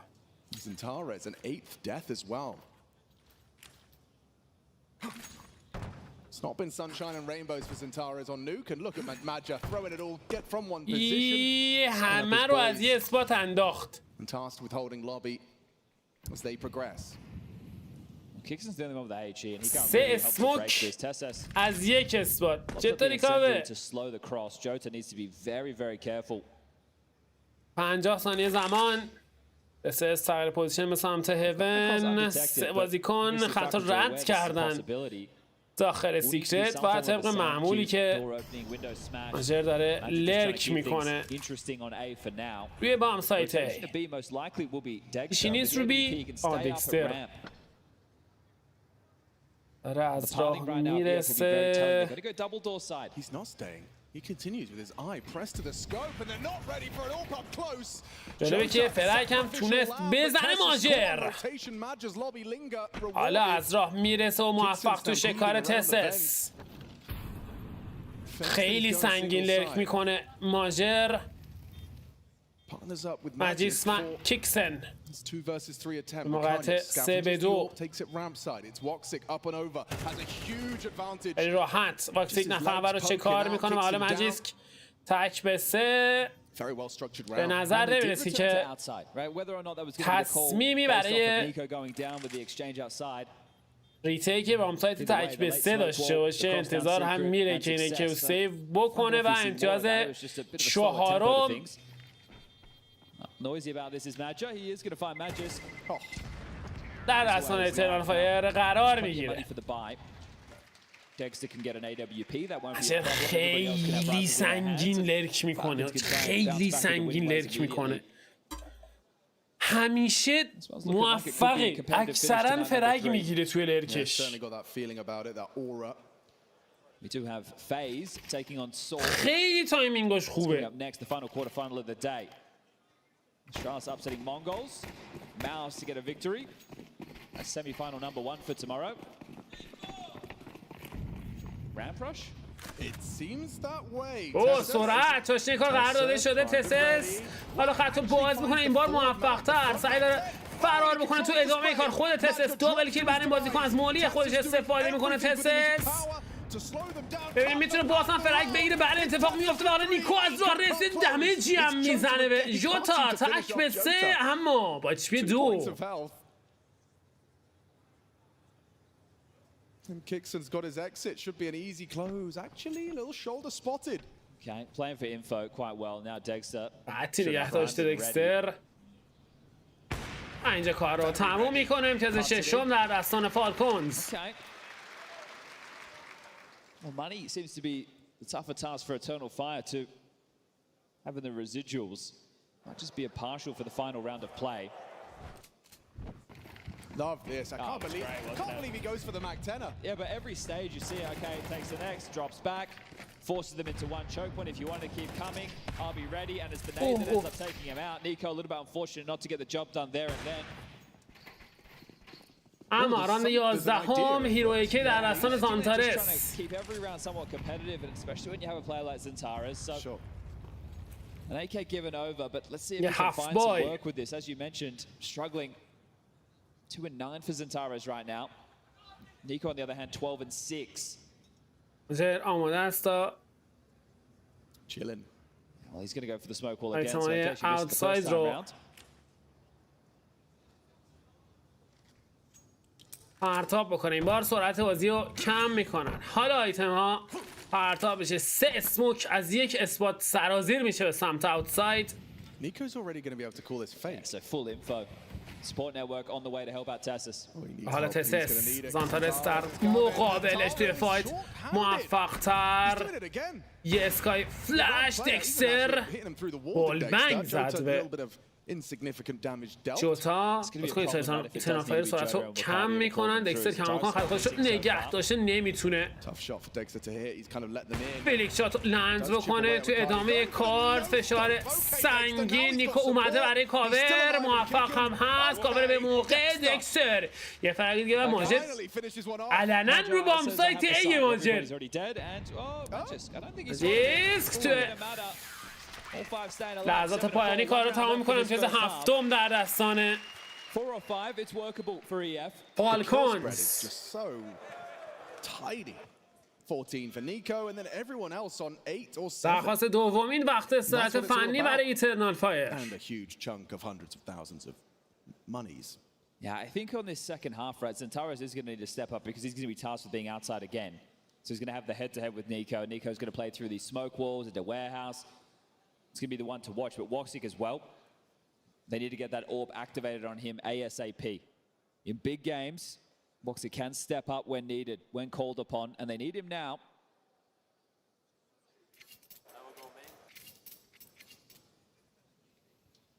So a crazy call. I can't quite believe a gun round ramp rush, but that's for the desk to decipher later. That's the kind of thing you would call آخرین راند نیمه اول مپ چهارم. It's so risky to go for a play like that. You're not even allowing your util to play at the round. You're throwing away all your advantages, and essentially they throw away their economy for the tail stages of this half. با ایشون ضعیف‌تر نسبت به فالکونز. واکسیک و دکستر. نیکو موفق تو گرفتن اوپنینگ فرانک. دکستر خط اگریسیو نگهداشت تسس داره پوش میده. زانتارس موفق تو ادامه کار.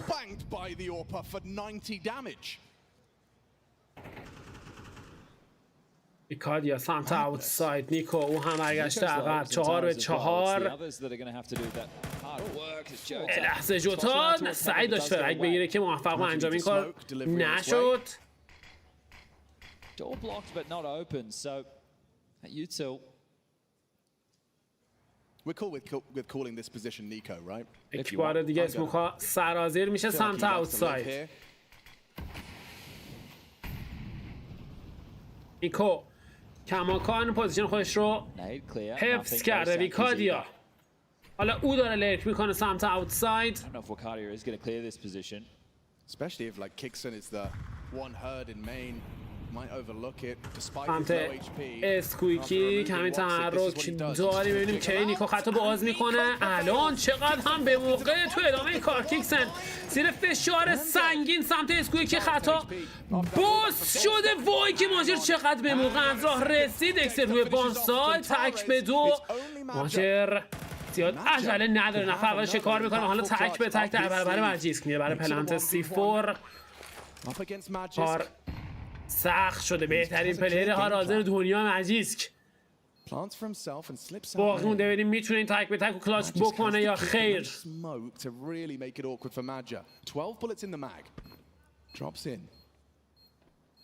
شو میرسونه روی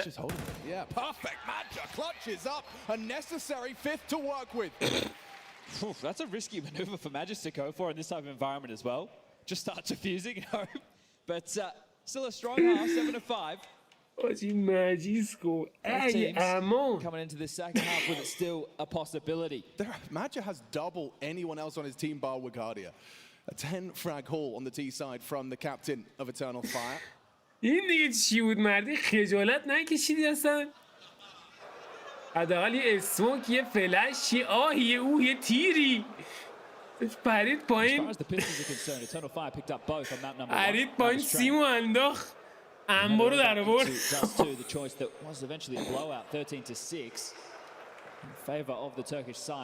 Split the pistols there. As we take a look at Nuke, well, Falcons picked up the CT pistol. That was an eco massive 4K to get the party started. اوی باور نکردنی بود This is اصلا. the one we missed, that headshot onto Woxic. A little too predictable perhaps. He's there often. Still found impact even after the first, and Nico just having to sit like a statue until called upon for the late activation. But Madja clutches it down regardless. Just a 2-round game as we get the second half underway. 2 pairs of dual Berettas, Wicardia and Joda gifted those. A flash for Madja, who played in a pivot position to try and set players up. For the attack, Falcons have a HG open door. There it goes. A lurk smoke for Squeaky. راند دوم 7-5 نتیجه بازی اسم فالکونز. ایترنال فایر بتونه بگیره پیستول راندو کامبک تکمیله. نیکو سمت اوتساید یک بار دیگه روی P250.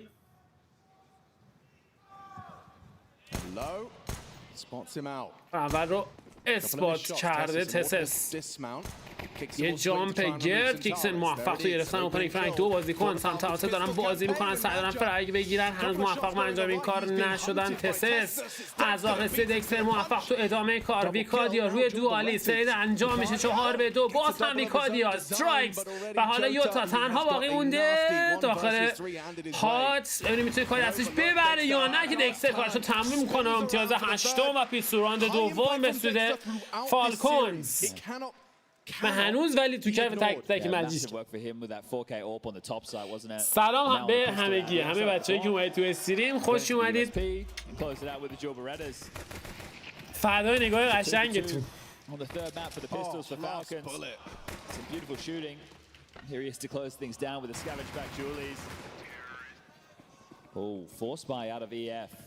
فورس بای 5 MP9 بای شده توسط بازیکنان ایترنال فایر. نیکو سمت اوتساید خط پوش رو نگه داشته. بوست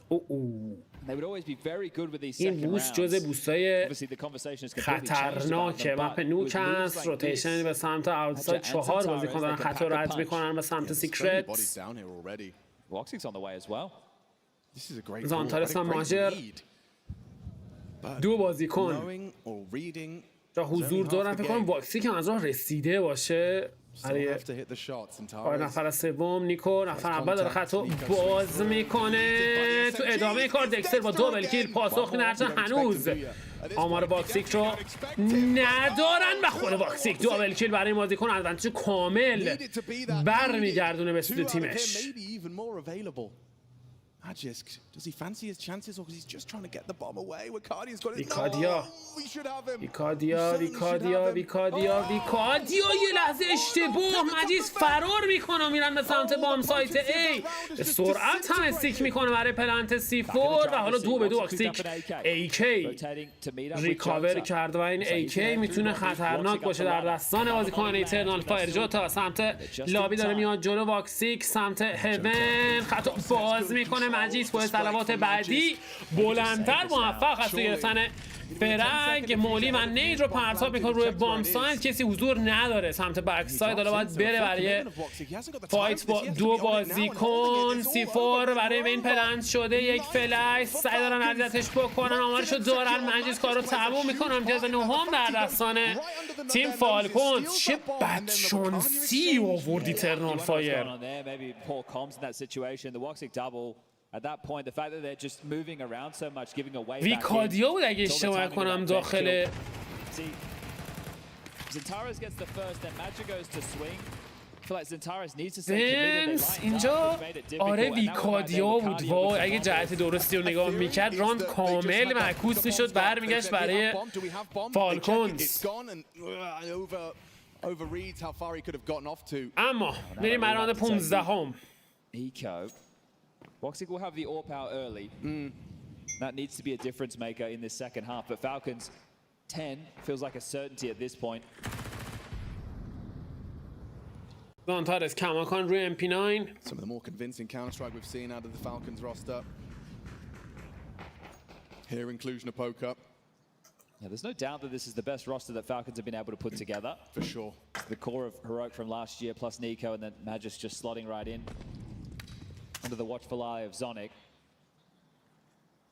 Oh, there was a gap. You can see how concerned they are. Voxic سمت outside.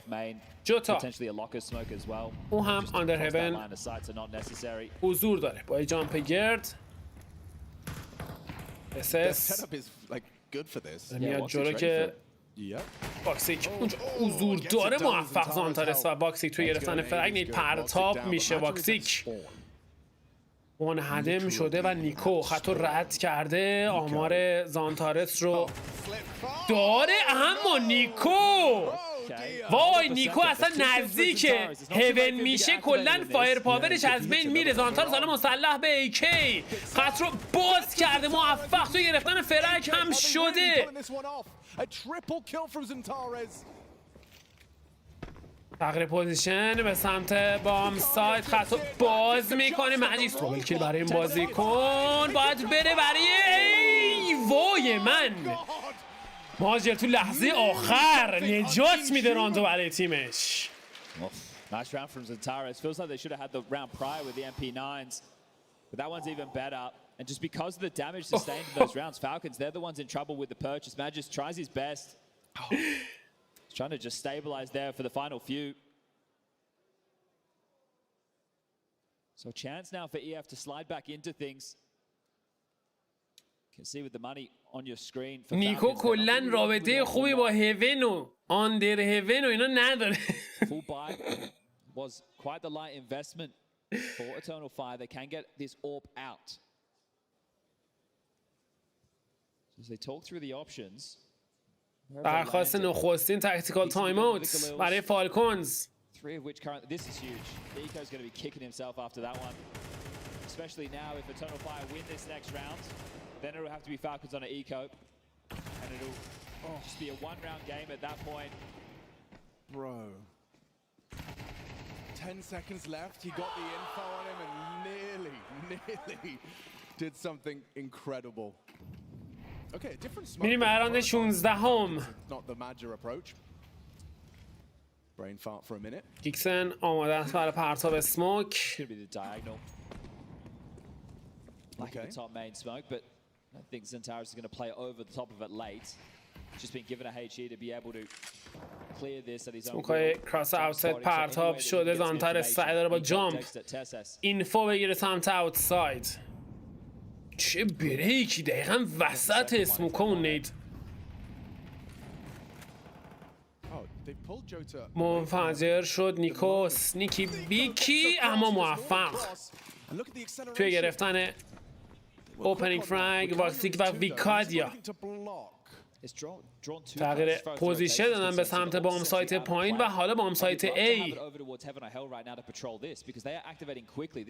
اوه ویکادیا داره حرکت میکنه به سمت بام سایت. جوتو هم داره برمیگرده سمت آندر هیون. یعنی میتونه کارتزی بکنه یا نه. سریع داره خطا رو رد بکنن. ویکادیا از راه میرسه. کنترل بام سایت رو از دست دادن. نیکو خطا نگه داشته موفق تو ادامه کار. ماجر همونجا حضور داره. جوتا سعی داره سنیکی ویکی بازی بکنه. فکر کنم اثبات شده باشه. ماجر 4-2 باکسیک رو اسنایپ. ماجر خطا باز میکنه. ترید انجام میشه. کیکسن در کنار نیکو موفق توی گرفتن فرنگ و نفر آخر رو هم تسس شکار میکنه و امتیاز به سود فالکونز.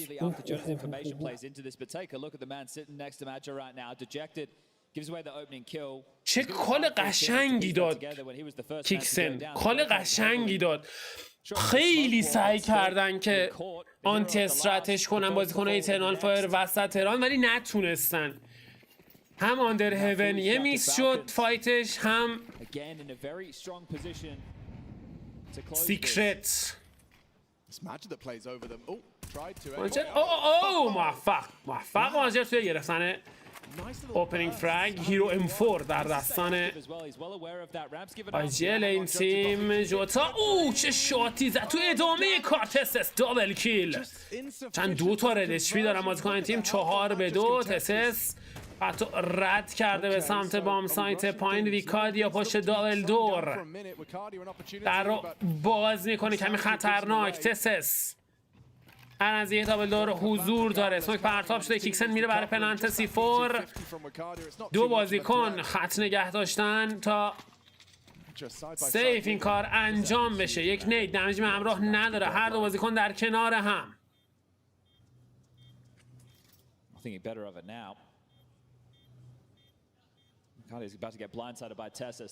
SS حالا خط باز میکنه موفق. نیکو خط اگزیت ماجر رو نگه داشته.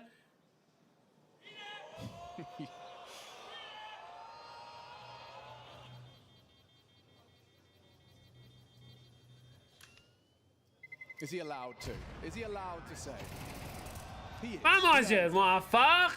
داره میره سمت اوتساید. چه اشتباهی کرد ماجر. رفت ایکی رو بگیره. چه اشتباهی کرد. واو. It does limit the utility, and I think this timeout right now is going to have reality sinking in for Eternal Fire. It's a great response on Dust too. Their opponent's map choice after the train pick does fall against them, and agonizing for matchup. درخواست سومین وقت استراحت فنی برای ایترنال فایر. این راندو نتونن بگیرن بازی فکر کنم به سود فالکونز پایان میرسه. چرا که راند بعدی پولی نیست که بخوام بایی کنن سمت سیتی سایدد. مجبورن با SMG ها بازی کنن. کارشون سخت‌تره.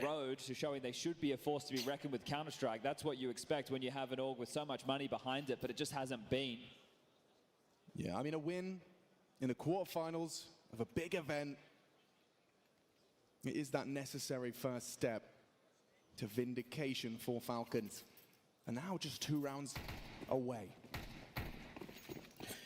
Last time out, will it EF be able to kind of make a bit of a second wind into this راند 18 Tessa's taking the bomb on Silo. Yeah. 5 M4 در دستان بازیکن ایترنال فایر. نیکو خط پوش اوتساید رو باری دیگر نگه داشته.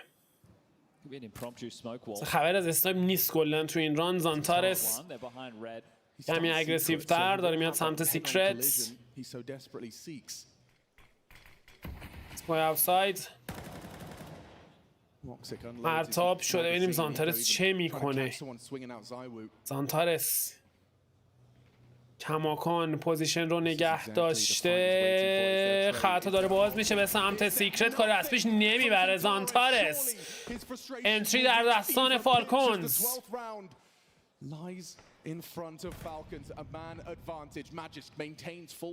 مجیز کماکان پوزیشن خودش رو حفظ کرده. نیکو به سمت گاراژ. کمتر از 60 ثانیه زمان. واکسیک و جوتا یه لحظه خطرناک. جوتا موفق توی پس گرفتن ادوانتیج. 4-4. 40 ثانیه زمان بیشتر باقی نموده. واکسیک تغییر پوزیشن میده به سمت هیون. ویکادیا همونجا حضور داره.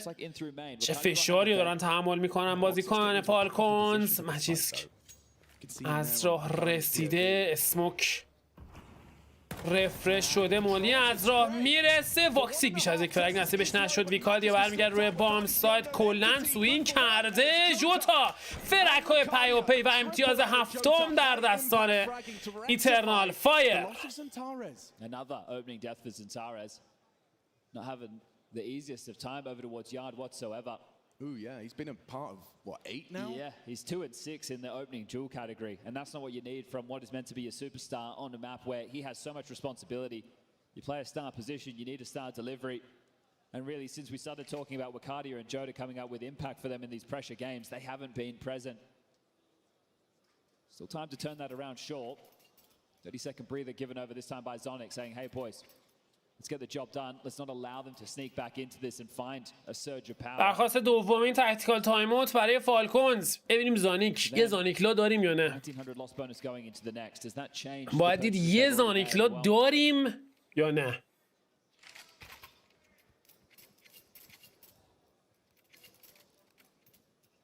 Still yet to see the buys coming through from Falcons, so a conversation hasn't come to its conclusion just yet.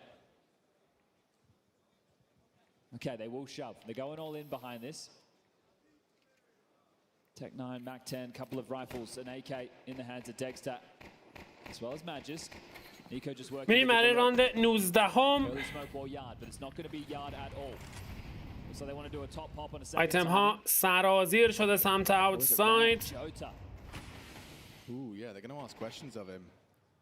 You see Kixon lining up some nade.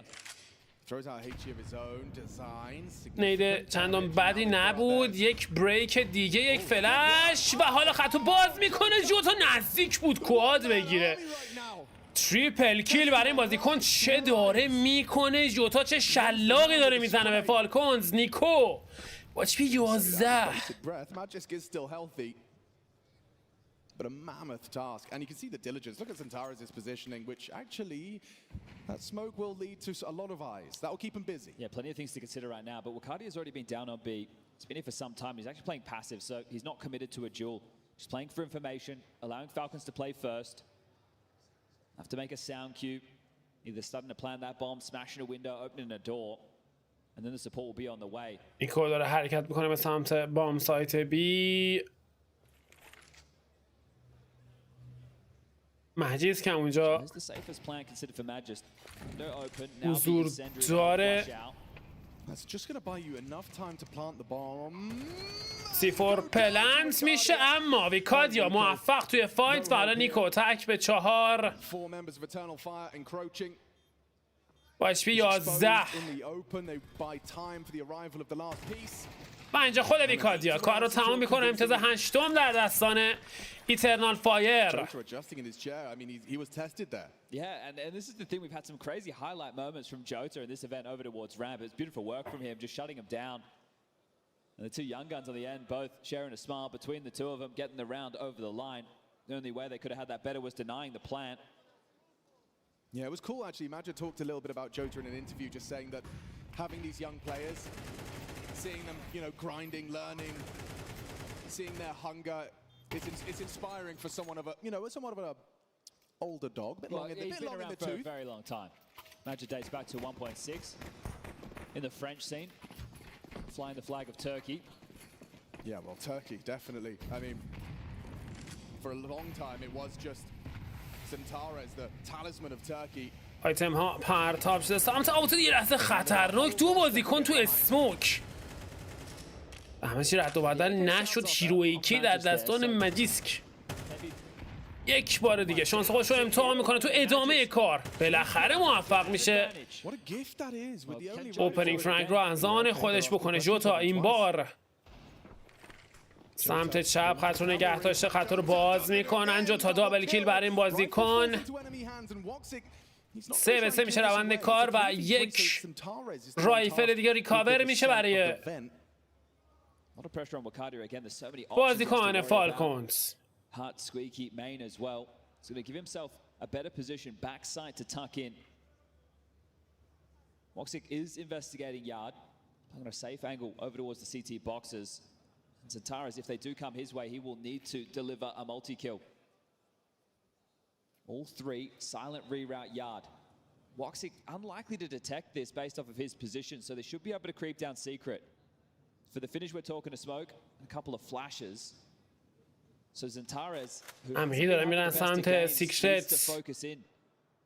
اجوری الان دیگه همه چی رو دوش زانتارس اگر بیان که دارن میان. 3 بازیکن. زانتارس خط خودش رو اوه تایمینگ 16 ثانیه بیشتر زمان باقی نمونده. زانتارس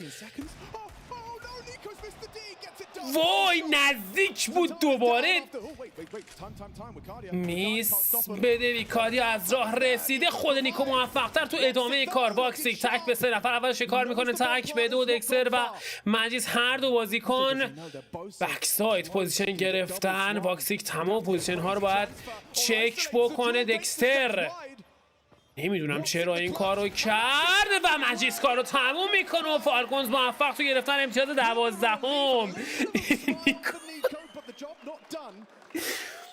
نیکو ای وای من نیکو چرا دیزرتاش توی این مپ اینجوریه؟ Just the fact that he was so diligent, they had no idea, and then look at this, in the last moments, he's just stayed focused towards the windows. They knew ramp was open the whole time, but a sound cue still had to be made, they still had to breach into the site, offers up his back.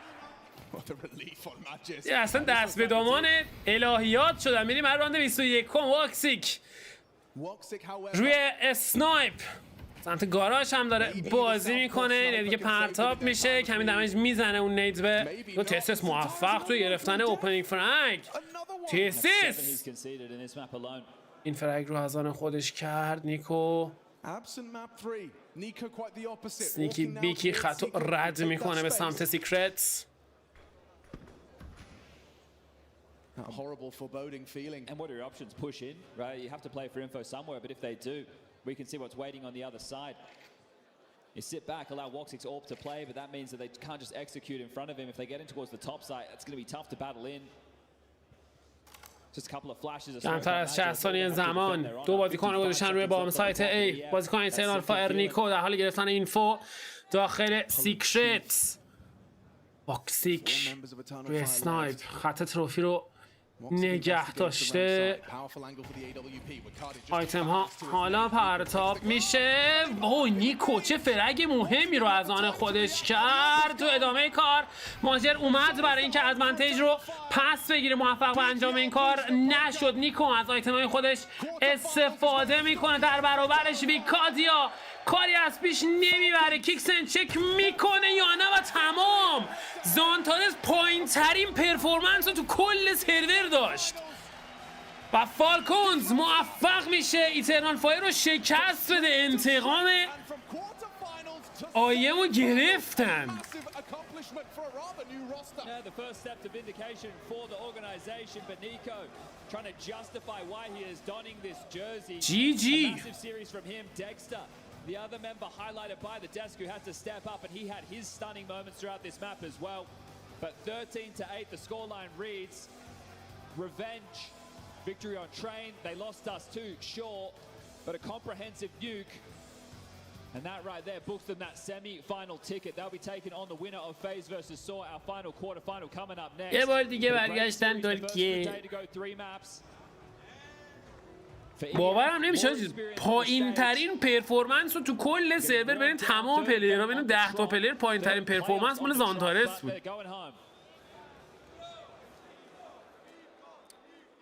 Falcons have done it and they beat Eternal Fire here on the stage.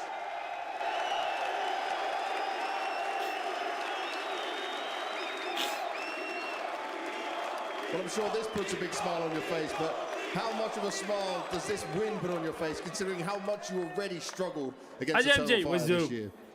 Yeah, first of all, I want to thank for the support you guys have shown us today. It's been amazing. Thank you so much. And we will see you tomorrow for more action as well. But yeah, First win versus Eternal Fire. We have struggled a couple of times versus them. They are a very good team right now. They're playing very, very well, and it took us also for us to play really well in order to beat them. And I'm happy. I had confidence going into against them this time around, and I think the whole team felt the same. So happy that we could pull over this time and close it out on Nuke as well. Were you expecting the train pick to come in from him? I'm not really involved in the Veto, but I think we thought it could be a third map, the train. So because obviously they beat us last time and they maybe wanted to switch around a bit of Veto, but I also understand why they went for train.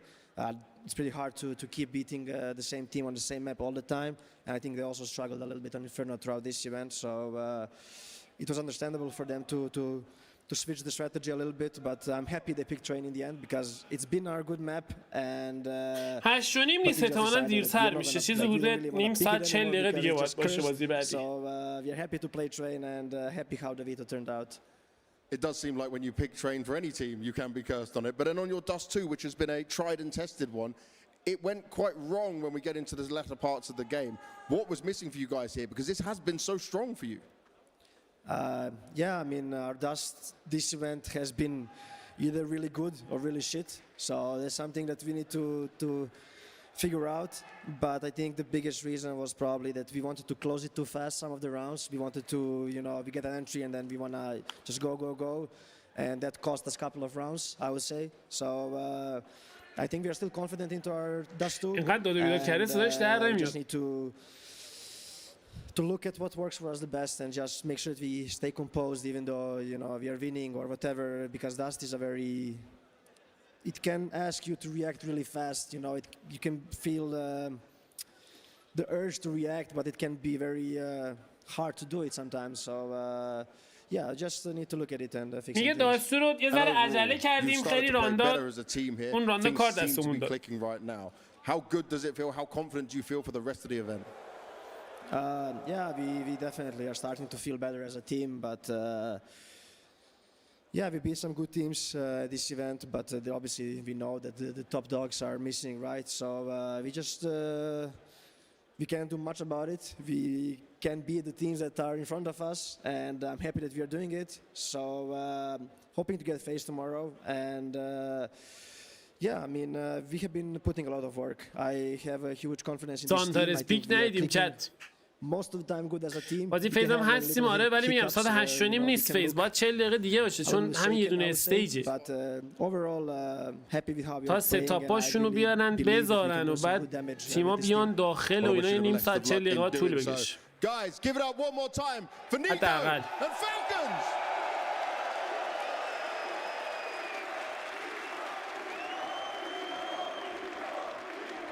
And there you go, lots of support in the arena for Nico. Whatever people have said about the move online, this crowd vibing with Falcons.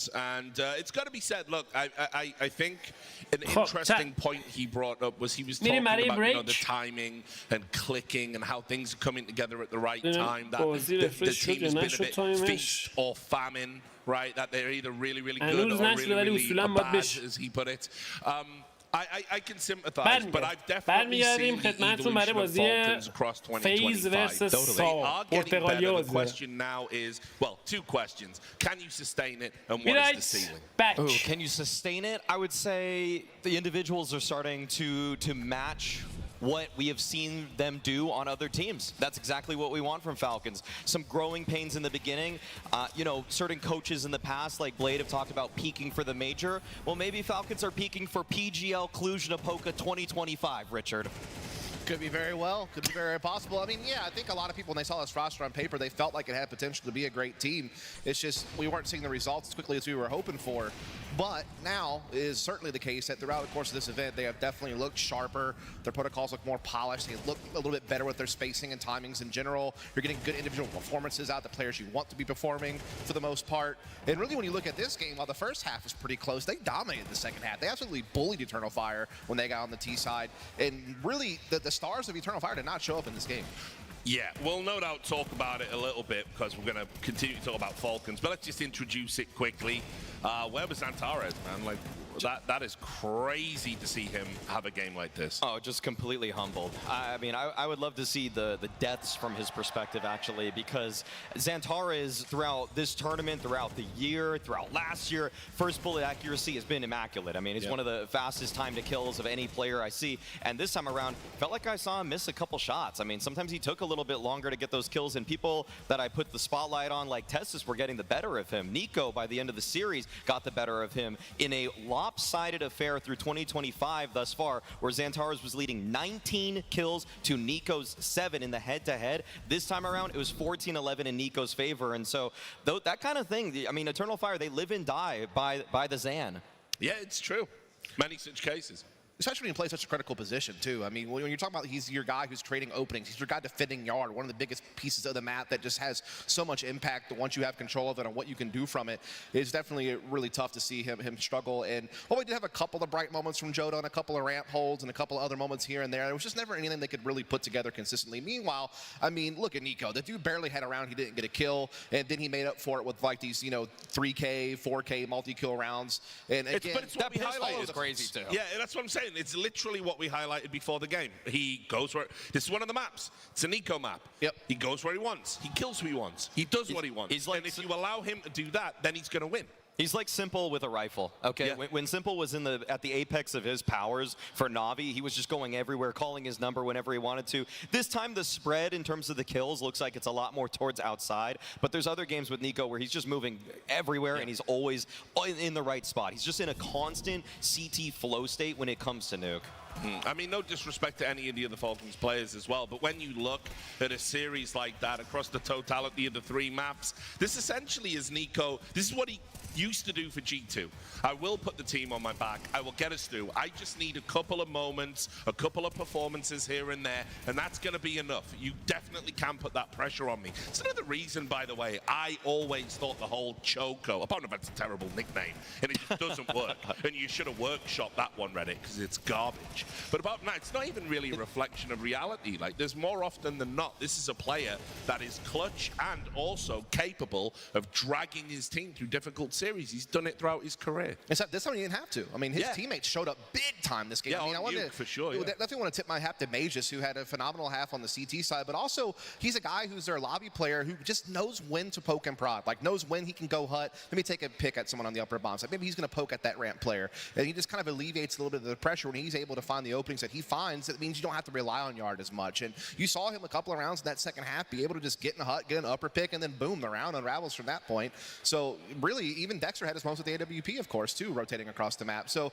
it really was a team performance, although obviously Nico was the MVP of the series. I have to ask a little bit about mentality and Eternal Fire. One of the things that I always notice when I'm listening to Magic doing interviews, obviously he's a great captain and a great IGL. He also does a lot of the media work for his team, so no wonder he's been feeling, a little bit tired, which he talked about, but a bit of fatigue creeping in. But I do say, one of the things he always talks about is like, we have a different mentality when we're on stage, and sometimes communication gets muddled, and we start arguing, and I have to like referee and stuff, and I'm like, I don't know, at like an S-tier team, like, you can't have that, can you?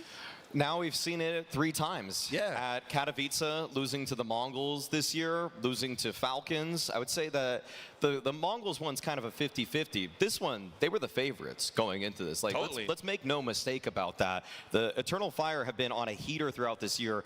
Consecutive playoffs, grand finals finish at the Blast Bounty, and for them to go out in this fashion, this is what I was saying. Like, when you're looking at Eternal Fire at that Blast Bounty, getting to the grand finals, I said, guys, be careful to get too excited, because this is because they have a very strong core. They had a direct upgrade in Jota, but if you look across the board, the firepower, the individuals of this team are weaker than a team like Falcons, and once Falcons and these other rosters that are retooling, like FaZe, like Vitality, have caught up tactically, they will lap them, and that is what we are seeing in motion now. This felt like this should be their window, right? I mean, we've already seen them have positive trajectory to kick off the year with the second place finish at the Blast Bounty, the top 5 finish at Katowice. Like you said, Jota has been an upgrade in that position. But then you even look at this particulars of the series, they came into it, players on good form. Xantares having a phenomenal tournament with Kadia, Jota, the 2 young youngsters having a great tournament. It seemed like they were on the right path. And then, yeah, we could maybe take a look at that train and say that was a plan that backfired. But when you look at a fact like Nuke, they came in as the favorite on Nuke. They definitely had the better resume. They definitely looked like the better team on it throughout the course of this year.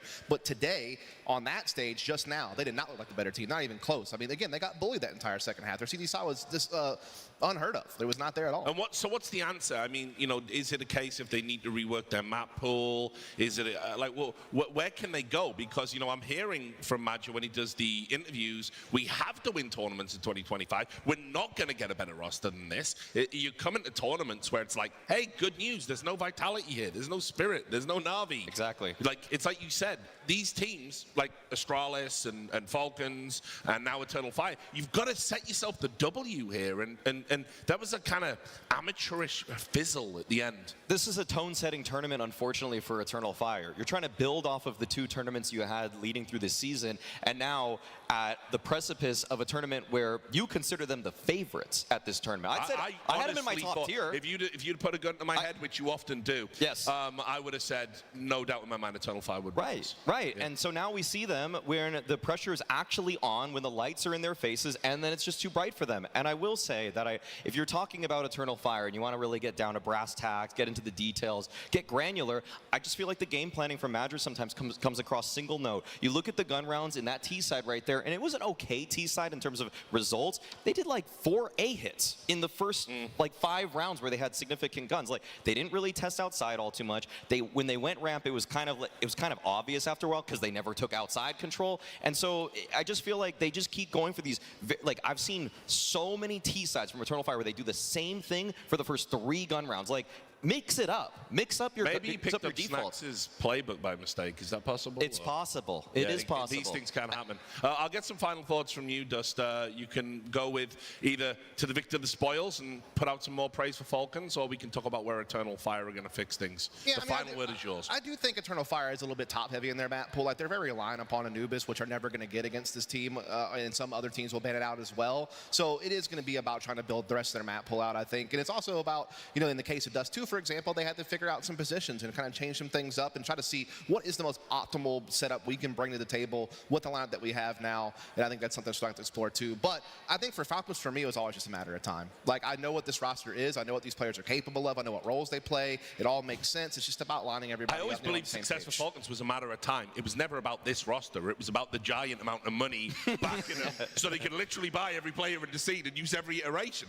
But like if they do win tournaments with this lineup, it's going to certainly shut me up. You know? This is the foundation now, though. Yeah. I think this is the foundation that you build from. I think that this is a really blessing in disguise. Yeah, they wanted Muncie. Yeah, they wanted Jimmy. We talked about all these things, and those have been great players to have. But I think it's so hard to build a team from scratch and be successful. Like almost every team we think of that has gone on to do great things had some kind of core, some kind of platform to build off of. And I think that the Falcons have found their platform. Now it's just about kind of working things through. All right. Well, we'll see if we can do it as the tournament continues. For now, a quick break. When we come back, we're going to have the last quarterfinal of the day. FaZe will be taking on Saw. We'll see you soon. She said she loves you, but she can't love me. But I love you.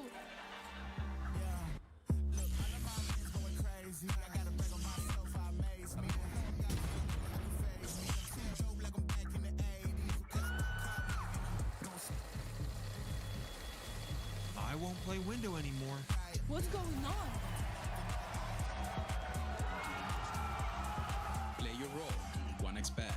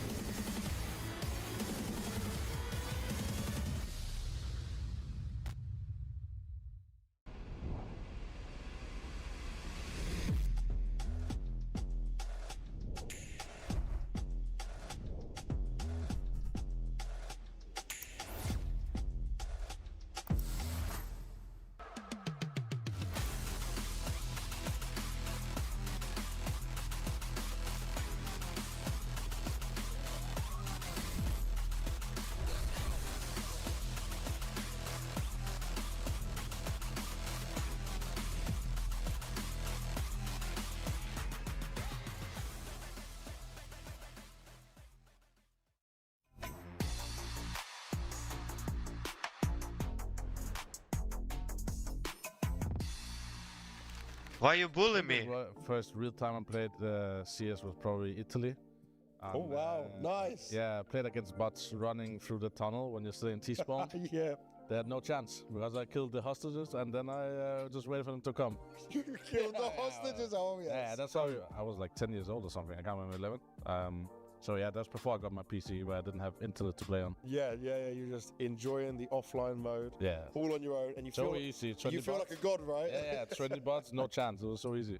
I mean, when I was too young and going to net cafes with the people who was like same school with me. Nice. It was too long time ago. I think maybe I was like 13 or 14, maybe 12. Can be even 11. But it's like a random 1.6 maps. It's like sometimes Ice World, sometimes Pool Day, sometimes like Death Run, Jailbreak. Those kind of like bunch of things. It's like for kid to be like get happiness, you know. And also going to net cafes and playing against each other, like 5v5. We were doing that too. Yeah. With the school friends in the like same class. We were skipping school and. That's not. Don't skip school. Don't skip school. But yeah, that times like I played like I think for 7-8 years Counter-Strike, which is like not even professional level. Just for like fun, enjoying for it. fun, full amateur. Yeah. It's like doing something but don't know exactly what are you doing. Okay, the first time that I played, well, I think that I really enjoyed it, but it was like I have an older brother, so he started playing and I was always close to him, watching him playing. So I was watching him and I was okay. Get out of the house! I want to play. So yeah, I think that's the first memory watching my brother, and yeah, I really liked Counter-Strike 1.6. No, 1.5. Oh, 1.5. Okay, really good. Okay, old school. How old were you then when you first played? 10 years old or 10, 11. Yeah, something like that. I cannot say that I remember it clearly, but I think that I used to play a lot of video games when I was really young. My first time playing CS was when I was 10 years old. Oh, wow, okay. So I was really young. My brother obviously showed me the game, like most pros, I would say. Yep. But basically what I remember was just that I've never enjoyed the game that much before. Okay. I felt really connected to the tactical side of it. It's not just a shooter game. It's like Call of Duty. I just run around and give some headshots, you know? Yeah. So I just remember that I was super intrigued by the utility, the grenades, and basically the whole maps and how cool they were. I remember I really liked Dust 2 a lot. In 99. Wow, okay. Yeah, I used to play these Age of Empires, these strategy games, and we used to come to this internet cafe. I didn't have a PC at home. Yep. There was back in the days with 56k modem, so if you wanted to play online, you usually had to go to an internet cafe. And then I remember we did these night gips, we called it, where you would come in at 11 p.m. and you would sit until 8 a.m. in the morning. You would pay a certain fee. And then I remember one night coming in and everyone was talking about this new mod to Half-Life that was called Counter-Strike, and I didn't want to play, but... Oh, you didn't want to play? No, I hated the FPS games back then. I didn't want to be antisocial, you know. All of your friends was playing Counter-Strike, and then I tried that once, but I remember not using the mouse. I was using page up to get, that was how bad I was. Oh, wow. Yes, and then...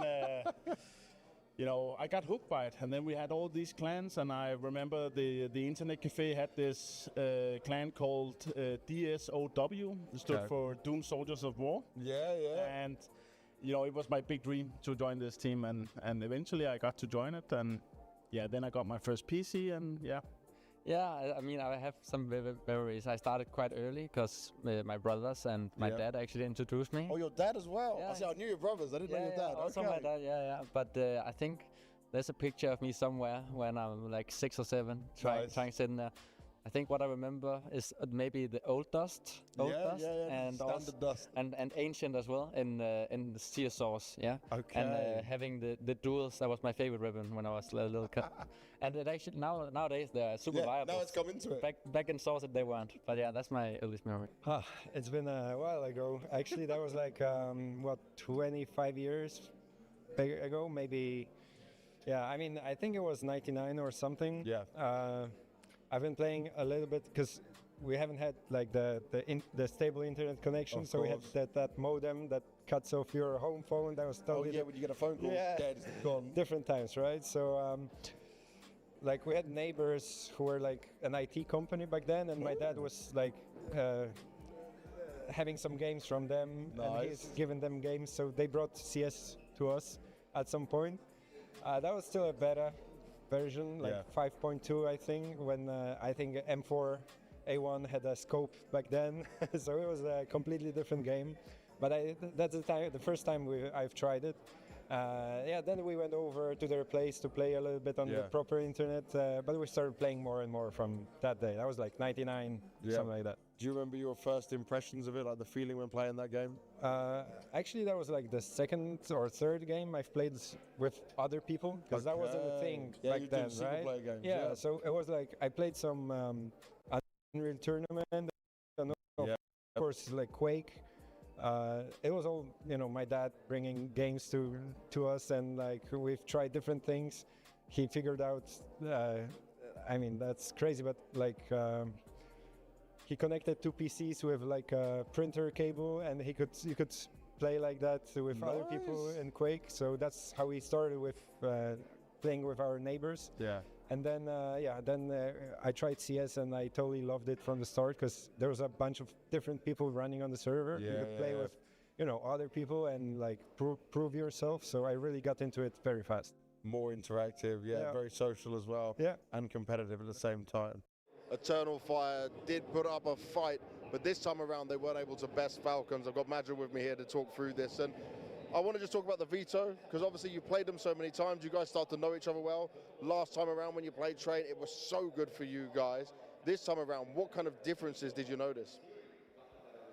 To be honest, not a lot of difference, but I think the prep was okay, but individually we didn't show up really well on Train.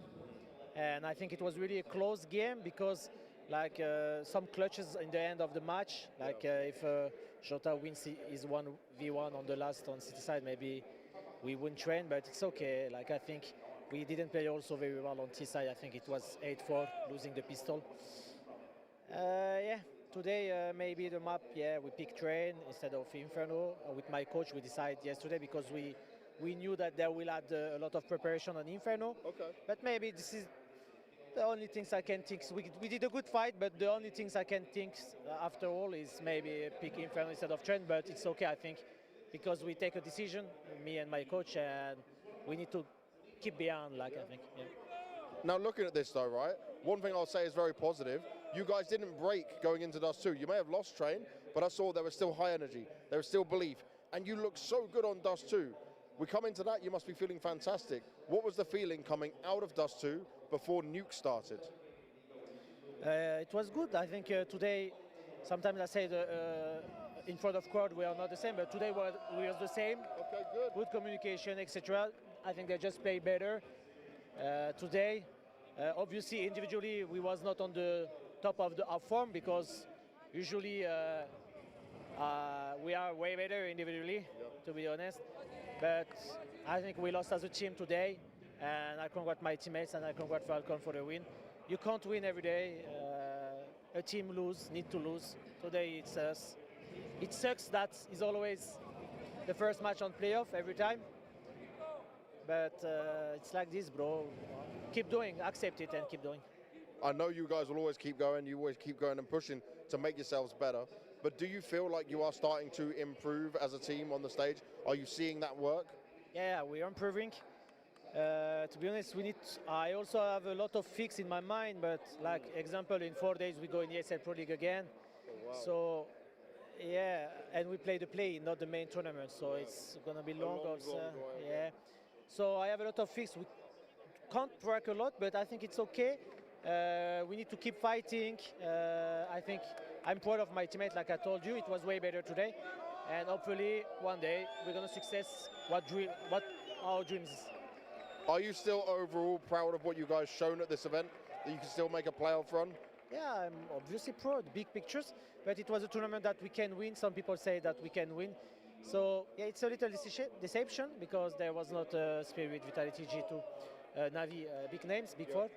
So yeah, a little deception, but Falcon is also a good team. They have a lot of good individuality. So it's not a shame to lose against them, I think. we did our best, but today it was not a good day at office, and we need to accept and learn for that.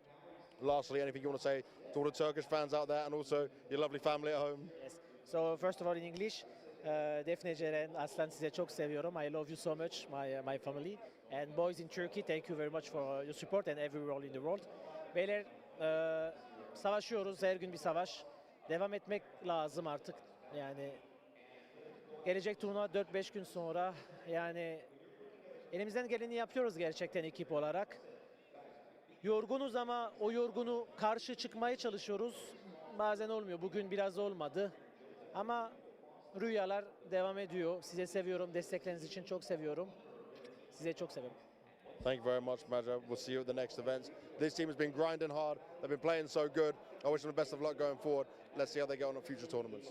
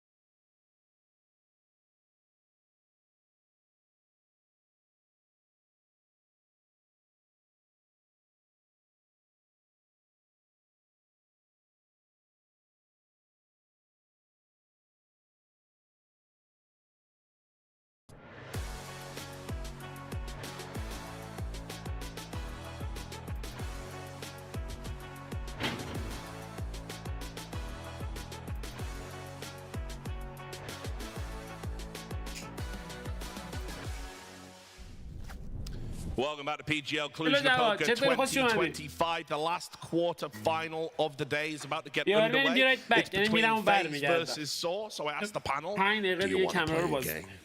Good one, Rich. Workshopped it. I don't even know if half the audience here has watched that one, unfortunately. Saw? They're pretty young nowadays, you know? Classic. I mean, that is a pretty popular horror film, I think. Yeah. Well, it is Counter-Strike fans, too, so they're a little older. Listen, and it's a whole franchise, but anyway, if we're talking about horror shows, we can talk about what happened to Saw just before this tournament. That was what I was setting up, Maui. You're off the desk next time. That was terrible. Right, anyway. So, no, what has happened to them is the worst thing that can happen before you go to a big tournament, one that you're hoping to maybe get a few upsets in. You just get told, yeah, this roster's dead, by the way, guys, but sorry, we booked the tickets. Just go do it. And that's what's ended up happening. And by the way, I read an interview coming into this where one of the players, I think it was Roman, said, oh, no, we found out about it like pretty much just before we went. Like, as we were traveling, essentially. So I don't really know what to make of Saw. Like, the reality, guys, is they shouldn't be in the playoffs. I mean, Saw has been a perpetual free fall for a while now. I mean, you look ever since they decided not to play our Aradose at the RMRs, and they wound up not making the major because of it.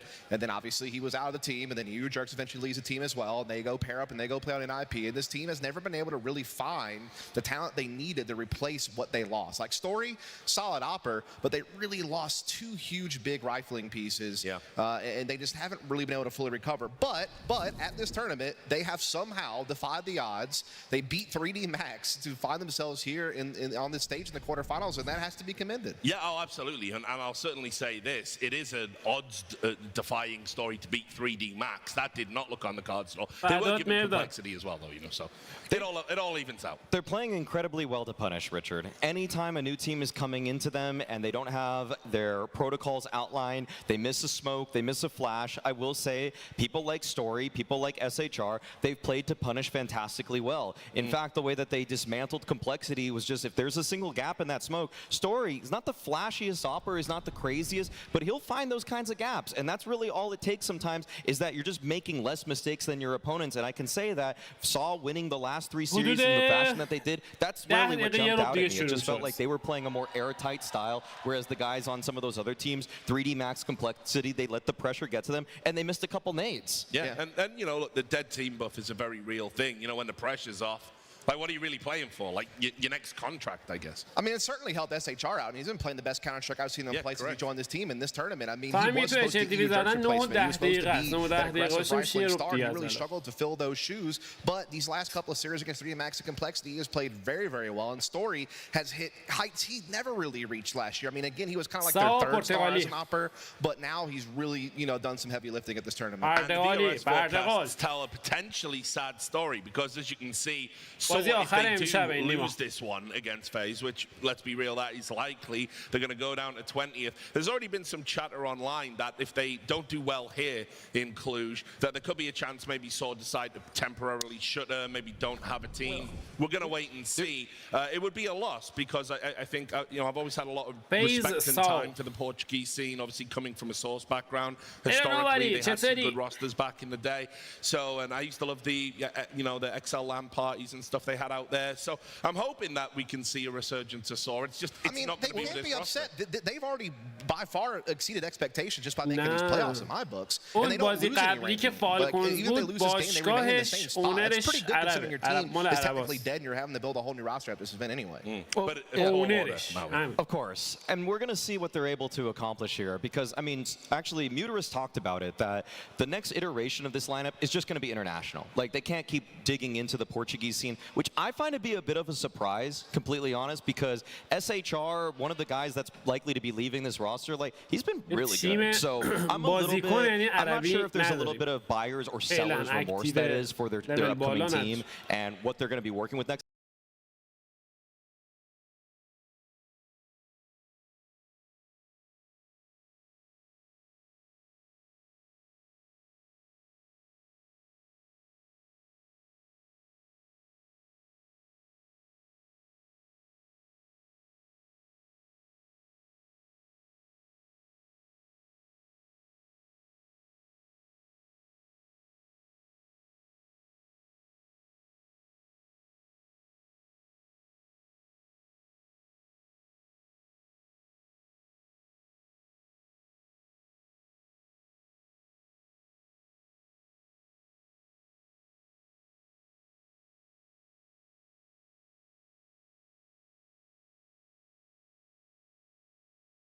Elige is working so well with the team this time around.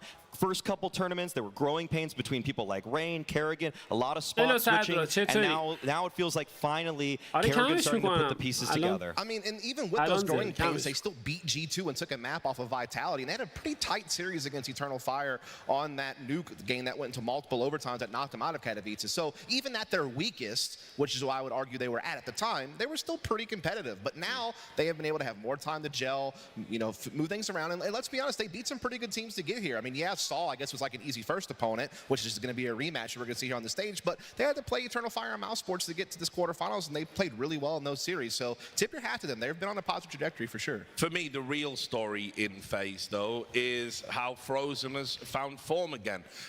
Look, there's going to be a lot of attention on Elige. It's a big signing. When RApTOR was announced to be leaving, I'm sure FaZe fans were really despondent, and getting Elige, that alleviates some of that. But what you've gained since RApTOR has left is ultimately the return of Frozen, who was, by the way, really, really good at the start of last year. People seem to forget it wasn't all bad, but he got a lot of flack for what happened in Shanghai. A lot of people were blaming him, and that hasn't been fair. It's been a bit of a crucible for him to overcome, but now he's back and looking as good as ever. I actually think Frozen's in a great position right now on this team with the makeup that they have on their roster, because look, he didn't really have to change too much about the positions he played. I think the only map they changed his spots were Nuke, where he took over lobby and ramp on the TNT side, but every other map he gets to play basically where he played before. I think the other thing that really helps him is like now not only do you have Kerrigan and Rain as aggressive riflers that you can kind of trade frag behind, well, now you got Elige too. You know, he'll buddy up with Elige sometimes and just trade frag behind him. And so you've taken Frozen, and he used to kind of be their more active extremity player, with RApTOR being the more passive one. And now it's kind of shifted because now they have Rain playing a lot of extremities, who is a natural born entry fragger. So I think it's just given Frozen even more room, in my opinion, to be able to tuck into that mid to late round position and not have to be reliant upon the creating openings. It's early days here, but Elige and Frozen are really showing right now that they might be one of the best rifle duos in the scene, okay? Elige, like Dust said, is going to be taking that space, but Frozen's spacing on trading, the consistency he has with trading, the fact that he's incredibly clutch on top of that, I would argue he's actually more clutch than RApTOR. I would argue he's more clutch than many of the riflers that we have at this tournament. He probably is. In fact, if I just had to kind of make a general statement, he is the most clutch rifler here. Yeah, he is the most clutch rifler here. So when he has a guy, or he has three guys, as a matter of fact, that are willing to take space, take openings, now if you see a late round with him and Brokey, it's lights out. It's been lights out for everybody against them at this one. Yeah, and look, talking about Brokey as well, I mean, that's where the question marks go to now on FaZe. People are excited about Elige and what that might look like when they finally get the map pool hashed out. Frozen's back. You've got Kerrigan, the GOAT IGL. Everyone loves him. Rain is Mr. FaZe. So naturally, when results don't go your way, someone's got to carry the can. A lot of the time, it does seem to be Brokey. How do we feel about that narrative? I think that's a fair point to make. He certainly had his moments last year where he really did seem to suffer. But let's not forget, RApTOR kind of took the spotlight because of how incredibly he played in Shanghai to help FaZe make their way to the grand finals. But I think people do sometimes forget that Brokey also played fantastic throughout, you know, a lot of those last couple of series they played in the playoffs, and actually gave them a chance to really push that grand final even further against Spirit. And I think so far coming into this year, at least at this event, and even some of the times at Kato, he actually has looked pretty solid. You know, again, I think a little bit of pressure gets taken off of him when he has an extra aggressor on a team like Elige. I mean, Brokey's the most high player ever. I mean, you get you know, lights out Brokey doing things that only Prime Simple was able to do, and then you have the other version of Brokey, and I've seen this guy take more shots on Nuke's vent ladder than any other player in Tier 1 CS. It's like, come on, relax, dude. Like, you need to sometimes set yourselves up for a good fight, because sometimes the mechanics get him into trouble. He's seen himself make the most unbelievable plays that any opper could possibly make, and then he constantly has that sort of blind faith in himself. And I think Kerrigan loves that, but also probably at times wishes he could reel it in a little bit more. So at this tournament, it really has been pretty smooth sailing in my eyes. I don't think he's really had to hit that just unbelievable level that we sometimes see out of him. But if push comes to shove, he's going to be the better opper in the server today. And of course, the big narrative talking point is like FaZe really do need to win this one. خیلی سنگینه چون هم یوتیوب هست هم توییچ چت سنگینه احتمال زیاده broadcast. You know, there's probably a chance FaZe might sit out 1 or 2 events in future as well. They're going to want to get this one in the bag, and then we'll see what the future might bring. They're the clear favorites left. I think it's a really savage indictment of where they would be if they weren't able to beat the remaining field in the tournament, frankly. If they didn't win this, Richard, it'd be a disaster. Yeah. Half the people here wouldn't even show up tomorrow. Come on, what are we talking about? We get an Assault game versus, what, Falcons? This is going to, like, people would just be lost, hey, okay? Falcons were like the home team. I don't even know how we're going to guide the action tomorrow if we get that one, okay? No, people bought their tickets for FaZe Clan because Ema didn't show up, and they want Kerrigan to get to the grand finals here. I mean, this would be a Herculean effort for Saw to even take a map off of them. We'll see what the Veto unfolds and how it shows us like what's possible here. But this is anything but like 1 to 10 odds, I think, is an understatement for how much of the favorites FaZe are. Yeah, I mean, it's one of those things where Saul had to be commended for what they were able to achieve. They went down 0-2 in groups. They looked like they would be one of the last teams out. They were in such a dire position because of the roster situation that they're in right now. Yet they marched their way all the way back into a playoffs appearance. And sure, they beat a couple of weaker teams to do that, but that win over 3D Max is pretty legit to me, especially against the situation that Saul are facing. So, yeah, I think they've already done more than enough, in my opinion. Yes, FaZe are the heavy favorite. Anything they do now is just a bonus. But I will commend what they've done so far, but it's now time to leave. Yeah, I mean, look. Okay, you going to show them out, Dust? What are you going to do? You're going to hold the door open for them? I could, you know. That is absolutely fair. I agree with you. So now we're going to go over to the stage. James Banks is going to introduce the teams. Thank you very much, Richard. We're down to our last quarter-final game. Cluj, are you with me?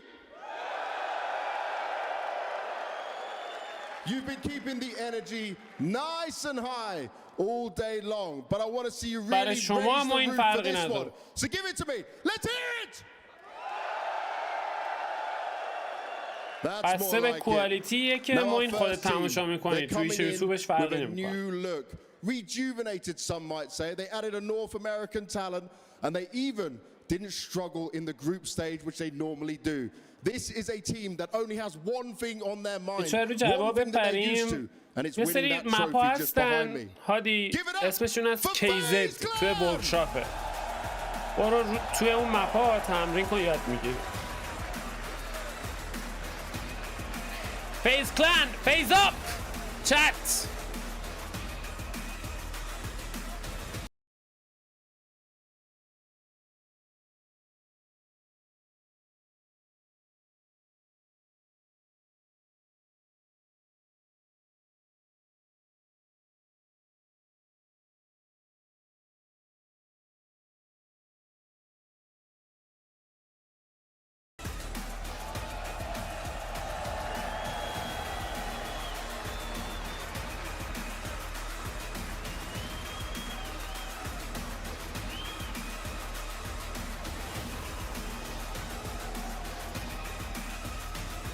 چند نفر تو استیجن؟ 10 نفر دیگه. 2 تا تیم. Prediction. Looking to continue their spree of upsets is a team that came into this event looking to make roster moves. They were a dead team walking, but they continued to power through from 0-2 to make it here to the playoffs. Can they continue this Cinderella run? Well, we're about to find out. Make some noise for Saw!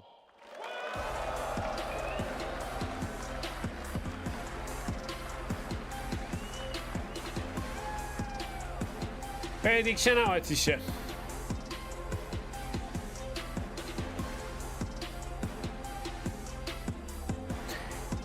FaZe up! تماشاگر آره.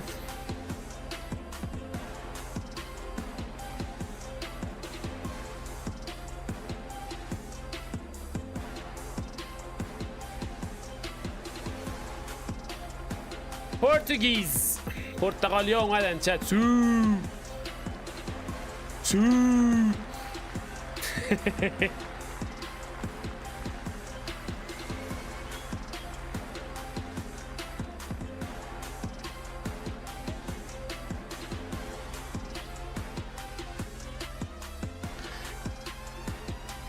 هونو اومد طرفدار پرپا قرص FaZe کلن.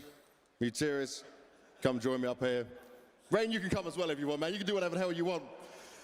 Now, Kerrigan, You went through this group stage, 3-0. It's not what normally happens for you guys. Must be a pretty good feeling.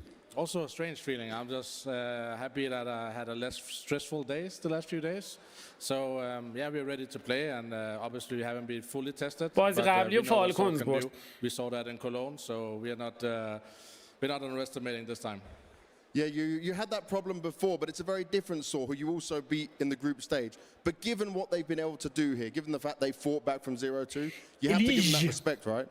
Going 0-2 to 3-2 is very hard for any team out there. And especially when you think about, maybe some of the players, we all know they're getting switched, so they're playing for honor. And when you play against a team that plays so much for honor and the last right, it's always going to be a tough game. So I'm just looking forward to play. بعضی تیم‌ها نبودن به خاطر فشرده بودن تورنمنت. الاشو کول. When we spoke at the beginning of the event, you said you didn't really know what was going on or what you were supposed to do. The pressure is off now, and it seems to be working out. So how is the feeling when you all step onto this stage today? Well, I mean, the feeling it's a bit the same, I think. I think we did something unexpected.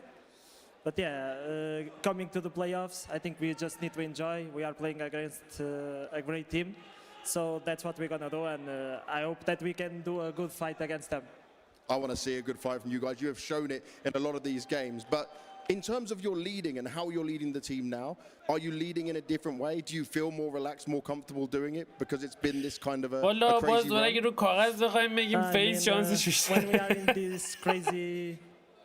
I mean, the team ولی خب تورنمنت رو کاغذی نبوده. I would say. So yeah, it's kind of crazy calling like that, but like I said, we just want to enjoy and do our best. So yeah, let's see. Lovely. Let's see how it goes through the games. The fist bumps are in. You can take your seats and get ready for the match. And Saw have certainly earned everyone's respect with what we've been doing here. ترجمه کن چی میگن؟ از کریگان یه سری سوال پرسید. گفتش که چه حسی دارید؟ فلان معمان همه رو زدین اومدین اینجا. گفت حس خوبیه ولی ذره غریبم هست. سعی میکنیم که دست کم نگیریم. از این یکی پرسید. گفتش که پلنتون چیه؟ گفتش که میخوایم متفاوت‌تر بازی کنیم و سعی کنیم که شکست بدیم چیزایی. Gentlemen all round. سلام پیام. آرنگ فالکون برد.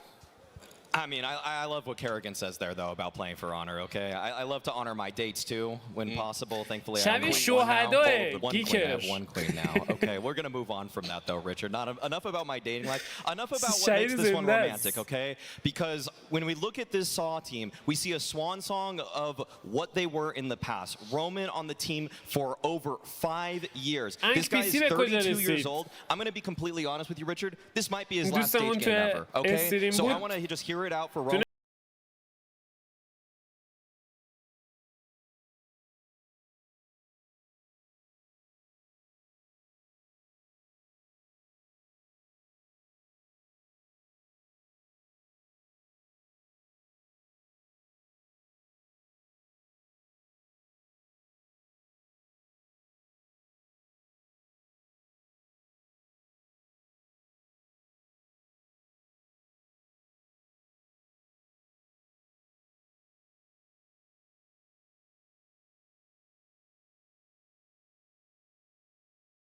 FaZe Ancient Saw T سایده رو پیک کرده. And then Saw pick going back to the tried and tested Nuke. This is the exact same sort of start that we got from both FaZe سیتی رو پیک کرده. اینفرنو بند بعدی سا. There is a possibility, آنوبیس بند بعدی FaZe و داستو مپ آخر که سا و سیتی سایدشون انتخاب کرده و به ترتیب Ancient Nuke داستو رو خواهیم داشت. They're going to have to control Elige in the middle of the map there, and I like that Saw have shown that they are actually something to worry about when it comes to this. You can't take them too lightly on that one. Yeah, but you're going to have your hands full with this first map coming up on Ancient. FaZe have looked so ferocious with this lineup on this map. They have been able to adapt their lineup to it very quickly, and again, they are 4-0 on the year. They've been able to essentially take their T side and just load up their players. Just have, frozen Elige together, have Rain and Elige بوده. be together. Whatever the case may be, they're playing very aggressive and in-your-face Counter-Strike. Kerrigan, he's just roaming and being the glue that the team needs to be. He needs him the whole day, he'll go a whole day for you while you do your things on mid and B. You need him to help lead a hit, he'll do that too. Just showing the incredible amount of flexibility all across this map. And then you get that same Frozen and Elige combo defensively at middle. Yo, Ali! That is such a powerful front to try to get past. They are so effective on dictating the pace of that area of the map, and that's going to lead into a lot of success, I think. برای بچه ساز زیاد اهل این کارا نبودن مثل دیفالت رفتن نشستن پشت سیستم. We got FaZe picking Ancient, but it looks like they're starting CT side. Is that what we're getting? Is that what we just saw there? I mean, either way, you did set it up though, Dust. I mean, the fact that Frozen and Elige are in middle, I think that's on both sides of the map actually. And so at this point, like that's the problem. That was the problem for Saw last time. Elige was literally one-tapping people through middle smokes and just getting kills that Saw couldn't deal with. If they can't control that part of the map, they will have to do something on the extremities. It's going to be very difficult to do that too, though, because you look, Frozen's going to be able to anchor that A side off mid if mid's not being taken, or Brokey will be able to anchor with the AWP. You got Rainpark at the B-bomb side. It's very good at playing that ramp position and just playing very effectively with Kerrigan. So I think they're going to have their hands full. I think what Saw has done to allow them to be effective and make these playoffs is by playing simple contact Counter-Strike. Keeping the group up together, letting SHR lead, and then letting Agile kind of trade in behind. And then Story, just let him play intuitive with this op. He's been playing really well, making great decisions. That's their win conditions if there's ever going to be any. SHR, a player that's going to be dropped after this tournament, though, also, he's really struck me. He's been a guy that I honestly I didn't have too much familiarity with, but the more I watch him, the more I actually like it. The more I actually see him, the more I actually feel like Saw are making a mistake. That's also what I think SHR needs to prove in the server today, that even if the game plan doesn't go well, that he can be an asset to the team. He makes very few mistakes in terms of deaths, makes a lot of great choices on his rotations in terms of his defensive sides. Watch his demos. Aim is crisp, man. So honestly, keep an eye out for him and just see if he can make a statement. All right then. Well, if the deck is stacked against Saw, it's time to draw آره من خودم اون ادیتور رو دیدم جر خوردم از خنده. دهن ادیتورش سرویس. فالکون زد. خب چت آماده اید؟ میخوایم از چت فاصله بگیریم بریم برای بازی آخر امروز. خب به نام خدا در خدمت شما عزیزان هستیم. بازی بین دو تیم فیز کلان در برابر سا. فروزن خط رو نگه داشته سمت دونات با یک فلش میان داخل. فروزن تغییر پوزیشن میده به سمت بام سایت. خطرناک پشت بام سایت پوزیشن خودش رو حفظ کرده.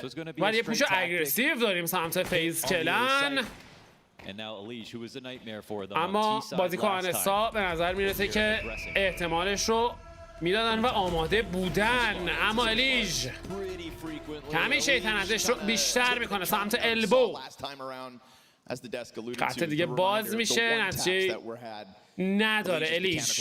لو اچ پی هنوز فرایی رد و بدل نشده. ستوری حتی بروکی رو نگه داشته. بروکم خط آفنگر گذاشته برای کراس سیتی. فروزن کماکان روی بام سایت کمتر از 60 ثانیه کمتر از 50 ثانیه زمان. بروکی با صبر و حوصله خط خودش رو نگه داشته. فروزن حالا فرست بلاد برای بازیکن. بروکی هم موفق تو ادامه کار. بروکی سعی داره باز هم فرگ بگیره که میوتریس کارشو تموم میکنه. سشار موفق تو شکار فروزن. چه دمیج الیژ. یه لحظه اومد و سیفور رو دینای کرد. رین خط باز میکنه 2-2. سیفور هنوز پلانت نکردن. سعی دارن یه فرگ دیگه بگیرن بازیکن سا. 15 ثانیه زمان. رین موفق یه فرق دیگه برای این بازیکن توی فایت سنگین. خود رین موفق میشه کار رو تموم بکنه. تریپل کیل برای این بازیکن و نخستین امتیاز به سود فیز کلان. Brokey was so incredibly patient in his quartered position, and he's the one who you would expect might get a little nervous, but I think since Frozen got his first kill, that's when the power went back to FaZe, and Frozen will be, I think, the story of the match here for the event. You know, Elige might have been a star last time on Ancient, but Frozen has been playing his best CS. میریم راند دوم. بازیکن سا فول ایکو with him on this roster. we're seeing incredibly impactful moments and many کم different میکنن ways from positioning to utility. 4 بازیکن در نزدیکی ای مین. Expect to get a show today. استشار موفق است تو گرفتن اوپنینگ فرگ. رین شکار میشه روی بام سایت بی، اما یه لحظه لیش دوباره رینگیج، یک فلش، پوش اگریسیو، فروزن استابل کیل. تا به اینجای کار بالاخره ترید انجام میشه. بروکی کمی خطرناک از پوزیشن گیری این بازیکن، یه فرگ هم میگیره و الیش کار رو تمام میکنه. امتیاز دوم باز هم به سود فیز کلن. علیرضا مرسی برای 1 یورو دونیت. همکنون از خود محل برگزاری بی تی آرنا گزارش فارسی هم فرهاد چیز دیگه است اونجای. علیرضا دمت گرم، امیدوارم کلی بهت خوش بگذره، واقعا امیدوارم کلی بهت خوش بگذره. مرسی برای 1 یورو دونیت. جیرا یا فدا بشم، مرسی واسه دونیت. سلام. اوتوهل چه تاثیر رو گیم داره؟ یه تریکی داره، فقط میتونی جای C4 رو پیدا کنی تو اسموک، بقیه چرت و پرت. اوتوهل پو فعال نکن. جیرا یا مرسی واسه دونیت. میریم برای ادامه کار توی راند سوم. مصرف 5 AK پرتغالیا. بروکی داخل دونات، فروزن از راه اومده تو اسموک، شانس خودشون امتحان میکنه. بروکی موفق فرود اسموک. رگ اول برای فیز کلن. بروکی یه فرگ دیگه تو اسموک دارن، فرگ میگیرن بازیکن فیز. حالا میرن برای پلنت C4. میوتری سمت وسط موفق هست، بروکی رو شکار میکنه. S4 روی بام ساید رینج، سعی خط رد بکنه. S4 موفق تر تو ادامه کار. خود همین بازیکن فرگ های پیاپی الیج بیش از یک فرگ نصیبش نشد و حالا کریگان تو موقعیت تک به 2 باقی مونده. کریگان و اینجا میوتریس کارش رو تمام میکنه. نخستین امتیاز به سود سا. I mean, Brokey came back with a plan to clear him out, and he was so ready for that. Perfect spray from him, maintaining middle control, and what more can you ask for here from Saw? That's a vicious A attack, and it's ultimately a 3v5, right? The kills through the smoke is the best part of the round out of FaZe. رابس که توی وایتالیتیه. فدا Swift headshots for his dub.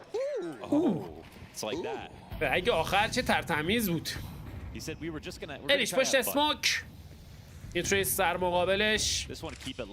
از اینکه وسط کریگان یک فلش خوب موفق. میوتریس ترید رو انجام میده. 4 به 4. روکی در نزدیکی کیو. کریگان موفق تو ادامه کار. باز هم کریگان شلاقه داره میزنه. کریگان کواد کیل برای آیجیل فیز کلن. بازیکن با تجربه و با سابقه این تیم.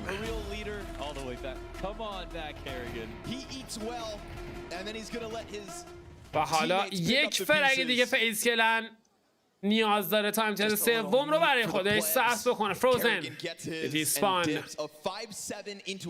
پوزیشن گرفته، روتیشن رو کامل کات میکنه. فروزن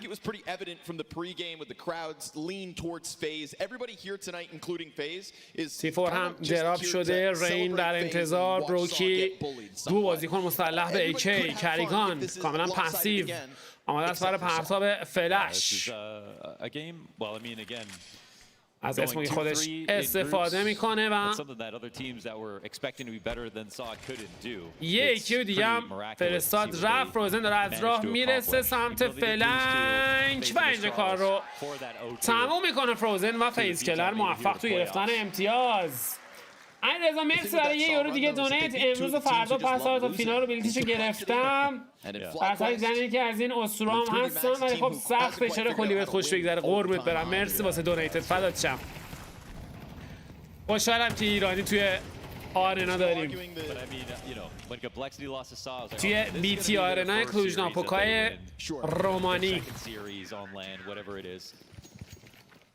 جلی روز برسه همه ایرانی ها بتونن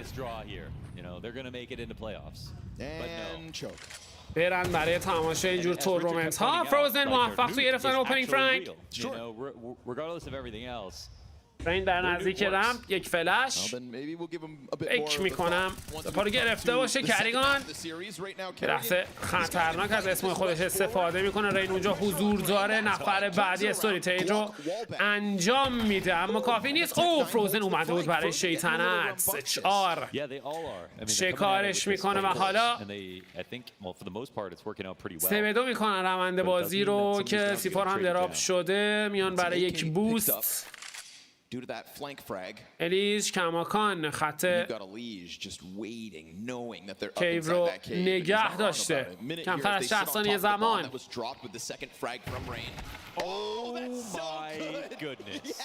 عجب بالبنگ خارق‌العاده و عجیب و غریبی زد. ببینیم میتونن راندو بگیرن یا نه. کریگان زیر فشار سنگین بروکی کارو تمام کار فیز کردن، موفق تو گرفتن امتیاز.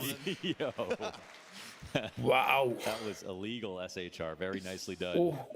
عجب والبنگ عجیبی زد. His goal here is to prove that this is a mistake, you know, to let him go after this match.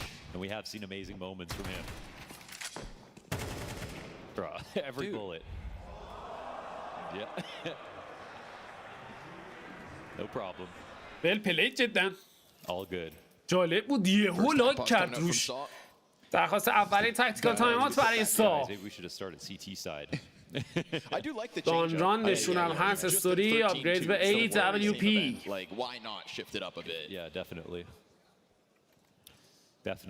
I wonder like FaZe have gotten a little بچه هیت ندین بچه. Things have been changing so rapidly for them with like all the adjustments that they make, but it feels like the way they ended off in groups, you wouldn't see any more changes. You know, they've got spots that I think they like now. At least they're starting to work. I think there's still some maps like a new. دو اینستا اسموک در همین ابتدای کار. پرتاب میشه. میوتریس مالی جلو رو پرتاب میکنه. آماده بود برای بریک نید. فروزن. For the moment, it's still Kerrigan playing cave now. Rain switching with him and playing as the. در کنار بروکی. وظیفه کنترل میدل رو بر عهده دارن. And Frozen in his happy place out here in middle. میوتریس کماکان سمت البو. فروزن در مقابلش. بقیه بازیکن‌ها در حال جهتگیری به سمت بام سایت A. الیج فاصله‌اش زیاده، حالا تغییر پوزیشن میده به سمت بام سایت. فروزن کمی زیر فشار. الیج نزدیک بود اوپنینگ فرانک رو بگیره. استوری اومد برای کمک کردن. میوتریس موفق تو گرفتن اوپنینگ فرانک. بروکی زیر فشار سنگین حالا خطو باز میکنه. بروکی بیش از یک فرانک نصیبش نشد. الیج استرایکس موفق تو گرفتن فرانک. 3-2 ادوانتیج رو از دست دادن. الیج یک بار دیگه شانس خودش رو امتحان میکنه. آپگرید به AK. کریگان داره از راه میرسه که استوری رندش به خطش رو نگه داشته. با تایمینگ یه خط رو رد کرد اما SHR موفق تر و حالا الیج خودش تو موقعیت تک به 3 میبینه که داره برمیگرده عقب و امتیاز دوم رو خواهیم دید در دستان سا. میوتریس خیلی خوب داره بازی میکنه برای تیمش، همچنین SHR. الیش یک از فرک ها رو برمیگردونه در حال پرواز کردن به سمت دیسپان.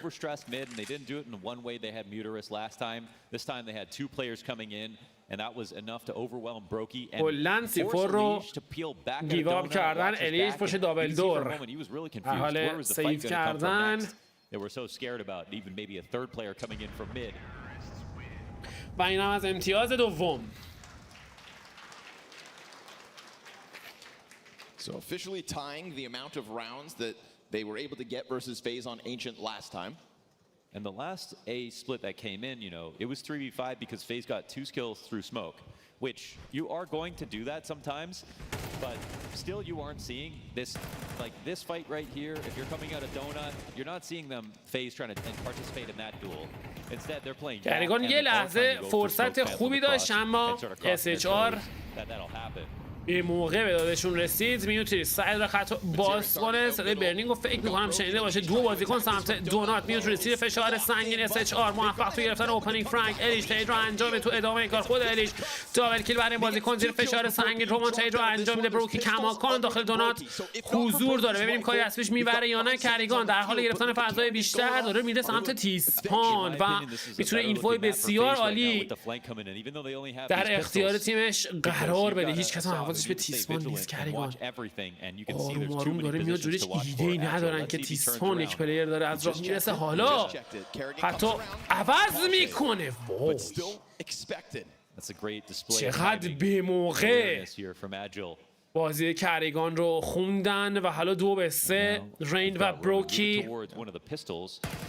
و اینجا بام سایت بی توسط رامن خالی میشه. حالا بروکی سمت دونات و سوری کارش رو تمام میکنه و امتیاز سوم در دستان سا اختلاف میرسه به 1 امتیاز. When we were walking over here, I was like, what does it feel like? 2 ثانیه دیگه فکر کنم اگه دیرتر چک می‌کرد 2 ثانیه دیگه. And to win, and to beat teams that are probably crying at night after you beat them, to like qualify to playoffs. کریگان میتونست فرگو بگیره اما گیم سنس، دقیقاً گیم سنس نتیجه راندو کامل برگردوند. There probably is some level of regret about what's happening, whether or not it's in your control. Sure. بوست رو میگیره و خط بیلانگ رو نگه داشته. SHR از همین کاور داره استفاده میکنه. کریگان با فلش وسط رو پرتاب کرد، اثبات هم کرده. یک بازیکن روی بام سایت بی روتیشن داره انجام میشه، بازیکن فیزیکال داره برمیگردن. کریگان ناموفق توی فایت. تو ادامه کار SHR یه فرق دیگه برای این بازیکن که داره خطرناک بازی میکنه. SHR حالا استوری از راه میرسه برای کمک. یک نید دیپ، حالا شاتو لنز میکنه سوری. 5-2 میکنه روند کار. SHR کماکان خط بروک رو نگه داشته. فروزن همونجا حضور داره. یه لحظه چه ایکس کراسی کردن بازیکن فیز کلن و این هم از امتیاز 4 برای سا. 4 نتیجه بازی برابر. 3v5 that they put FaZe into that they ended up winning, so that could have been a very legit A split as well. This could be an even worse half for FaZe, and they have been running it down almost every round. They even have an eco win inside of this 4, so I don't even know if Saw have shown their full hand really. We haven't had that full-on B rush. میریم برای راند 9.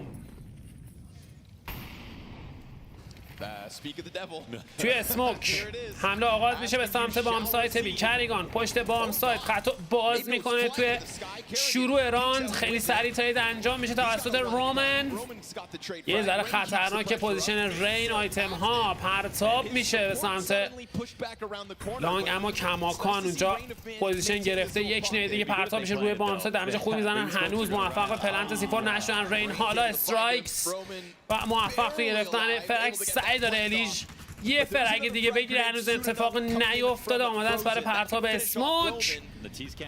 کیو رام اسموک میکنه. حالا استوری از راه رسیده. یک نیده دیگه. استوری نمیتونه شاتو لند بکنه. حالا کار سخت‌تر میشه. فروزن موفق تک به 4 آمارش رو دارن. بروکی شات آخر رو لند میکنه و فیز کلن یه امتیاز تر و تمیز رو از آن خودش میکنه. 5-4 به سود فیز.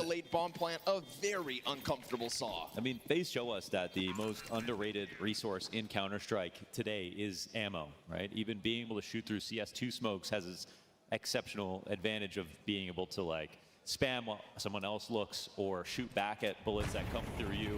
And the B site is very small. It's quite crowded.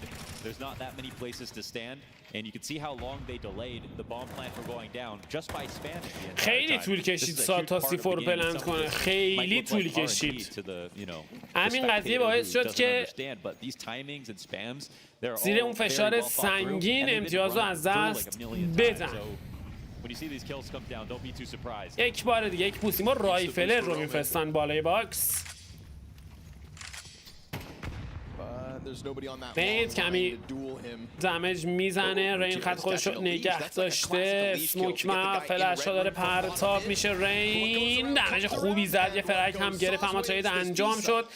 حالا میوتریس سمت وسط بروکی خدشو نگه داشته بود موفق تر تو ادامه کار. کریگان آمار اسنایپر تیم رو هم داره. SHR خط کیو رو گرفته. کریگان نمیتونه بیاد داخل اسموک و فروزن خیلی فاصله زیاده تا از راه برسه یک بار دیگه. آنلاکی تایمینگ. فروزن شباش داره میاد جلو. کریگان یه فرگ بسیار مهم از نید خودش استفاده میکنه روی بام سایت. کریگان یه وال بنگ دیگه و حالا استوری تو موقعیت تک بسه قرار گرفته. نفر اول رو شکار میکنه. آمار نفر آخر رو دارم بازیکن فیز کردن. استوری زیر فشار سنگین. فروزن حالا از راه میرسه و کار رو تموم میکنه. فیز کردن کریگان فرشته نجات فیز. I mean, again, more moments like this. They're not even seeing players. They just understand that there's one solo pillar in the middle of the site. There's only so many spots you can be in. Especially if you have rotators coming in through CT, through long and short. That already eliminates open spots on the site. So don't be surprised when these kills come through. Opening kill went the way of Saul last round. It's just a shot through window. I think probably Elige was asking for it, probably shooting back. Going Elige. Yeah. Well, that's the other thing. You talk about all the shooting through smoke and how ammo درخواست دومین وقت استراحت فنی برای سا. خیلی عجیبه که تی سایدد رو انتخاب کرد میوتریس برای شروع بازی. این انشنت مپی که توسط فیز پیک شده و سا تی سایددش رو انتخاب کرد.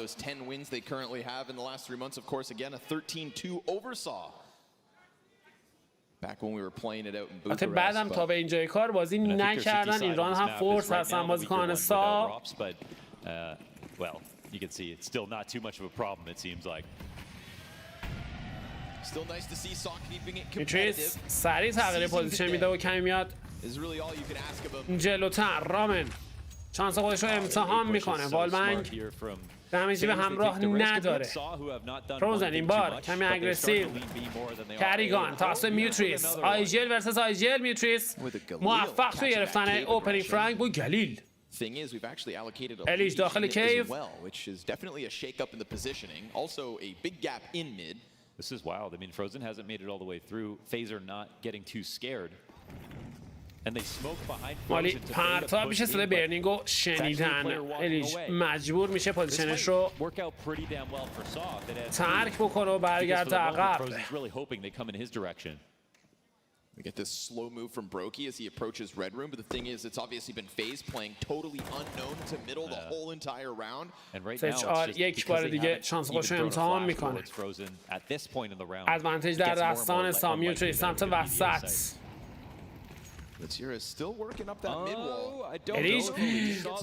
الیج اسپات نکرد با اون جامپ. فروزن هرچند داره فضای بیشتری رو در اختیار تیمش قرار میده. داره میاد به سمت البو.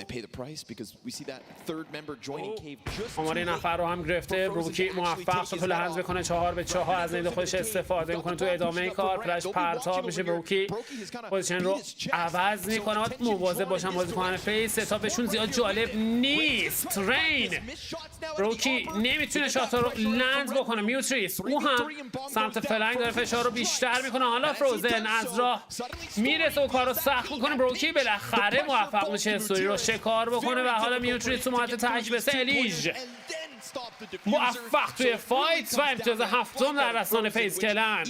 سلام آجمیر گل، چطوری سلطان؟ خوبی ردیفی؟ خوش اومدی.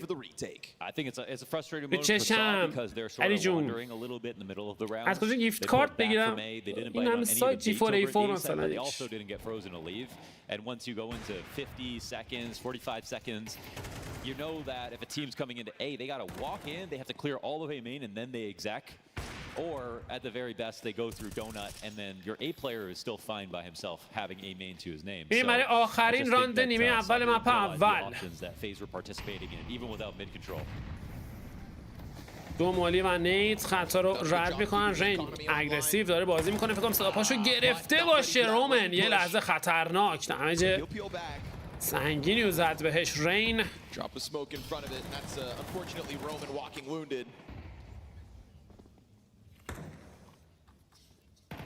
کریگان دوباره میوتریس در مقابلش.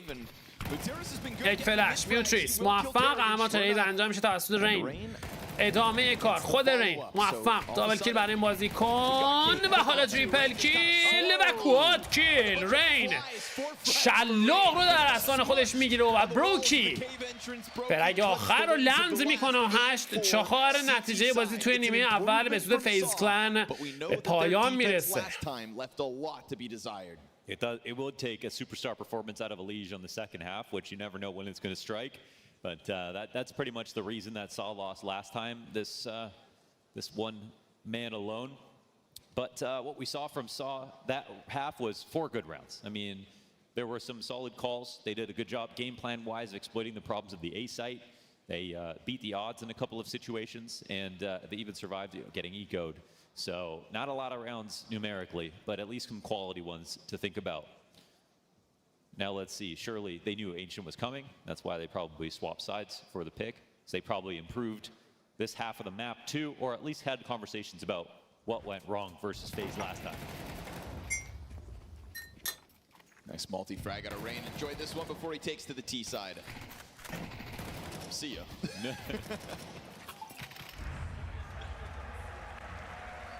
Always nice to see Rain back in cave. You know, I know the positions have been changing around for FaZe Clan, but I still don't know why they switched that. I think just like put him back there. You know, it's a natural position for an IGL to go to play cave. میریم برای راند 13 هم 4 امتیاز اختلاف. That's iconic. It's a thing of beauty. سا نیاز به پیسو راند داره برای کامبک. Like you mentioned, FaZe never really had to see what Saw had to offer on the T side because it was so lopsided in their last outing. What was that, a fruit roll-up on his Glock? What was that, rainbow strip? داره برمیگرده. It was rainbow flags. سمت بام سایت بی. Oh, just, man, that's so cool. You can do so much cool stuff with these stickers. Wow, man, cool, man, rainbow.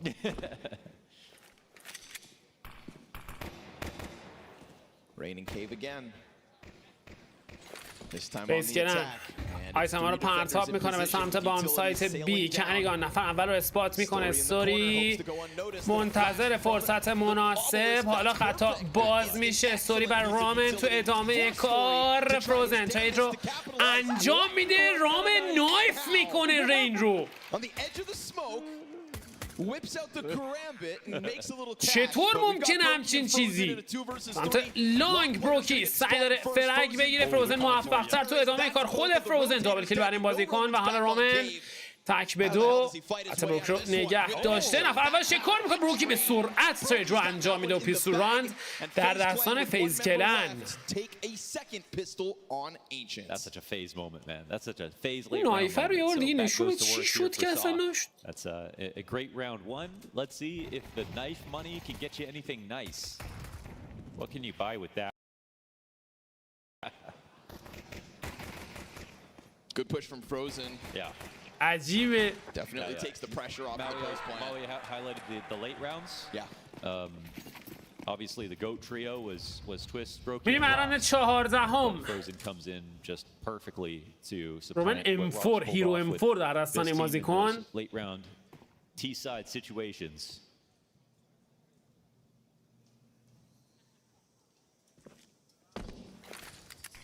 And it kind of looks like we know what Brokey we're going to get this tournament, and that's a good one. It would be nice to see if Brokey can find some more consistency with the leash on the team. سرعت فیز رو kind of taking a step forward in form. کم میکنه و بازیکن فیز کلن. You know, one of the یه نیده خوب منفی 40 تا دمج به SHR. was like, this is going to look like a completely different team. I remember, if I'm not mistaken, it was even RApTOR who said, like, I don't know what that team could look like without me and with Elige instead. And there was a lot of reinvention. We've seen many moving pieces. حالا آیتم ها پرتاب میشه. سعی دارن جواب بدن. یه اسموک دیگه به موقع پرتاب میشه. 50 ثانیه زمان. بر لحظه داره سخت‌تر میشه برای فیز کلن. الیژ پشت اسموک رد. Having recent success, but this man right here has shown us some of the nastiest mechanical moments. Here he comes, Johnny Neutron.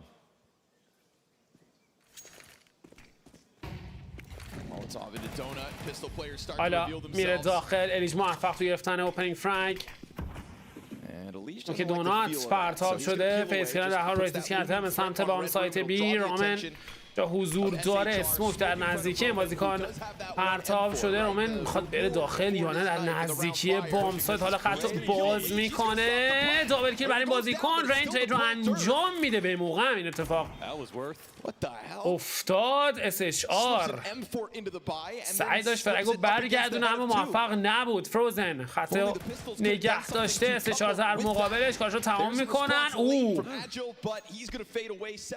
یه شات سنگین از انجام داره برمیگرده عقب. کلا 2 به تک اجازه میده یه فیسکر امتیاز دهم رو از آن خودش بکنه. چون اچ پی شم به اندازه کافی نیست که بخواد شانس خودش رو امتحان بکنه. یه لحظه داشت کار خطرناک میشد برای فیز که رین جمع و جور کرد. رین چرا از G2 رفت؟ No thanks. I'm good. I believe in them as well. بولش.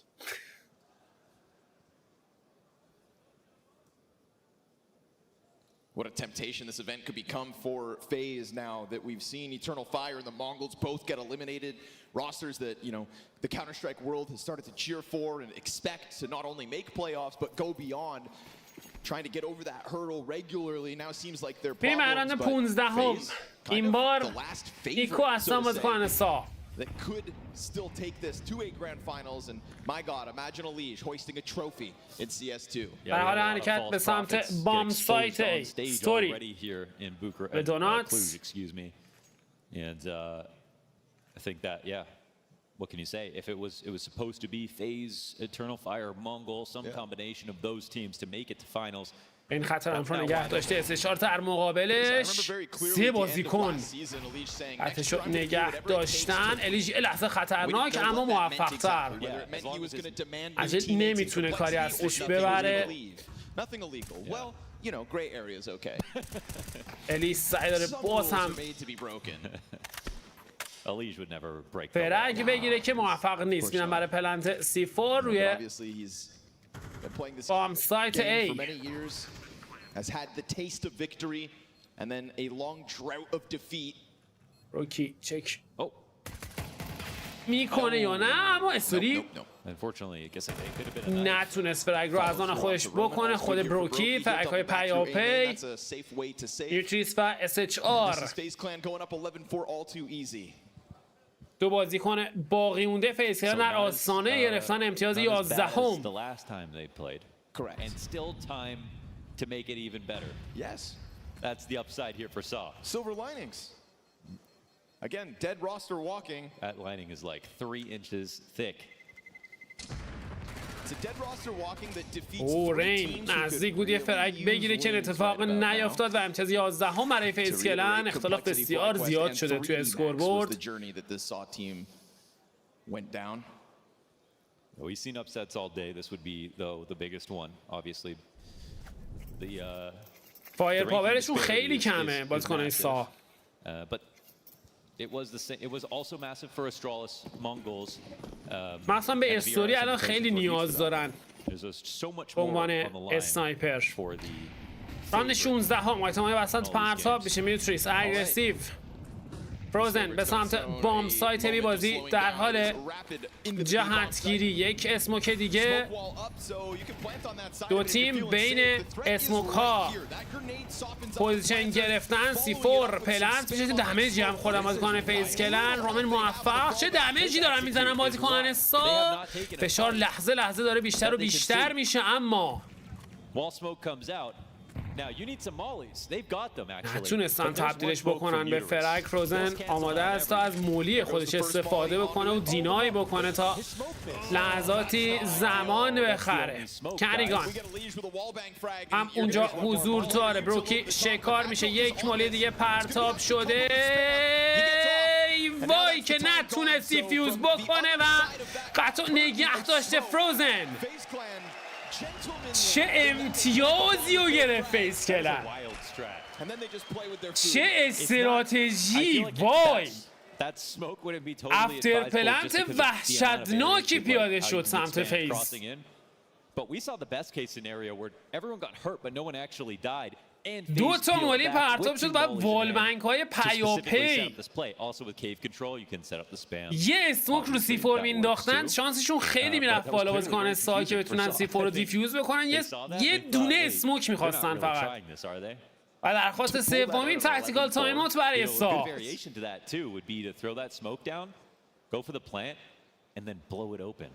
And just have everyone exposed. Yeah. As the CTs are spamming back.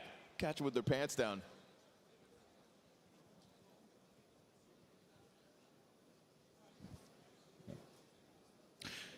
Yo, make a little noise if you've been here for all 4 best of 3s today. Oh. Some of you are lying for sure. Yeah, me included. You guys have been awesome. Yes. Big day of Counter-Strike semifinals tomorrow. And someone's lifting that trophy on Sunday. Hell of a crowd for a Friday morning. میریم راند 17 هم فیز گیرن توی یک قدمی گرفتن نخستین مپ مجید و میوتریس. To try to continue play on Ancient. And I do think this series will always boil down to همین what's going to اگریسیو happen سمت on Nuke. So وسط. nobody leave just yet. Yeah. Because Nuke is where... Nuke went 24 rounds last time they played against Same FaZe. teams a week ago. And FaZe gave you that classic entertainment that you've come for. And you've come to know them for. Saw got to playoffs off of Nuke. برمیگرده داخل کیو در کنار SHR. Now that smoke fades. You've got 2 CTs on the other end of it. Ooh, bad timing. یه لحظه خطرناک تایمینگ به ضرر رامن میتونه فرگ دیگه هم بگیره. بله اتفاق میفته. دو فرگ پیاپی برای بازیکنان سا. فروزن حالا ایتما رو پرتاب بکنه. ادامه روند بازی به سمت بام سایت ای در حال جهتگیری خط باز میکنه. موفق نیست. سید انجامش توسط استوری. اونجا میوتریس حضور داره نمیتونه کاری اصلیش بره. بروکی فرکای پیاپی خود بروکی به حالا تک به تک 35 ثانیه هم زمان داره و فرار داره میکنه به سمت بام سایت بی. SHR به دنبال او. سپا رو فکر کنم گرفته باشه بروکی. You could definitely see a world where he creates a bit of panic here for Brokey. This is interesting because you can spam it, but you got to do it through the doorway. It's not as much of a lineup. Let's see if he can find it. Oh, for the map! For the map! با تمام. منتظر همین بودم که شلیک بکنه که زد. جی جی 3-5 رو گرفتن. From making this head-to-head competitive on Nuke. So don't go too far, don't change that channel.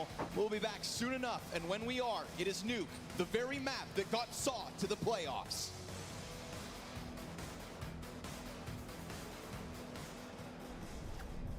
She said she loves you, but she can't love me.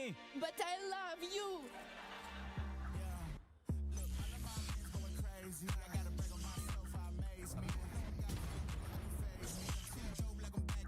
جی جی حد زدم این استراتژی های اینجوری جواب نمیده. توی مپی که سیتی سایده بیای تی سایده رو انتخاب کنی برای شروع. استرای آب لمبو شدن پرتغالیا.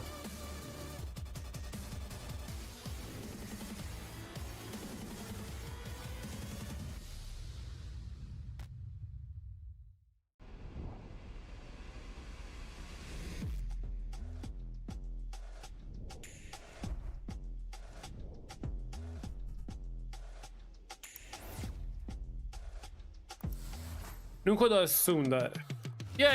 یه ساعت کوتاه برمیگردیم برای شروع مپ دوم نوک.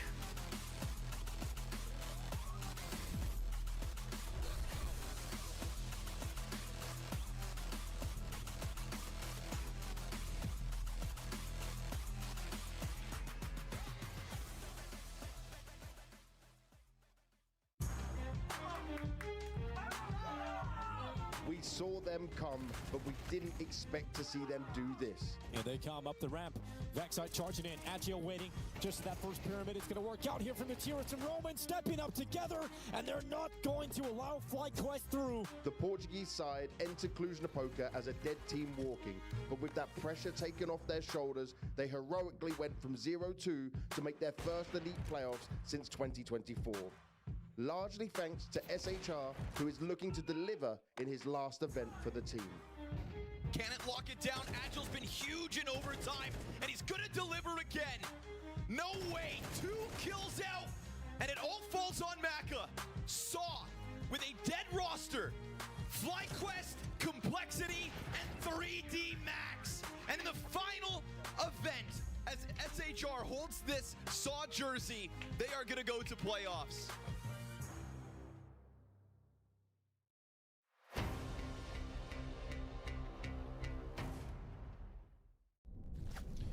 Yes, welcome back. Pretty brutal watch there as FaZe dismantles Saw on their map pick of Ancient. We're going to break it down on the desk now. It's going to be kind of tough to find the positives for Saw on that one. I guess the positive is this, Maui. We didn't really expect them to do well on Ancient at all. Hey, they did better than last time.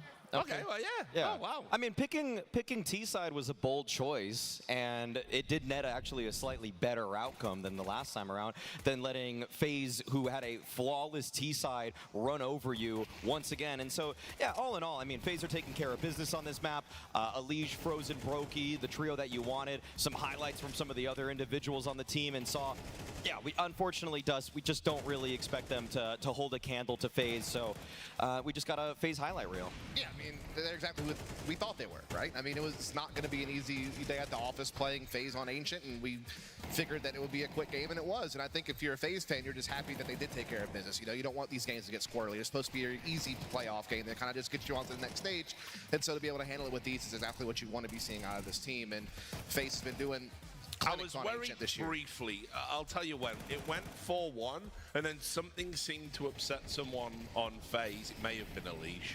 And it went to 4-4 after that, and I was like, oh dear, what's happened? But then they did just run Rich, away I know you like hate watching Elige. I know you do. I hate this. By the way, I want to make it abundantly clear. There's no way I hate Elige. Okay. I've followed his career a long, long time, even back in the StarCraft days, my friend.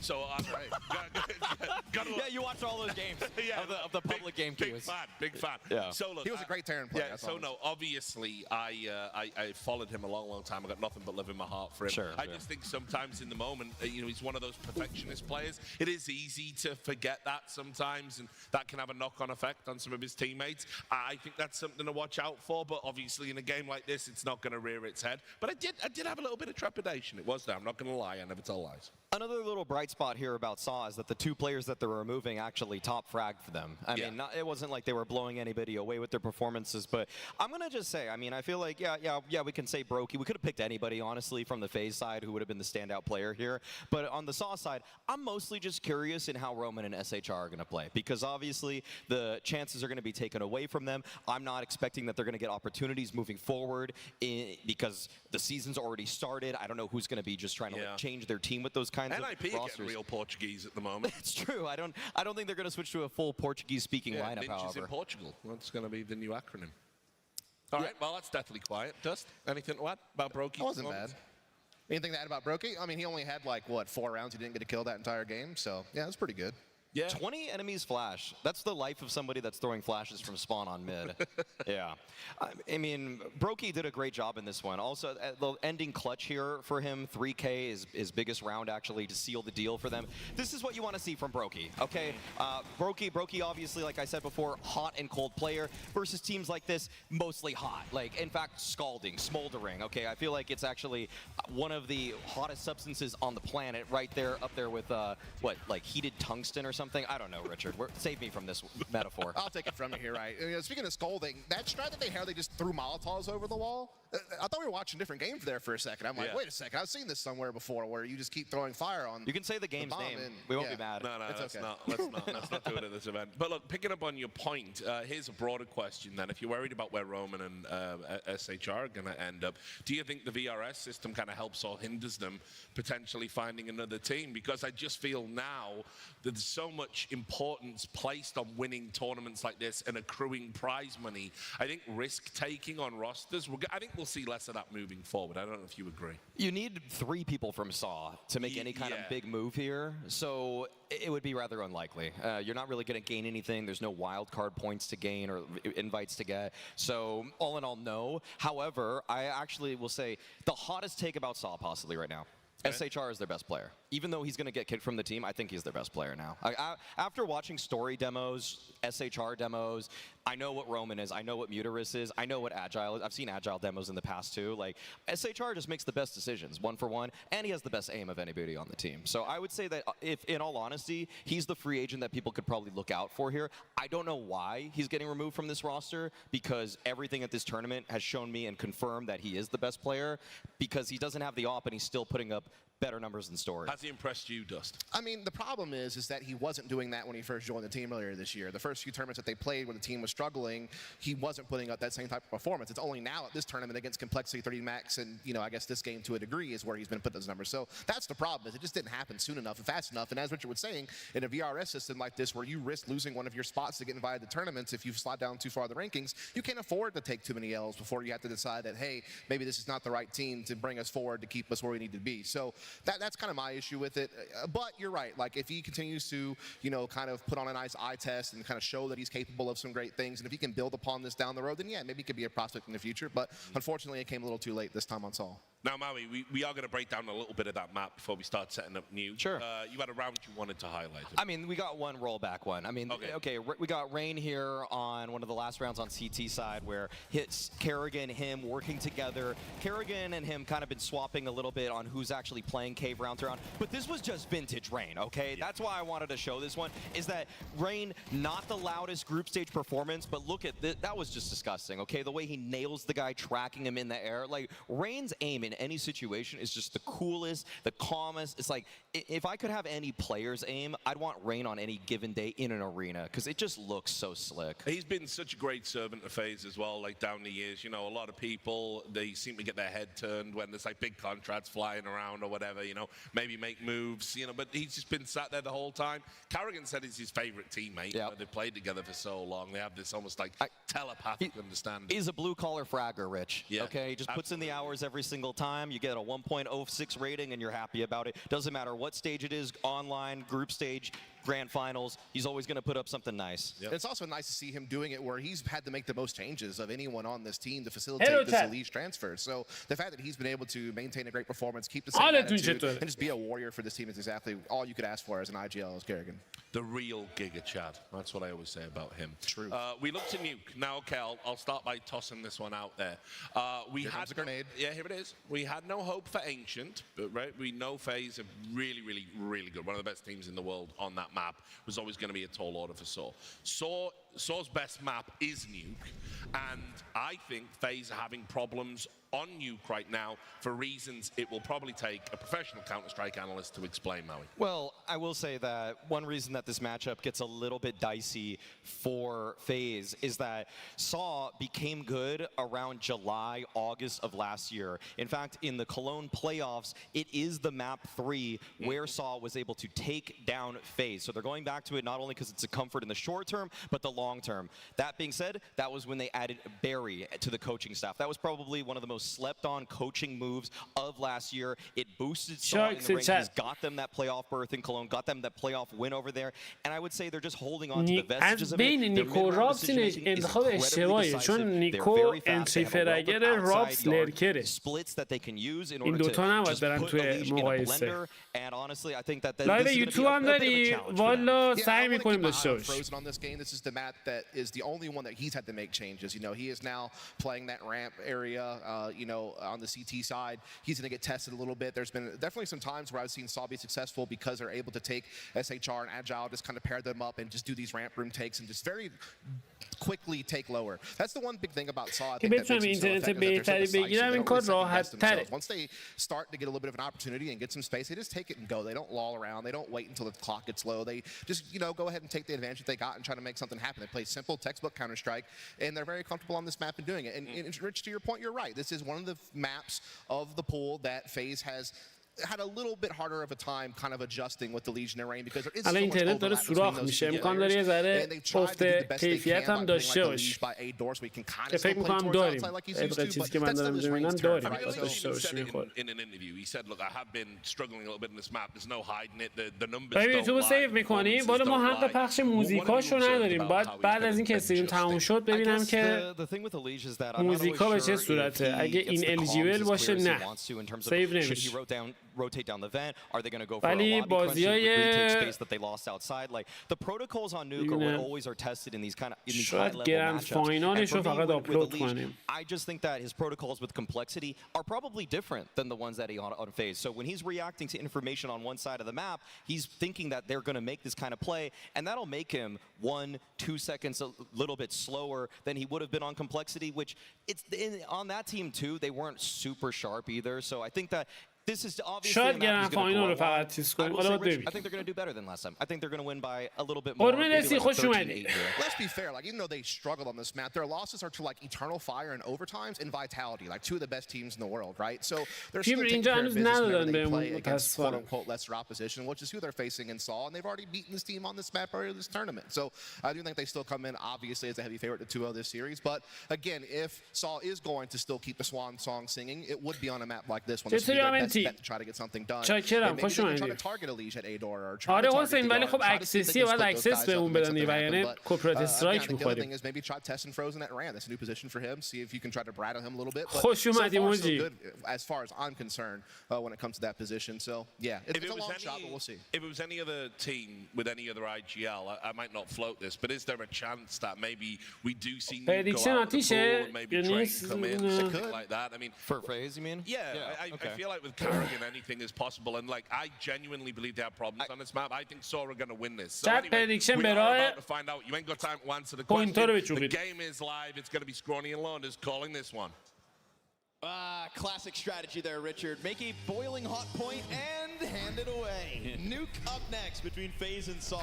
I'll tell you this. خب به نام خدا در خدمت شما عزیزان هستیم با بازی بین دو تیم فیز کردن و سا این بار نوک مپی که توسط خود فیز کردن پیک شده و مپی توسط منظر بخوام سا پیک شده و زئوس در دستان بروکی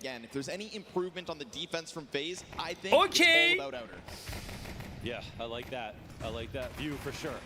رین موفق تو گرفتن فرست بلاد الیش فرقی بعدی برای این بازیکن بروکی بعد اذیت بکنه بازیکنه سارو اوف هی بروکی چه شاتی بلند میکنه تو صورت استوری کریگان اومده روی بام سایت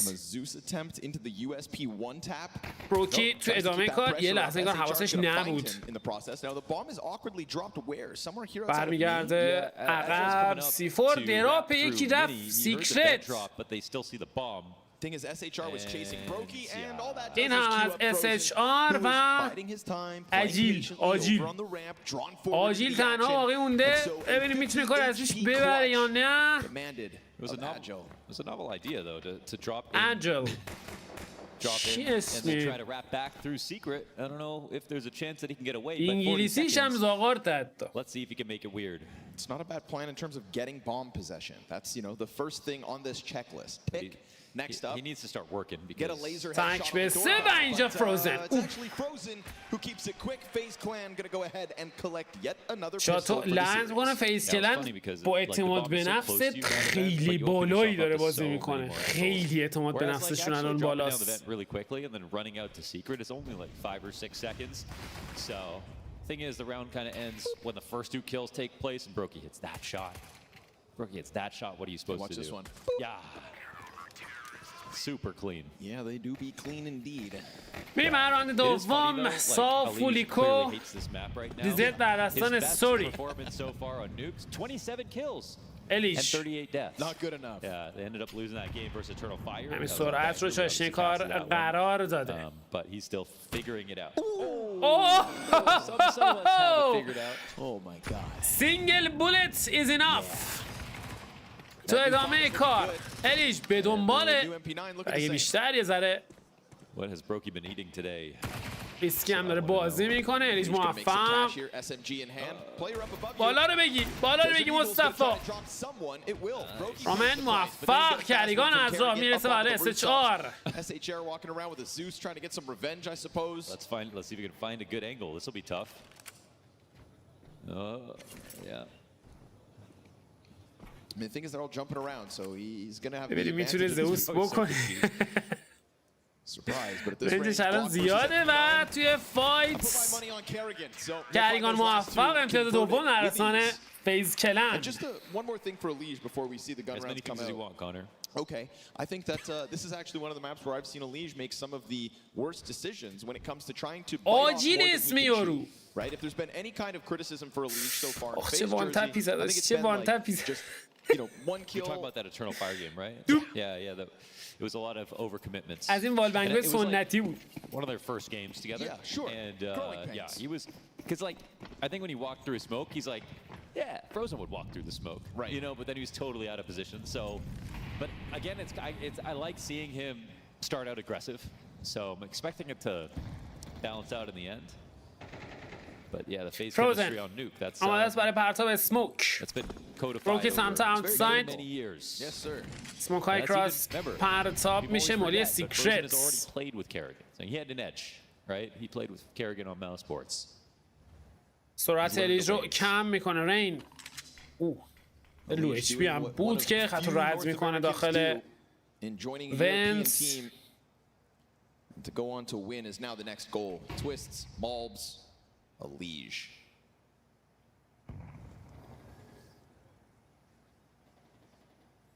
روکی کماکان خط. استوری اومده رو بامساید. استوری اومده رو بامساید. پوزیشن استوری رو یکی بگیره چت. کریگان دوبل کیل. چطور ممکنه همچین چیزی؟ چطور اینجا رو نگاه اصلا چی کار دارن میکنن؟ ای وای من این هم از SHR. وای این ضعیفترین راند تاریخ کانتر استرایک بود. Kerrigan was destined to die. He was going to die. He's going to die without a kill 100%. فکر کن پلیر رو رسونده باشی روی بام سایت.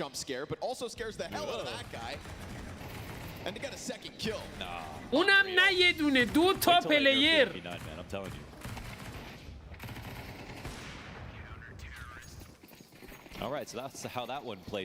امتیاز سوم برای فیز. سا داره بی‌نظیر بازی میکنه. آیسم های پیاپی سعی دارن خطو رد بکنن زیر فشار سنگین. چه دمیجی هم خوردن. اسموک این حالا پرتاب شد. حتی رد میکنن که برن داخل سیکرت. بروکی موفق تو گرفتن اوپنینگ فرگ. کنترل بام سایت پایین در دستان سا. سیفا رو پرنس میکنه و حالا باید آماده شن برای ریتیک بازی کنن فیز. ramp, so you'd think the trade train could work well as Frozen takes to the tip of the spear. Muterus P250 gets the kill. موفق ادامه کار. فرکای پیاپی برای بازیکنان فیز. SHR تک به 4 نفر اول چه کار میکنه؟ تک به 3. سیفور پرنت شده. زیادم تایم نیست اما یه فایت خیلی اکیوریت و محکم از الیج برای گرفتن فرک آخر بر ریتیک بام سایت. Vent drop was a clear timing. Like they heard him go down there. They knew it was happening, but they also knew there were still players upstairs to watch for. So marginally scary situation here for FaZe, but I think in general they kind of feel like downstairs getting taken over, and they're like, yeah, it's just pistols. If we play this one slowly, it's better than just overcorrecting.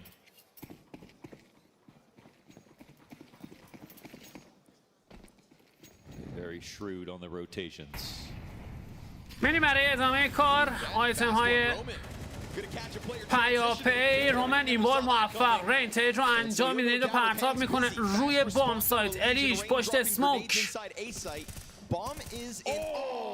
توی اسموک موفق به گرفتن فرگ هم هست. فروزن یه لحظه هم بیار اسپات میکنه و بازیکن میوتریس توی فایت موفق‌تر. 3-3 میشه روند کار. کنترل بام سایتی در دستان بازیکن سا. خطو باز میکنه. رین فرگ نصیبش نمیشه. اسپات کرده. استوری به موقع از راه میرسه. تایمینگ به سود این بازیکن. بروکی تو ماته تک به 3 قرار گرفته.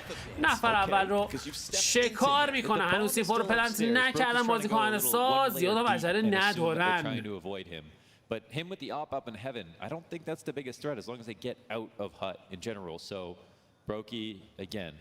خودشونو میرسونن به بام سایت. 50 ثانیه زمان. موری هیون. would have ruined his position anyway, but he can turn this into a hut wrap.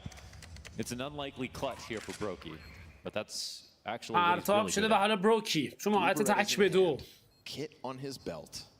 Picks up a little bit more utility. Impact grenades for these low HP players. Ooh. What is Brokey going to conjure up? Can't you guys feel it in the air?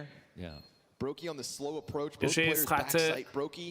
First one is نگه داشته. Look at the HP. Realizes, yeah, Op's probably better for the job, and he's worried about getting flanked, but that's not the case. So he has misread this. Saw 2 members in the bomb site. He will take that. به نظر میرسه که بالاخره امتیاز رو خواهیم دید. خط ایون رو نگه داشته و میوتریس توسط C4 از ران حذف میشه، اما سا موفق تو گرفتن. Hard to find that. So first round on the board for Saw. I'm going to tell him to find you.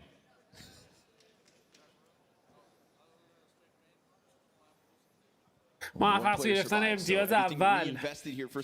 It's nice. It's 1 round early. It's nice. More of that. Yeah, hopefully for Saw's sake. Kerrigan comes at the door from a different direction. الیش سمت اوتساید. نفر بعدی رو هم اسپات کرده به سرعت. تغییر پوزیشن میده. باز هم الیش. دابل کیل برای این بازی کن و اینجا استوری.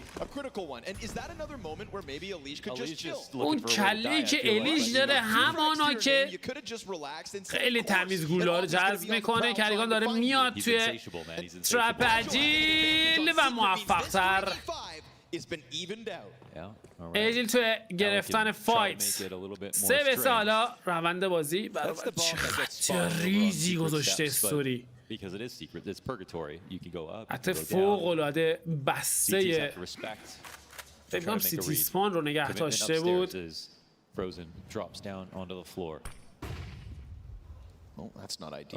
یه فلش نه چندان جالب. شانس آوردی کسی اونجا نبود و یعنی فری فرگ میشد. رین در حال کلیر کردن لابی.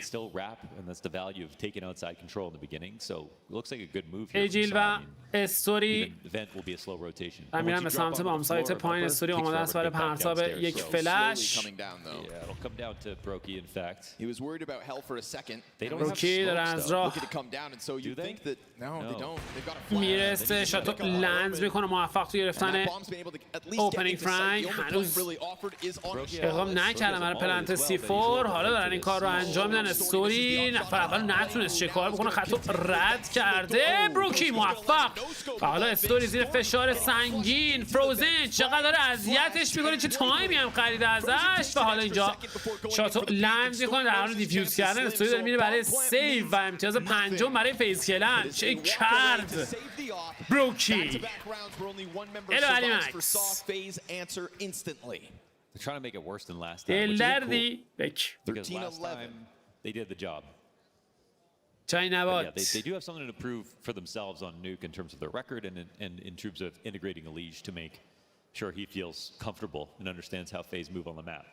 I mean, this is the litmus test of Tier 1 teams. That Nuke has always been the toughest map to beat the best teams in the world on. It's always a testament to teams like SAW that are coming up and having such an impressive record. Well, I mean, it's not an impressive record, but close win losses. I mean, trying to draw up a nice narrative for SAW. For the expectations for this team, they're getting a lot of rounds. Of course, yeah.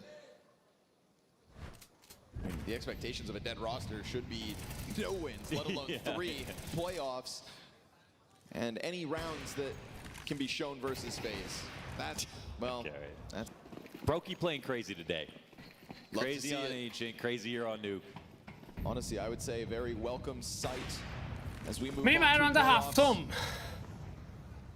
The leash doesn't waste a moment locking into top secret. لیش خیلی سریع خط سیکرت رو Interesting one though. از بالا نگه داشته. سموک‌های کراس اوتساید. پرتاب شده یک بریک. The leash not looking to go too deep on the swing out to clear. So now that's 4 players from SAW making this walkout happen. They're using that smoke as a path to get into garage. چندی با شانس خودش رو امتحان میکنه. حالا خط رو باز میکنه. الیش تو ادامه کار به سرعت ترید انجام میشه. فروزن تو اسموک میوتریس ترید رو انجام میده. تو ادامه کار کریگان موفق تر ادوانتج رو حفظ میکنه برای تیمش. میشه اسموک اسکویکی کریگان خط خودش رو نگه داشته. موفق هم هست توی دوئل در برابر رومن و حالا SHR که رین به محض اینکه SHR آپگرید کرد به AK برشو تموم میکنه. بعد بشم امیر کپل خوبی میدونی ردیفی برمت سم خوش اومدی بسیریم. People make this mistake of going too far away from the smokes, and if someone's standing on top of the railing on heaven, they can just see ahead, or if someone tries to jump. But just a glimmer. They didn't move fast enough, and they didn't molly secret beforehand. So Alish just had such a valid position, and wow, clean one here for Rain. He's just death matching. Getting a few of those out of the درخواست دومین تاکتیکال تایم اوت برای ساش یک اختلافی که رفته بیشتر و بیشتر میشه. Yeah, that's the thing about FaZe. Don't let FaZe into playoffs. اسپی اصلا نیست تو تورنمنت. Because they find themselves in the middle of the group stage, getting scrappy, not playing to their full potential. This is different. Yeah. They've started this event with a nice clean 3-0. Kerrigan said it on stage. They were a little confused. It was kind of weird. It was an odd experience, right? But also enjoyed the few days off in between, not having to compete. You know, that's one of those things with FaZe. You actually get a chance to, God forbid, on this practice.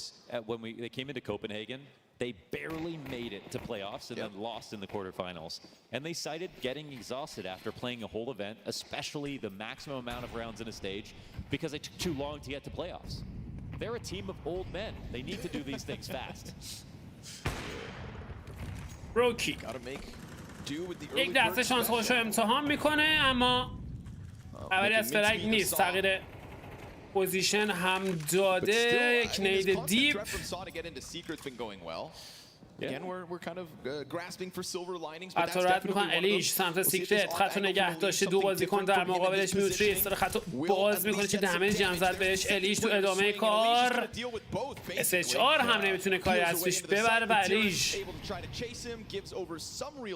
برمیگرده عقب روی بام سایت. یه لحظه خطرناک کریگان اومده بود برای یه بازی ریسکی استوری. سعی داره فضا در اختیار خودش قرار بگیره. تایمینگ بسیار مهم. موفق تو گرفتن فرک هم هست. فروزن تو ادامه کار. فرکوی پیاپی سوری تریپل کیل برای بازیکن. چه عجب. Okay. He's got the pen. Let's cue that to the highlight reel, shall we? Nah, that's ridiculous. Replay, please. That's pretty much the perfect way to defend against him too.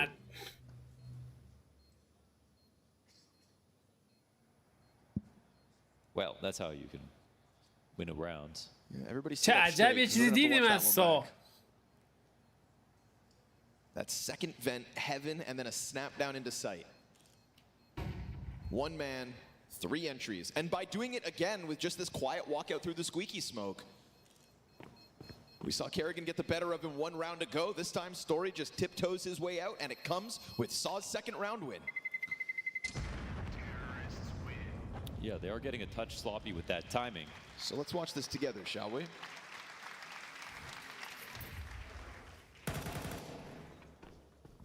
David first. Oh. Oh. Yeah, that's the fly swatter. Let's get a golf clap going. Thank you. Thank you. Yes. Now full speed. Yeah. Sorry, Kerrigan. No extra seconds. واقعا. You know, Story was the glimmer of hope for قشنگ زد. He's nice, man. He was playing as the highest rated player throughout the راند نهم یک بار دیگه الیش اگریسیو سمت اوتساید. Never too late for him to tap into that potential. Again, they're just going to try to burst out onto the A site. It's been what's working. خبر رین یه لحظه دو تا رد اچ پی تحویل جامعه داد. رین خطو باز میکنه. چه سوینگی کریگان. 3 تا رد اچ پی داره سار روی بام سایت، اما موفق شدن توی رفتن سیو. البته نمیدونن فیس کردن یا که صدا رد اچ پی دارن، چون 2 تاشو که اصلا تو اسموک زدن. This is the only commitment. Well, nice one, Saw. 5 alive round win. Dare I say it, the game begins. Yeah. They can easily make a real T-half out of this now. خط کدوم شابدولیو گرفته بروکی؟ They'll all get to run the max distance as well and get out of dodge.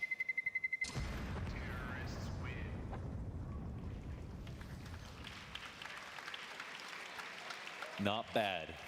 Very respectful. این از امتیاز سوم برای سا.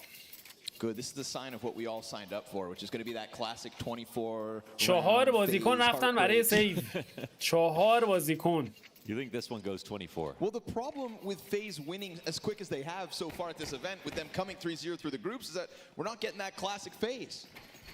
The entertainment factor has been a little more one-sided as of late. That's true. The rough and tumble FaZe. You know, that's why we love them. Yeah, it's like the team that's the favorite and the underdog at the exact same time. They can't get too good. So here we go. Chance for Saw to make this T-side competitive. It was a 6-6. نگه داشته میره توی فایت مستقیم. دو فرگ پیاپی جیل ترید رو انجام میده. بروکی ببین تو کجا اومده جلو اگریسیو و اسنایپ. سوپر ریسکی. C4 اومد دراپ داد. وای باورم نمیشه. C4 اومد تقدیم کرده. سوری تک به 3. اولو شکار میکنه که فروزن اجازه ادامه کار رو بهش نمیده. برگشت کامیت کرد فایتو با لابی. C4 افتاد.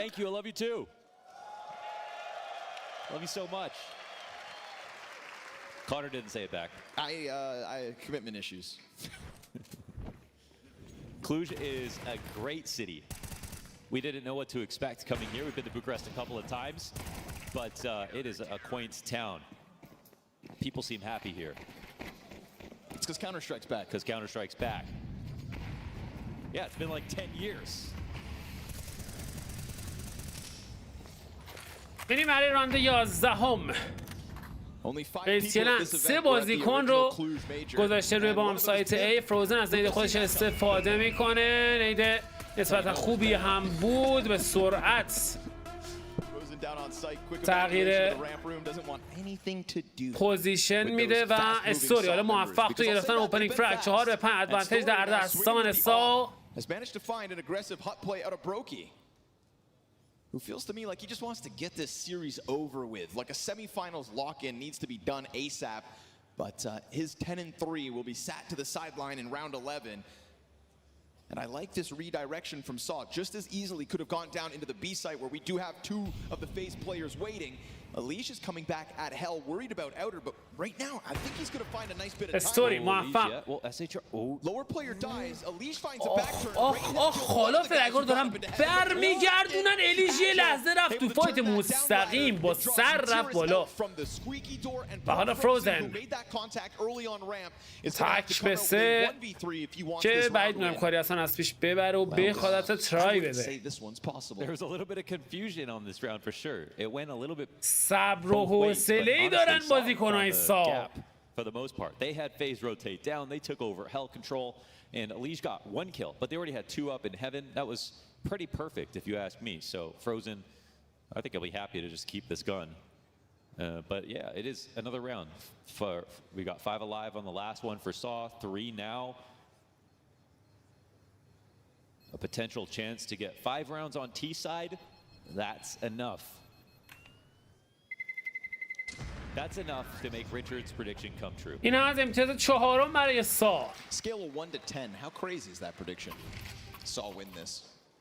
I mean, جدا یا it's not علیج. as crazy as giving FaZe a 0% chance to win the event. رفت فقط رفت علیج. Also say that رفت بالا بابا جان صبر کن که I'd say it's a good 7.5 crazy. درخواست نخستین تاکتیکال تایم اوت برای فیز کلن. You think we'd be riding with the old guys, you know? Yeah, that's you'd think. Rain and Kerrigan. Richard, the 3 R's. Wait, what? Rain, Kerrigan, and Richard, 3 R's? What are you talking about? I'm getting old too. That was the joke. 8 to be had.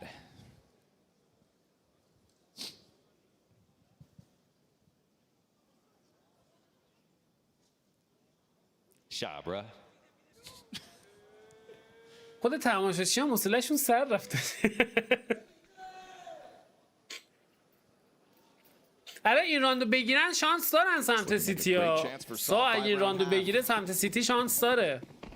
Just a couple measly deagles. A duo of MP9s. استوری این مپ نسبت به مپ قبلی خیلی بهتر داره بازی میکنه دقیقاً همون چیزی که بود که نیاز داشتن یک اسنایپر سچار میتونیست خطو رد کرد سمت بامساید استوری موفق گفتم استوری دابل کیل برای این بازیکن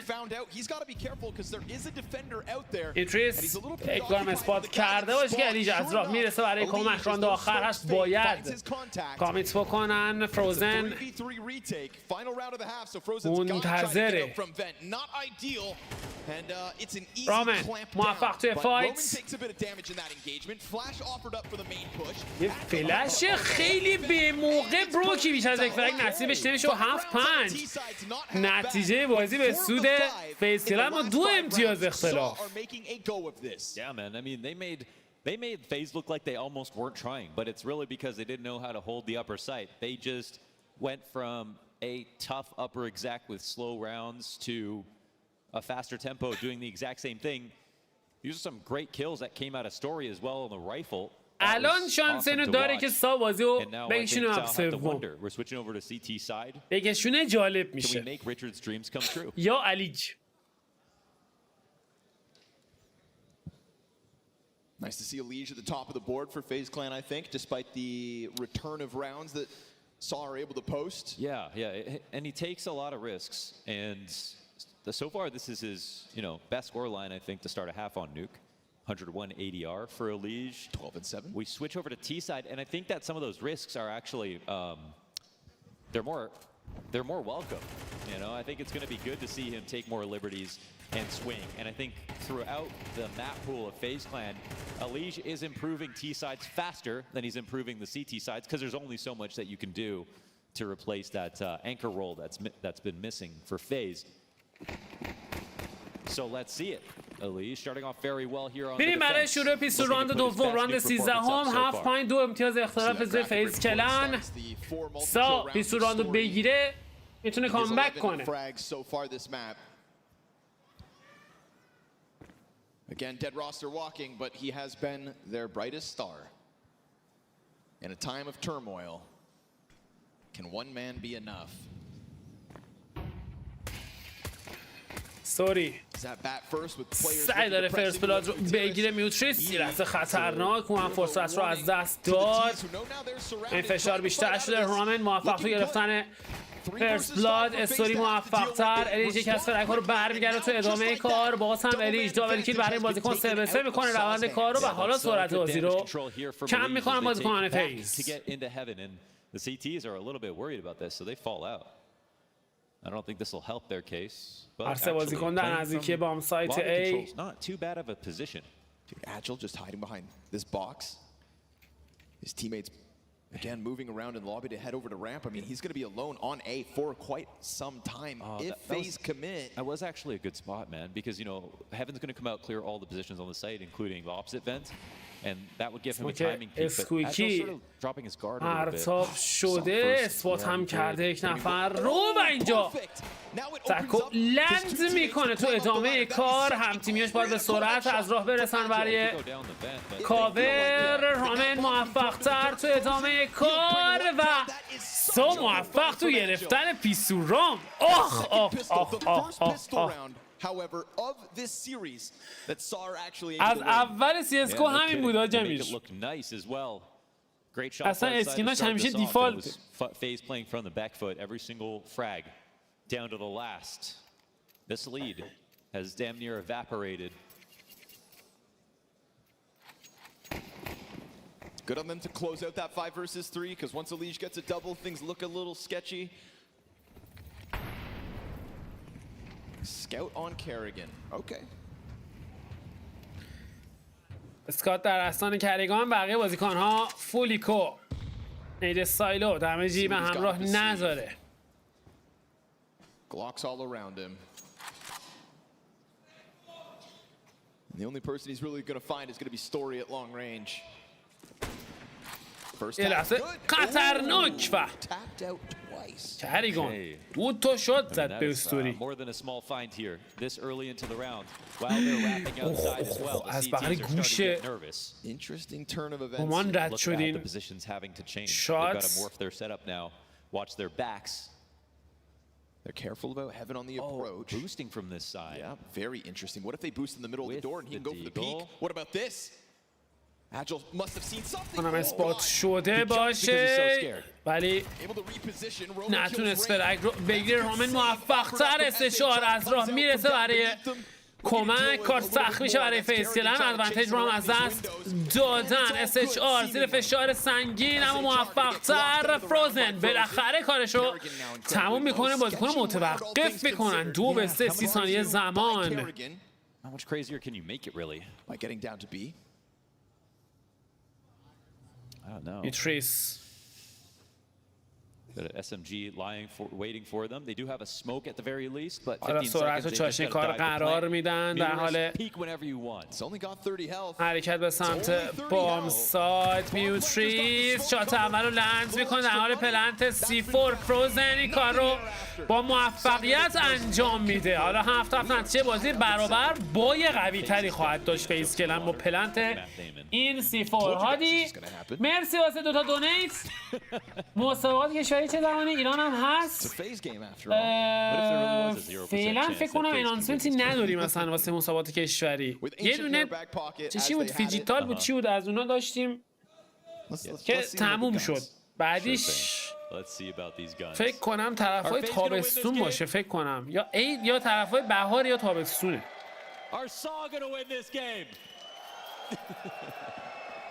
Are you guys tired? People cheering for the chaos. Let's go.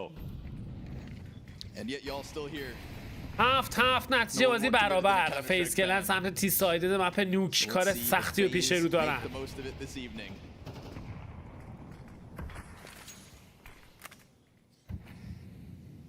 Diagonal smokes.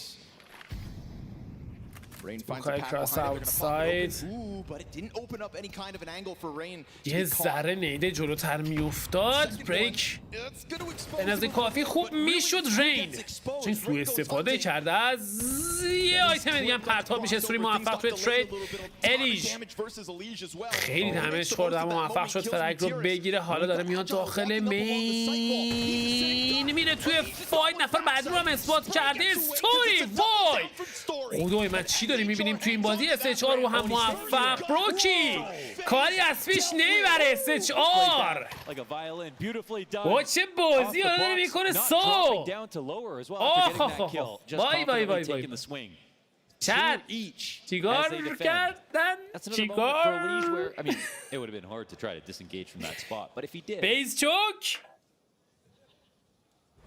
Don't tell me what to do. Things got slowed down outer.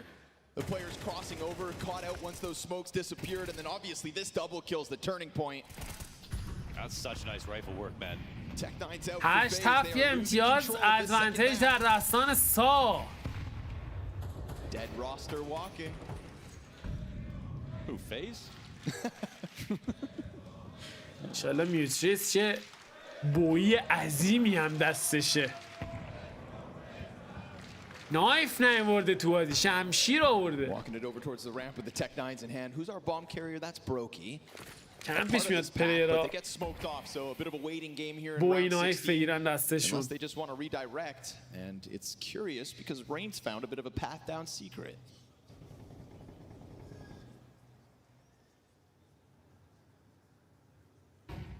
سا حتی شانس اینو داره که امتیاز 9 رو هم از آن خودش بکنه. با جالبی نداره فیز کلن. یه پاپ فلش سچار. Scary position to be in playing the ramp. یه لحظه خطرناک شاتشو زدن اما استوری موفق تو گرفتن اوپنینگ فرگ. تو ادامه کار باز هم استوری استرایکس آمار نفر بعدی رو هم دارن. S4 شکار میشه اما ریکاور نشده. کریگان چه پوزیشن رو اتخاذ کرده بود اما میتریز کماکان روی بام سایت که نتونست فرگ بگیره. 2-2 فیس کلن. میتونه این 2-2 رو تکمیل بکنه یا خیر. سوری و ایجل در برابر بروکی و رین. ستوری از راه رسیده. بامسایت خالیه.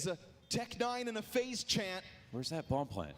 And suddenly we could be tied. Bomb planted right here beneath Story. Flash off the یه فلش نه چندان جالب. بروکی موفق تو ادامه کار این کار رو تمام میکنه و 8-8 نتیجه بازی برابر. وای چه فیل فلشی. چه جوی فلش رو میستاد. That is gutting for Saw, man. The way that they lose this round. There's so many moments actually اشتباه یک فلش who slips the net, gets that vent kill, and this one. قیمتش شد از دست دادن راند. یه فلش. Why did he come and touch the box but not actually swing? Dude, that's a 3v5 as well after Story's 2 up frags. 3v5 with Tech 9s. Okay. And the economy here for Saw is busted up. Rain. Okay. Well, things are getting a little jumpy, you know. Elige exposed, but for the most part, it's just SMGs and pistols. یه لحظه رین اون بالا راه کرد. Like we're getting this pattern. Rain finding more and more comfort with getting down secret. It was a key component of that last round, and they've gone ahead and established it again. یه سلامت باشی. خوش اومدی فلوید. Of SHR. 8 نتیجه بازی برابر SHR. قطع سیکرت رو نگه داشته. تنها هم هست. وظیفه سنگینی روی دوشش قرار گرفته. مجبور میشه کمی برگرده عقب‌تر و سیفتر بازی بکنه. یک نیده دیگه. They just keeping pushing him one corner after another. SHR from the center. SHR موفق میشه فرگ بگیره اما فیسکلن با 2 فرگ پاسخ میده و ادوانتیج رو پس میگیرن از دستان سا. الیش تو ادامه کار. رومن موفق تر 3-3. آمن ببینیم میتونه ادامه بده یا نه. کریگان موفق تر از این خطا باز میکنه. سعی داره سیفون رو دینای بکنه. موفق به انجام این کار نمیشه. میوتریس تک به 3 نفر اول شکار میکنه. تک به 2 مسلح به ایکی در برابر کریگان و بروکی. But he's off the mark, now dropping down. Audio offered. FaZe just gonna play with their food. متوجه هستن دقیقا پوزیشنش کجاست. زیر فشار سنگین سعی داره پلی تایم بازی بکنه. بروکی نفر اول رو شکار میکنه اما تایم نداره. میره برای سیو کردن ایکی. تک به تک رو گیو آپ کرد. جالب همه رو کشت ولی امتیاز به سود فیز کلن.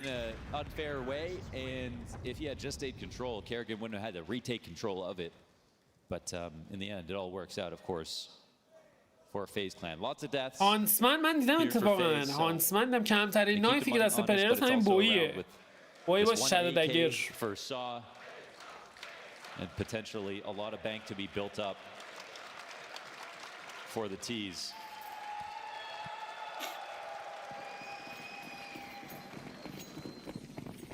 نگاه نایفو نگاه دستش علی مددی خیلی بزرگه. و حالا سرعت تا شکار قرار داده میشه. دفاع رو به بامسایت کامل جایمون. 4 فرگ پیاپی. 4 فرگ پیاپی قشنگ جارو زدن روی بام سایت رو. و SHR که کسی از 3 ثانیه خودش رو تنها دید. و این هم از فرگ آخر. کلین رانز برای فیز کلن.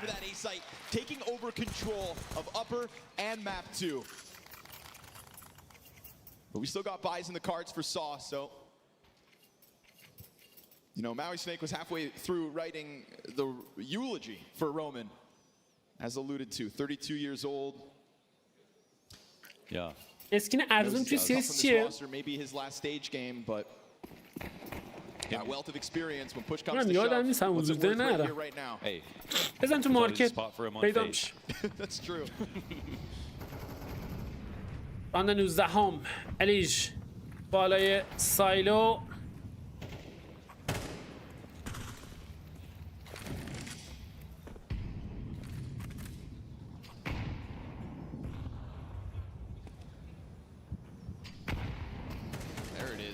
یک بریک دیگه رین دوبل کیل. وای چه جوابی داد رین.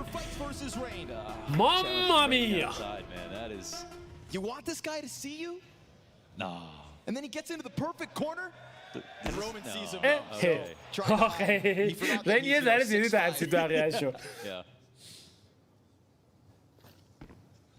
رابس مرسی از دونیت. مرسی دید من رفتم یه کامبک میخورید. مرسی از دونیت قربت برم. 3-4 اجل روی بان سایت A باز میکنه، موفق سرویسه میکنه روند کار رو. بروکی موفق تو ادامه کار. باز هم ترید انجام میشه تک به تک. فروزن در برابر SHR. فروزن رفت بلند کرد. وای خدای من پیکنیکو بگیره یکی چت. فروزن تک به تک در برابر SHR تا به اینجای کار. نمایش خوبی رو دیدیم ازش توی این بازی، اما آیا میتونه در برابر فروزن یه تک به تک رو کلاچ بکنه یا خیر؟ کامل چک میکنه پشت بام سایت رو و حالا میره توی فایت. فکر کنم تایم هم داشته باشه. بله امتیاز نهم در دستان سا. And then played it slowly that way, and there would be no way for SHR to counterplay unless he went out wide, or didn't play so far back. Not sure if he. These kills though. Yeah. Well, what are those worth? 3v5. Shout out Agile being able to hold this back. Yeah, man. And SHR getting active on ramp, winning a 1v1 right now while he's not having one of the better maps of his event. میریم راند 20 10-9 کماکان یک امتیاز اختلاف. Chipping away at the lead. 10-9, one round the difference.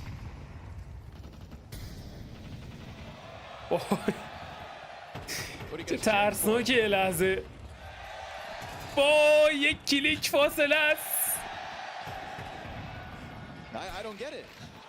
الیج موفق تو گرفتن اوپنینگ فرانگ از بالای سایلو. سریع هم تغییر پوزیشن میده بالای روف. Story ready to go for a peek, but do you really want to? Remember what Rain can do, and now you know Elige is up top as well, hunting heads, outer. This has been a good avenue of attack for FaZe, so no surprise they're going to try it again. Elige catching the legs of the garage fallback.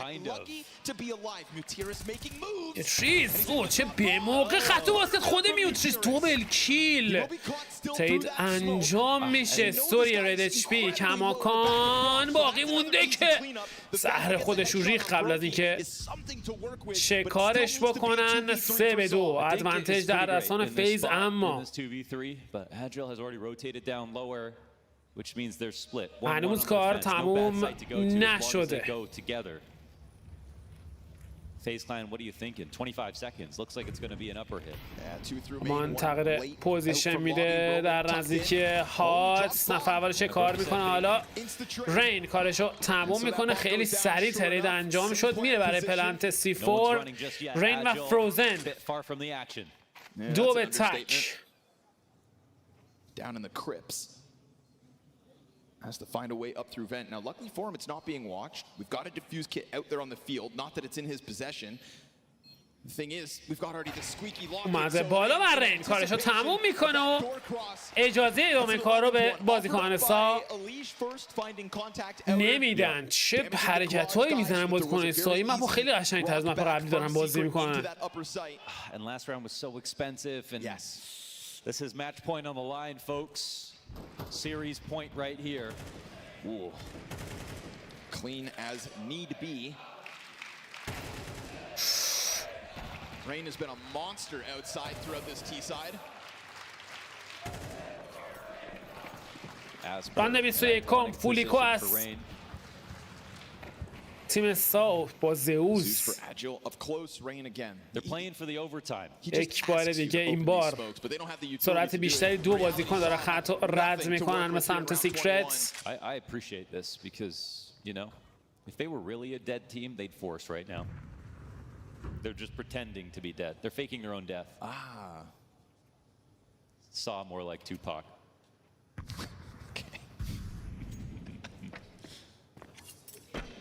I want to see a hologram of Saw at Coachella. فروزن خیلی راحت اوپنینگ فرنگ رو از آن خودش میکنه. این هم از نفر بعدی. دو فرگ پیاپی تایمینگ SHR خیلی مهمه و حالا آمار دو بازیکن رو گرفته بروکی. قطعا میدونه یک بازیکن بالای بوست کارش رو تمام میکنه. بروکی دابل کیل و میوتریس تنهاست. اثبات هم شد. Come on. Do it. Oh, you got it. Oh. Do the noise. Do the noise.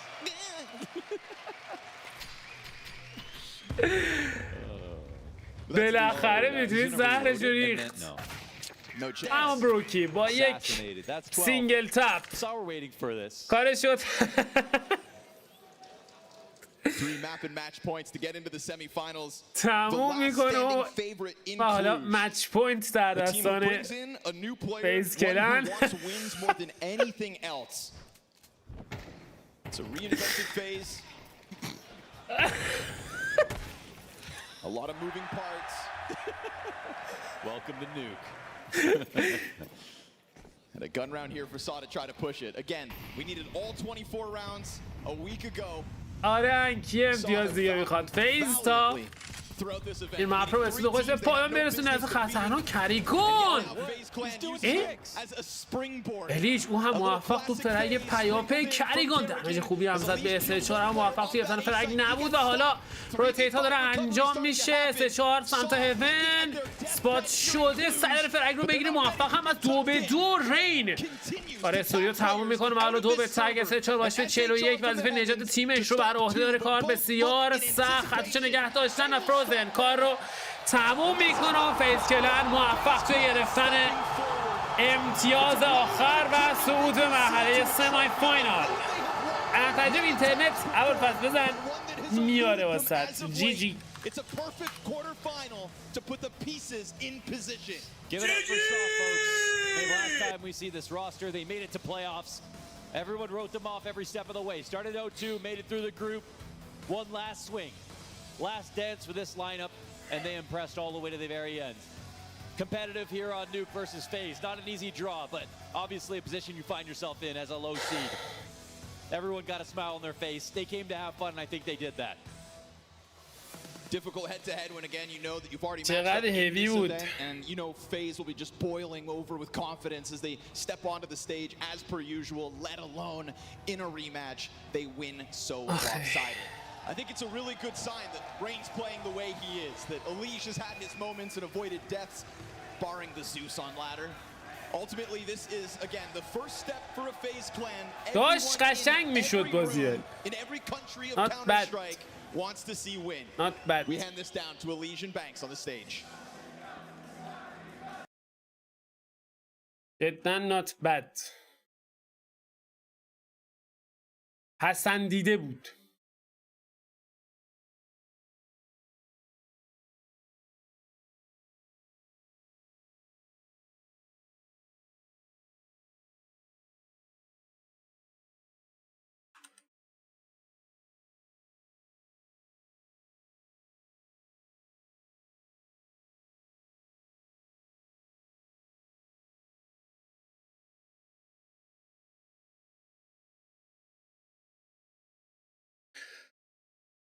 جیگر تو فراد.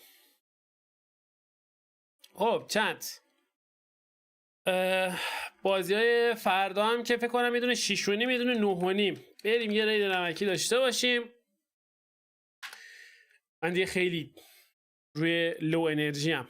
مواظب خودتون باشید. فردا میبینمتون. فردا نگاه قشنگتون. دوستتون دارم. مرسی از حضورتون، مرسی از حمایتاتون، مرسی از چتای قشنگتون، مرسی از نگاه زیباتون. مواظب خودتون باشید. فردا میبینمتون. فعلا بای بای.